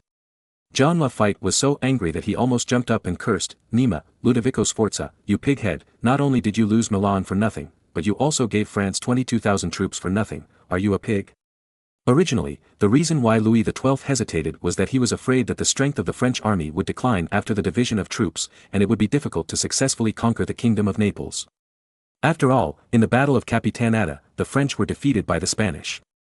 Moreover, this attack on Naples was mainly a siege. In the art of war, it is said that 10 should be surrounded, which means that to besiege a fortified city, it is best to have 10 times the number of troops. At present, there are about 10,000 garrisons in Naples, which are relatively elite. In order to conquer Naples, Louis XII had to bring 60,000 troops to attack the city to ensure success. Of course, the 20,000 French knights would definitely not be used for the early siege, because that would be given to the musketeers of the Naples garrison as targets in vain. Now, there are 22,000 Italian mercenaries delivered to the door, and Louis XII smiled crookedly. Why? Because he found the ideal siege cannon fodder.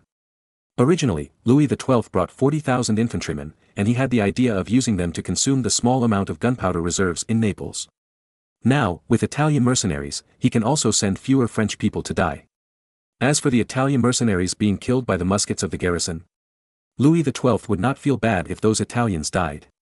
So, Ludovico Sforza's behavior of dismissing the Italian mercenaries was even more stupid than his voluntary abandonment of Milan. It was simply sending cannon fodder to Louis XII. Mercenaries are mercenaries, and they are a group of people who are blinded by money. Such people have no faith and are only interested in profit. Therefore, the clauses in the later Geneva Convention that protect captured soldiers do not apply to them. In later generations, if mercenaries are caught, no one will blame them for killing prisoners. When Louis XII presented the big contract, these Italian mercenaries who had previously planned to help Milan fight against France signed the contract one after another. They didn't know that they were just cannon fodder used by Louis XII to consume the bullets of the defenders of Naples. Louis XII didn't spend much money to hire these 22,000 Italian mercenaries. The money for hiring was obtained after looting Milan. Milan has a population of up to 100,000 and is the largest city in the Holy Roman Empire. Although Ludovico Sforza took away all the money in the treasury when he withdrew, as the Duke of Milan, he was embarrassed to attack the merchants and workshop owners in Milan. After all, he was still thinking about coming back to rule the local area in the future. Louis XII was different. Although he also wanted to be the ruler of the Duchy of Milan, it was not now. Now, no one could stop his determination to capture the Kingdom of Naples. Therefore, he did not hesitate to order his trusted troops to rob the whole city of Milan and hand over half of the robbed money. Then, half of the money handed over was used to hire the 22,000 Italian mercenaries. As for the money and food needed for these 22,000 mercenaries, one reason: rob. The Po River Plain where Milan is located is the largest plain in Italy and the grain production center of Italy. It's so cool to rob food here. Speaking of which, this place in Italy is really miserable. Obviously, the latitude is low and it is one of the warmest places in Europe with abundant sunshine. This is a unique condition for crops that need sufficient photosynthesis and accumulated temperature. Unfortunately, Italy is mainly mountainous. The entire Apennine Peninsula is larger than the United Kingdom, but most of it is mountainous, with only a small part of coastal plains and river valley plains where agriculture can be carried out. The Po River Plain in the north of the Apennine Peninsula is Italy's most important granary. This may not be a big deal in modern times, but in ancient times when agriculture was the main industry, it was simply the best treasure land. However, for now, the Po River Plain is not the best treasure land. The reason: there is a lack of volcanic ash. In this era, the Golden Basin in Sicily is the first treasure land in Italy. Because there is no need for fertilizer, crops can still have high yields. Duran wheat used to make pasta in later generations was mainly produced in the Golden Basin in Sicily in this era.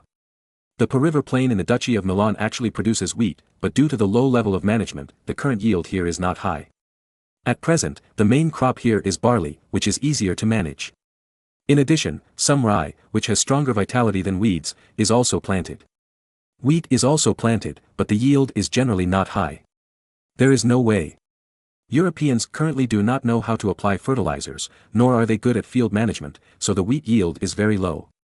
Only the valley plains of Sicily in the Kingdom of Naples, which have fertile volcanic ash soil, can produce high wheat yields. Therefore, in the eyes of Louis XII, the Po River Plain in the Duchy of Milan is certainly a good place, but it is still far inferior to the volcanic ash in the Kingdom of Naples. Not to mention anything else, just the Vesuvius volcano that the French secretly bought, so much volcanic ash can make Louis XII's estates produce high yields on a large scale. Then, get a lot of money and food. Louis XII is now very grateful to the stupid Ludovico Sforza, because this time, Louis XII took Milan without any soldiers.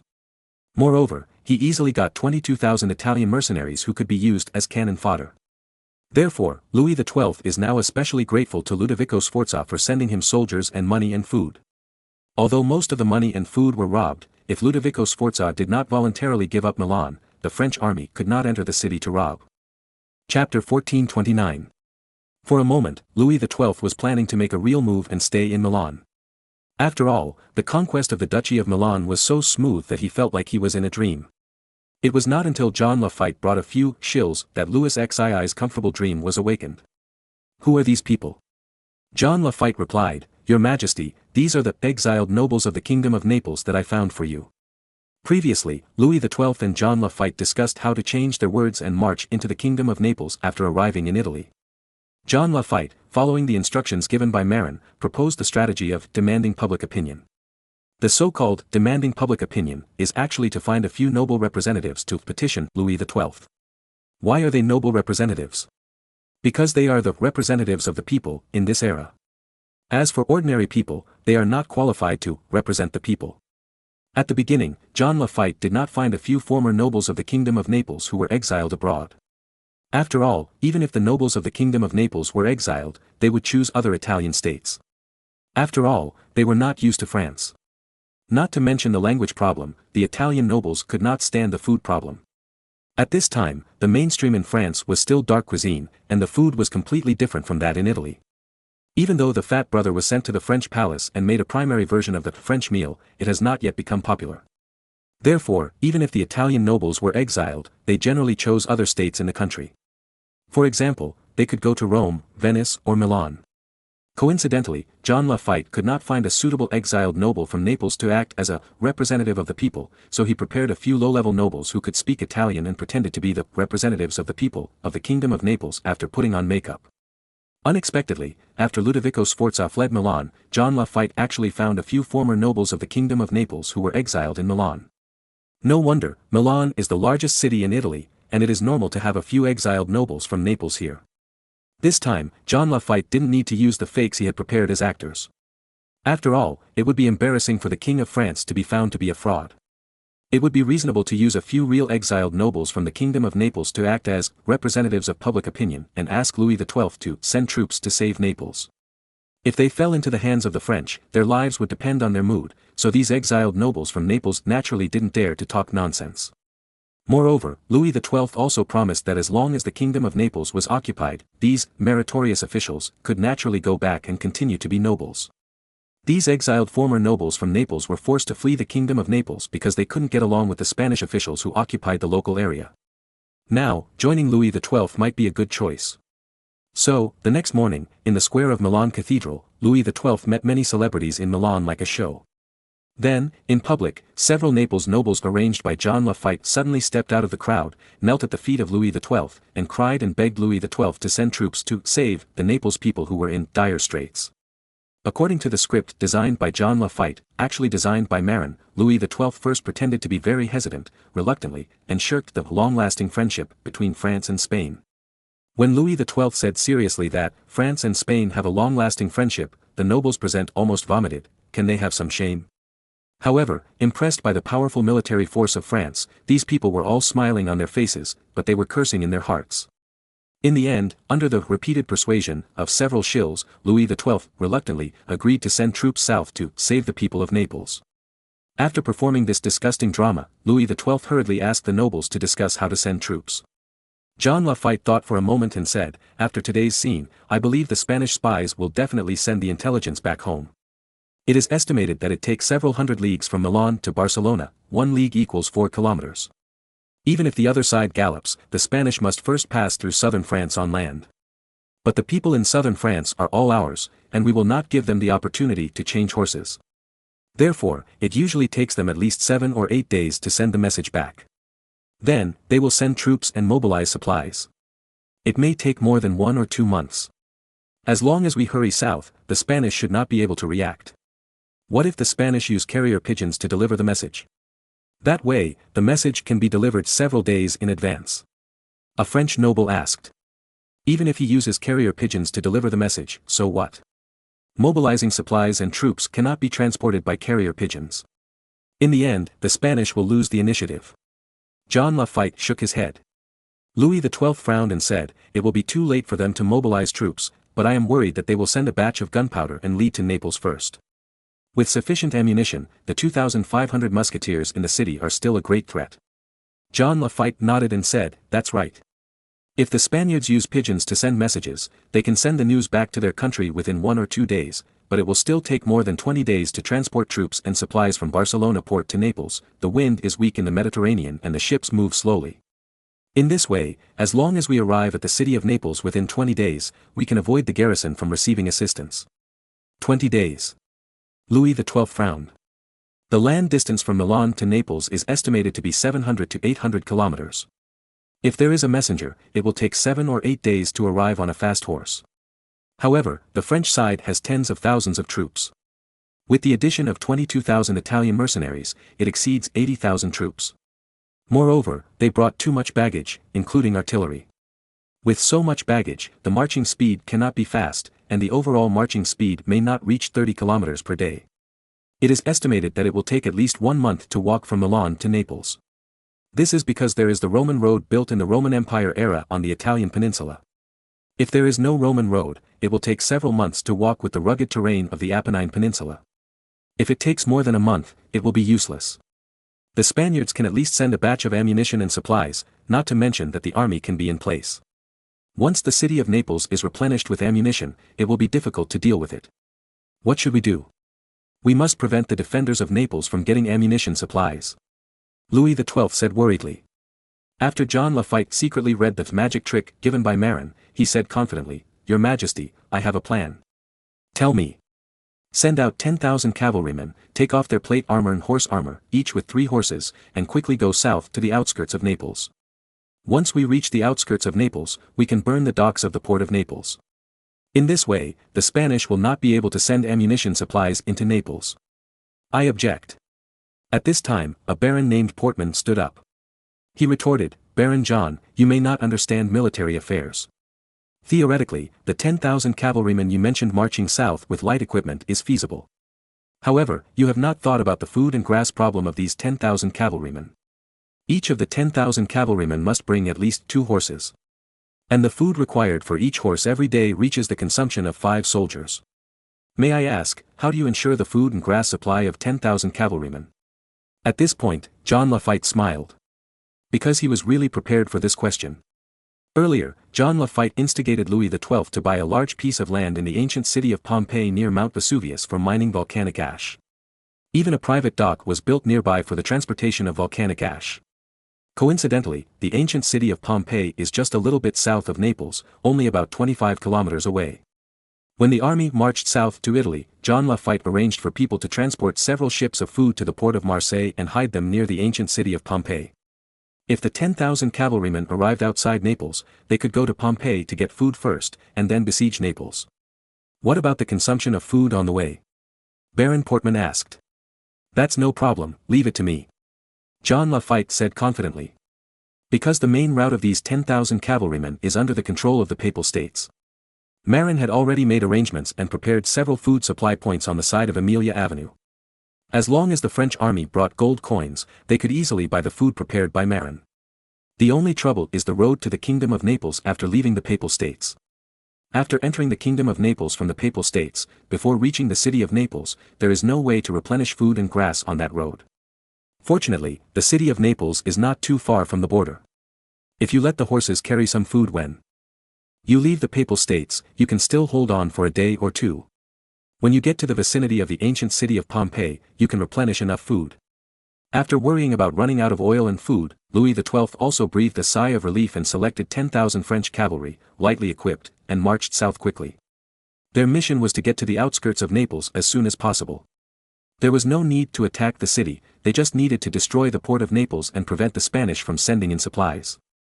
Chapter 1430, The Nemesis of Pigeons. In Europe, cavalry cannot make long-distance raids. The key lies in the fact that European war horses consume too much feed. In this era without soybeans, European war horses mainly use oats and barley as war horse feed. Oats are more nutritious, but the yield is low and the price is higher. Therefore, except for the noble lords who love their war horses very much, barley is generally chosen as military war horse feed. According to the French infantry drill manual during World War I, the daily barley quota for each war horse is 4,800 grams, close to 5 kilograms.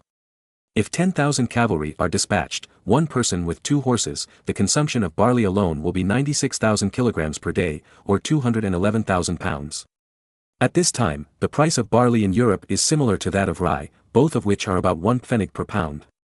Therefore, the food consumption of 20,000 war horses every day is worth more than 3,500 gold coins. This is because the time of sending troops is chosen after spring plowing. At this time, spring returns to the earth, all things revive, and there is no shortage of green grass in the wild. Therefore, a lot of horse feed can be saved. If you choose to send troops in winter, it will be fatal. Because they cannot eat grass for support, the food consumed by war horses every day will double. Therefore, in this era, nobles generally do not choose to fight in winter. Especially for armies with many cavalry, they cannot afford to fight in winter. And European war horses that consume 4.8 kilograms of food every day are obviously not suitable for long-distance raids. Because you can't bring so much food and grass. Only war horses such as Mongolian horses that are extremely resistant to rough feed and can be sustained by eating grass can achieve long-distance raids. The reason why the Mongol Empire was able to reach Europe in one breath has a lot to do with the quality of Mongolian horses. The reason why Tsarist Russia was able to attack the vast Siberia below was also because the horses ridden by the Cossack cavalry they relied on were descendants of Mongolian horses, suitable for long-distance expeditions, and they were not allowed to carry so much food. The war horses of agricultural countries, including Europe, are not good. These horses are used to eating food, and their bodies will collapse if they don't eat food for a few days. Therefore, the cavalry of agricultural countries consumes a lot. Even a large empire like the Han dynasty emptied its treasury because of many expeditions to the Huns. If it was like Marin's army raiding Florence from Rome before, it would only take 1 or 2 days of running. All you need to do is hang a sack on the horse's neck with 10 kilograms of oats, barley, etc. in it, and you can solve it. If it is farther, such as a long-distance raid from Milan to Naples that spans most of the Apennine Peninsula, it will be difficult to do. After all, it is impossible for a war horse to carry a few sacks of food on its back for a long-distance raid. According to the cavalry manual, in general, for long-distance marches, a maximum of 20 kilograms of food can be placed in the sack hanging on the neck of a war horse. More, the war horse can't carry it, which affects the war horse's mobility. In other words, if the cavalry leaves the baggage unit, it can only survive alone for more than 4 days. Of course, this does not apply to looting civilians in grain-producing areas. However, in long-distance raids, time is generally precious, and it is impossible for a large cavalry unit to stop and grab food. Moreover, a large cavalry unit consumes too much food, and it is difficult to maintain even if it grabs food. The reason why Charles VIII was blocked by the northern Italian coalition forces in the Battle of Fornovo was because there was not enough food, so he divided his troops to grab food, which delayed time and was blocked by the Italian coalition forces mainly composed of infantry. Therefore, Marin arranged for people to store a lot of food halfway through the French cavalry. When the French cavalry passed by, they would sell it to them. Of course, John Lafitte, who offered advice to Louis XII, would not say that it was given by Marin, but that he used his relationship when he was doing business in Germany before to get it. John Lafitte used to do business in Munster City, and it was normal to know a few business friends. Louis XII had some doubts about the relationship provided by John Lafitte. After all, it was 10,000 cavalry. If the food supply was not available in the middle of the journey, it would be over. So, he first sent people to explore along the Roman road. As a result, at the point marked by John Lafitte, he saw the contact person who sold food and the food. In this way, Louis XII was relieved to send 10,000 cavalry lightly equipped, 1 person and 2 horses south. Along the way, they used the money robbed from Milan to buy barley for war horses from grain merchants along the way. The leader of these 10,000 French cavalry was Baron Portman, who had previously competed with John Lafitte for favor. At this time, Marin, who was far away in Auric, also received a pigeon message from Italy. Knowing that Ludovico Sforza had fled without a fight and sent 22,000 cannon fodder soldiers to Louis XII, Marin had 10,000 MMPs to say in his heart. He does support France now, but he is just afraid that the French will lose. However, Marin's real intention is to let France and Spain fight each other, rather than fully support France. Originally, it would be relatively stable for France to dispatch 60,000 troops. Now it's good, with 22,000 more people, it's a sure win. But is this the result Marin wants? But things have already happened, and Marin has no way to do anything. If you want to blame, you can only blame yourself for missing this before and not notifying Ludovico Sforza in time. Just when Marin was furious after getting the information, there was no movement in Spain, and no pigeons flew back to the mainland. Why is that? Because the pigeons released by Spanish spies in Milan were intercepted and killed. What? Can pigeons be intercepted? Did they invite Mongolian archers? Not really. You know, Spanish spies released 6 pigeons in the Duchy of Milan. Even if the hero Guijing came, he could not guarantee that he could shoot down all 6 pigeons. However, since those spies publicly requested Louis XII to send troops to the Kingdom of Naples, someone began to clean up the pigeons flying southwest. What's going on? It turned out that since those spies publicly requested Louis XII to send troops to the Kingdom of Naples, a team originally arranged by Marin near the city of Milan began to clean up all the pigeons flying southwest. The method used by this team to clean up the pigeons is very unique, using falcons. And the origin of this falcon master is also legendary. This person is called Baijeri, an Ewenki slave bought from the Yeha envoy when Malin bought Old Mountain Ginseng from the tribute envoy of Yeha in the capital of the Ming dynasty. Bought together with Baijeri, there is also a Saker falcon in Baijeri's hand. At that time, Malin saw Baijeri driving Saker falcon to explore the way for the Yeha delegation, and was very envious. So he proposed to buy Saker falcon. However, he didn't know how to train eagles. So, he simply proposed to buy Baijeri together. The envoy of Yeha didn't agree at first, but Malin spent a lot of money. Then, the envoy of Yeha agreed. After all, Baijeri was not a member of the Yeha tribe, but a slave captured by the Yeha tribe from the Ewenki. There are many such people in the Yeha tribe. The Yeha tribe is close to the activity area of the Ewenki people, and it is very simple to catch a few Ewenki falcon trainers. Moreover, the Jurchens themselves can also train eagles, which is not uncommon in the northeast. Then, Marin got Baijeri in his Saker falcon. Originally, Marin bought Baijeri in his Saker falcon purely out of curiosity. After all, the Saker falcon is a legendary existence. At the beginning, Marin just asked Baijeri to take the Saker falcon with him to go hunting, and used the Saker falcon as a scout. However, later by chance, Marin discovered that the Saker falcon had killed a carrier pigeon and got the letter from it. Then, Marin realized that this was a weapon for intercepting carrier pigeons. After experiments, Baijeri and his Saker falcon intercepted many carrier pigeons flying out of Auric and Emden, and learned about several foreign spy nests in Beihai. Then, Bager became a professional pigeon killer under Marin. For this purpose, Marin also equipped him with a service team to ensure his safety. This time, this team was sent to Italy by Marin, specifically to kill any pigeons flying in the direction of Spain. Then, the Spanish message was transmitted very slowly. It was not until the city of Naples was besieged for a period of time that the news was received. But by then, it was too late.